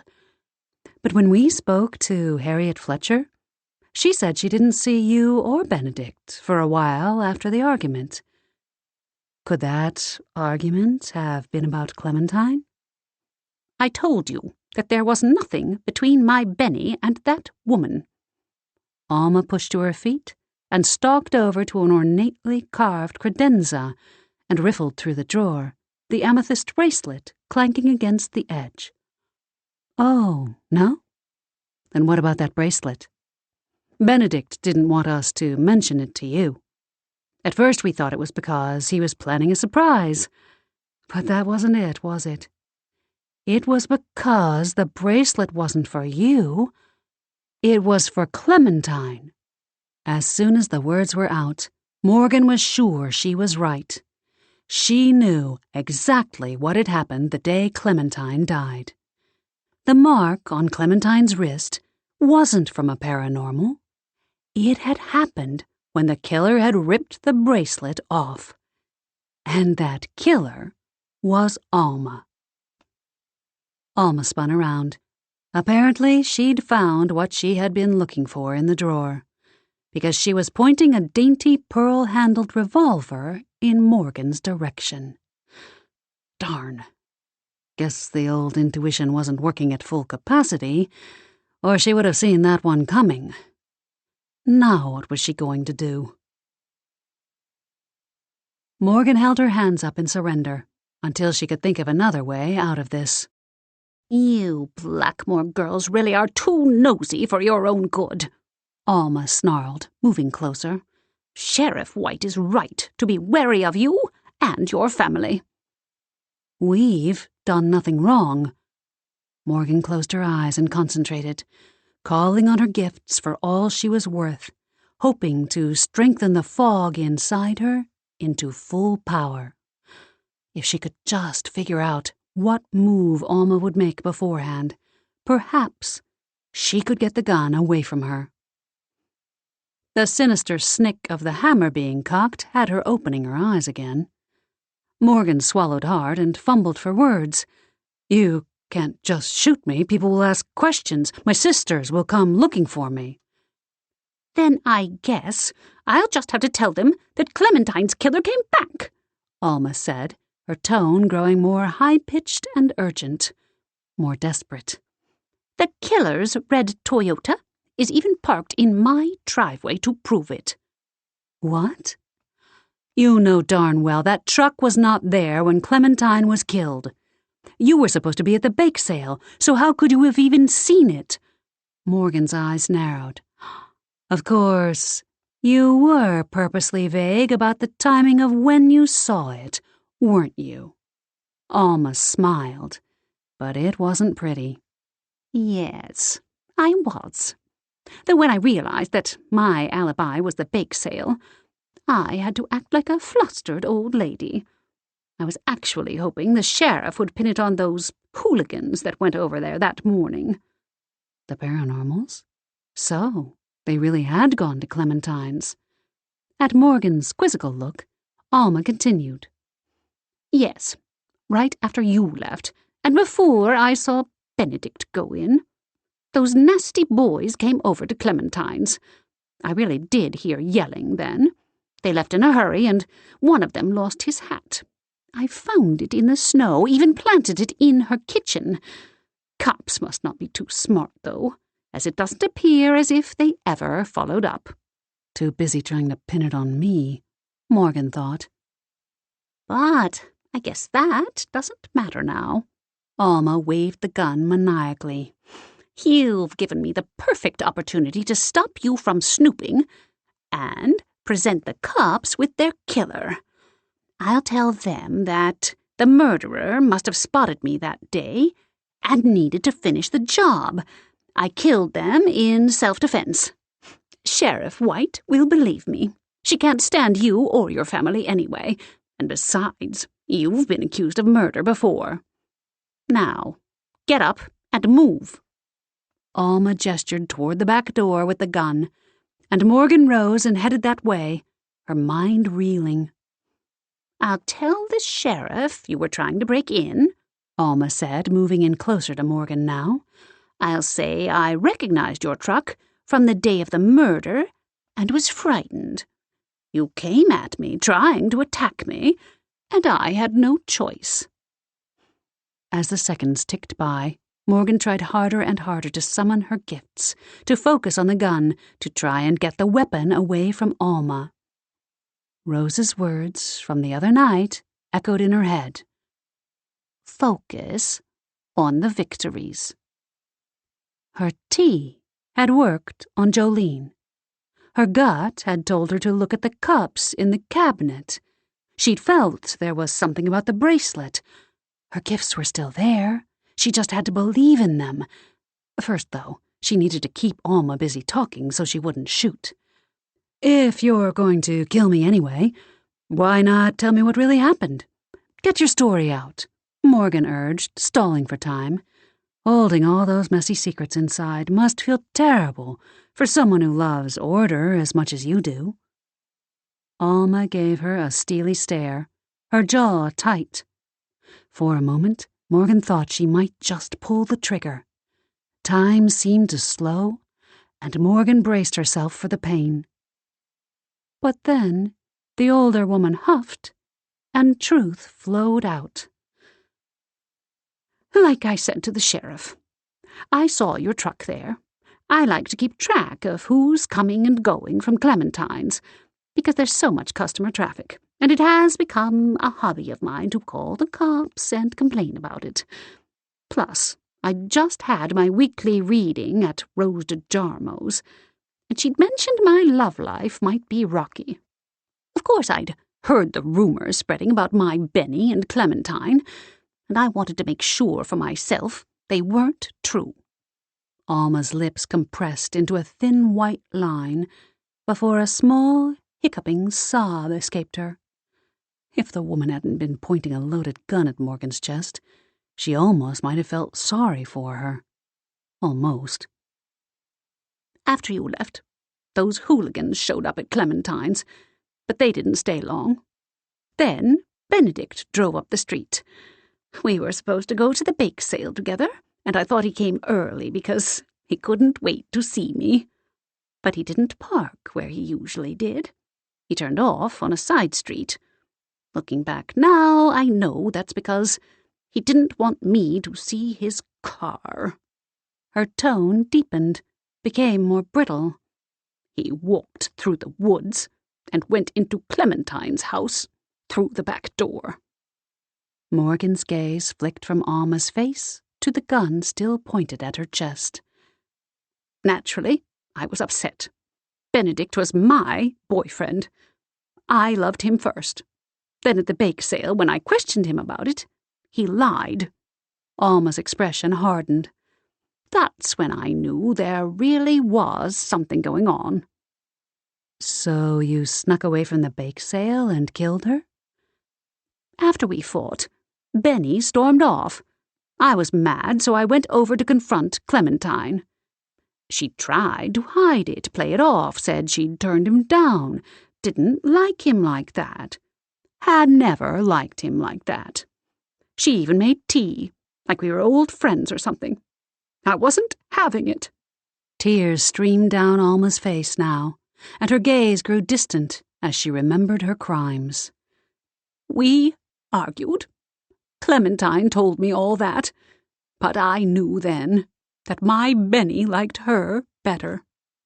Our fight got nastier, and that's when the truth came out. She said Benny was afraid of me. Said he told her he was going to break things off with me, but was scared of my vindictive nature." She snorted. "He was right. I am vindictive. He should have been scared. They both should have been scared. Clementine lied, telling me she had no interest in Benedict. But I knew the truth. I knew why Rose hesitated at my reading when she looked at my love line. I knew it was about my relationship with Benny." "How did you kill her?" Morgan asked, not because she wanted the gory details, but to keep her assailant busy. The tingles of power flowing through her were stronger now, strengthening, re-emerging, but she needed more time. "And how did a piece of one of Rose's tarot cards get there?" Alma laughed, a maniacal, unpleasant sound. "I showed it to her. I'd swiped it from my reading earlier with Rose. The 10 of Swords, a sure sign of betrayal, of being stabbed in the back by those you trusted. Clementine didn't buy it, of course. She'd never liked Rose DeJarmo, never believed in her gifts. She laughed at me. She took the tarot card and ripped it up, tossed it in the air like confetti." "So Clementine was acting like she wasn't interested in Benny, so that the rumor mill would think nothing was going on? Buying time until he could break it off with you?" Morgan asked. "Yep. But I guess she didn't want to pretend any more. That's when she flaunted the amethyst bracelet in my face. Benny had given it to her. That bracelet should have been for me. And that's when I saw red." The older lady shifted slightly, still keeping the gun trained on Morgan. I'd had it with her and her snide remarks and her lies. I grabbed a heavy iron pot from her stove and clonked Clementine over the head with it when she was busy admiring her bracelet. At first, I'd not meant to kill her, just hurt her like she'd hurt me. But then she didn't move, didn't breathe. Good riddance, I say. I picked up all the pieces of the tarot card, washed out the teacups to remove any of my DNA. I don't watch all those cop shows on TV for nothing. Then I put them back in her cupboard and left the way I'd come, but not before ripping the bracelet off her wrist. Alma glanced down at the bracelet. It should have been mine, anyway. Alma was herding her toward the back door, and Morgan made one last-ditch attempt to distract Alma by playing on her jealousy. "My sister told me that Benedict had that bracelet, especially made for Clementine, and a matching pair of earrings. He must have cared for her deeply." Alma's hand flew to her ears. No earrings there. She grimaced and waved the gun at Morgan. "Open the back door. Time to get this done." Oops. Maybe she shouldn't have said something that would make Alma so angry. Morgan opened the door as told, feeling suddenly calm, as if her intuition was telling her it would be all right. Frigid air blasted into the room as Morgan stepped out onto the back stoop, beyond grateful she'd not taken her coat off inside. Alma was behind her, and had to be freezing in just that sweater, but she gave no indication of being aware of the cold temperature. Murdering someone probably did that to a person, Morgan supposed. Out! Alma shoved Morgan hard from behind, but the move caused Alma to slip on the icy stoop. Morgan seized her opportunity and whirled fast, lunging for the gun. Alma regained her footing and moved back, but Morgan's gifts came through at last. A premonition flashed through her mind like lightning, Alma pointing the gun at Morgan's head. Using that information, Morgan ducked low and rushed the older woman, tackling her to the ground. The gun flew from Alma's hand, and they grappled for it in the snow. More premonitions flooded Morgan's mind, like a bottle of champagne that was shaken to the point of bursting. All of Alma's future moves cascaded over Morgan like a tsunami, allowing her to wrestle the gun away and restrain Alma with an old garden hose lying in the backyard. Out of breath, yet exhilarated at the same time, Morgan stood beside a tied-up and struggling Alma on the frozen ground and pulled out her cell phone to dial 911. Yes, I'd like to report the capture of Clementine Vega's murderer, please. Chapter 19. The next day, Morgan and her sisters were sitting at the house under their blankets before another roaring fire, with fresh hot cocoa in their mugs, while fluffy white flakes of snow swirled outside the window.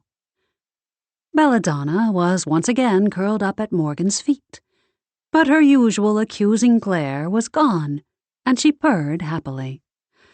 It was as if the cat knew that her gifts were back and everything would be okay now, or at least that she wasn't outwardly lying to her sisters anymore.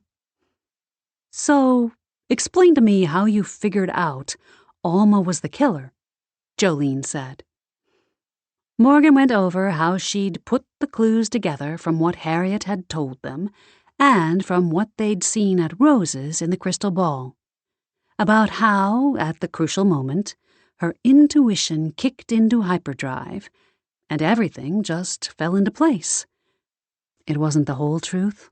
Hopefully that would never come out, but it was enough to satisfy their curiosity.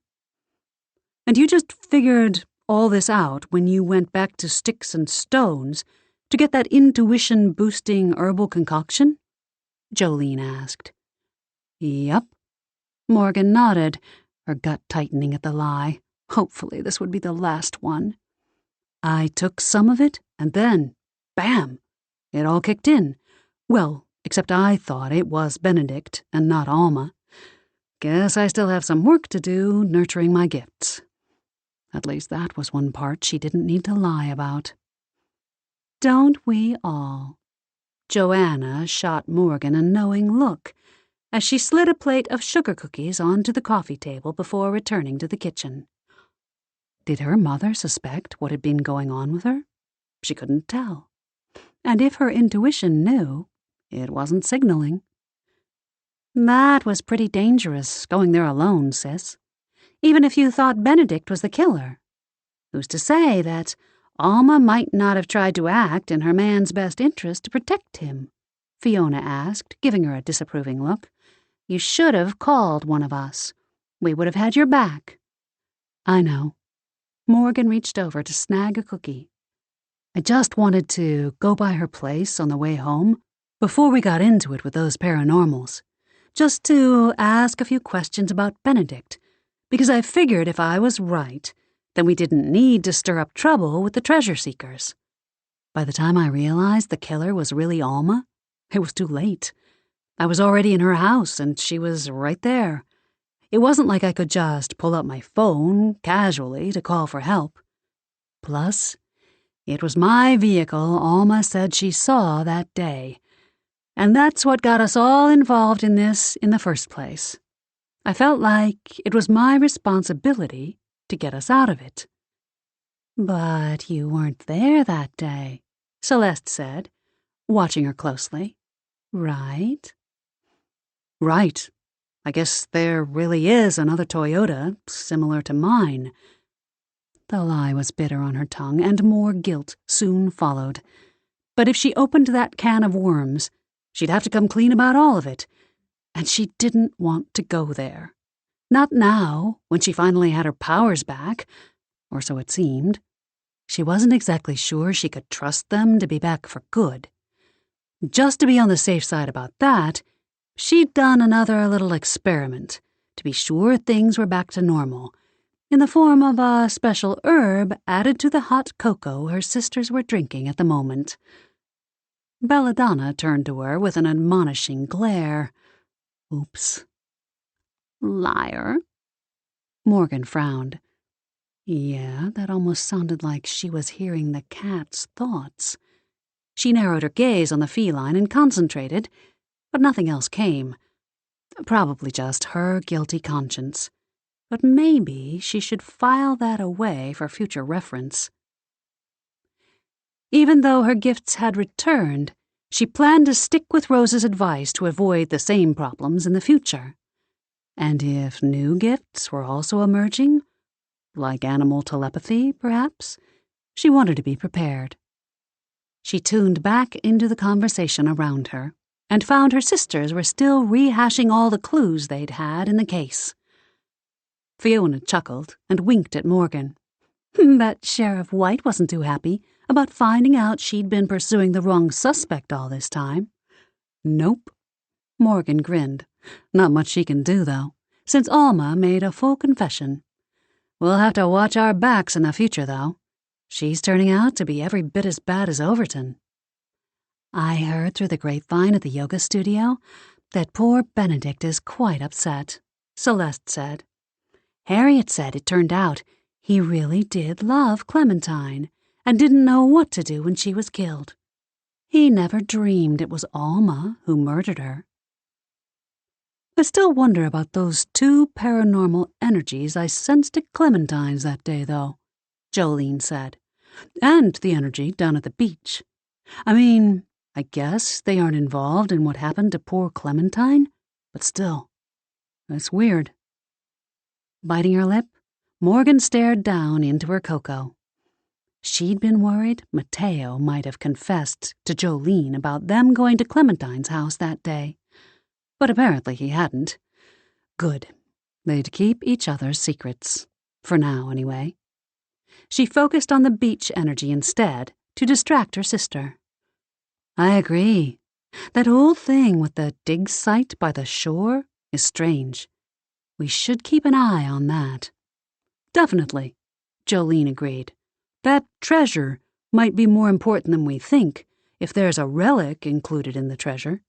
Several times in the past year, the sisters had been called upon by the government agency that Luke worked for to retrieve certain paranormally infused relics that were important to world peace, or at least the government's version of it. If Jolene's speculation was correct, their next assignment might be very close to home. And that was fine with Morgan, especially now that her gifts were back, and there was no way she was going to let them slip away again. Excuse me a minute, Fiona said, tossing aside her blanket. Potty break. Oh, me too, Celeste said, following close on her heels. You take the powder room down here. I'll use the one upstairs. And that leaves me with the bathroom over by the library. Jolene set her cocoa aside and stood. You need to go too, sis? No, you guys go on ahead. I'm good. Morgan waited until her youngest sister had left the room before breaking into a full grin. Looked like the herbal concoction she'd slipped into the cocoa had worked. She had her gifts back. Meow. She looked down to see Belladonna frowning up at her, recrimination radiating from her ice-blue eyes. Morgan scooped the cat up and put her in her lap, stroking her soft fur. Morgan leaned down and whispered in her ear, "You be quiet. You can keep a secret for me, can't you?" Belladonna stared at her for a few seconds. Then Morgan swore the cat nodded ever so slightly before turning in a circle and curling up in her lap. Morgan smiled as she relaxed back in the chair, soothed by the cat's purring vibrations. Yep, things were good again. Belladonna was on her side. Mateo had kept their pact. Her gifts were back. And her sisters never had to know she'd almost lost them. This has been Hidden Secrets, Blackmoore Sisters Cozy Mystery Series, Book 9. Written by Leanne Dobbs. Narrated by Hollis McCarthy. Copyright 2019 by Leanne Dobbs. Production copyright 2019 by Leanne Dobbs. Edited by Sean Toole.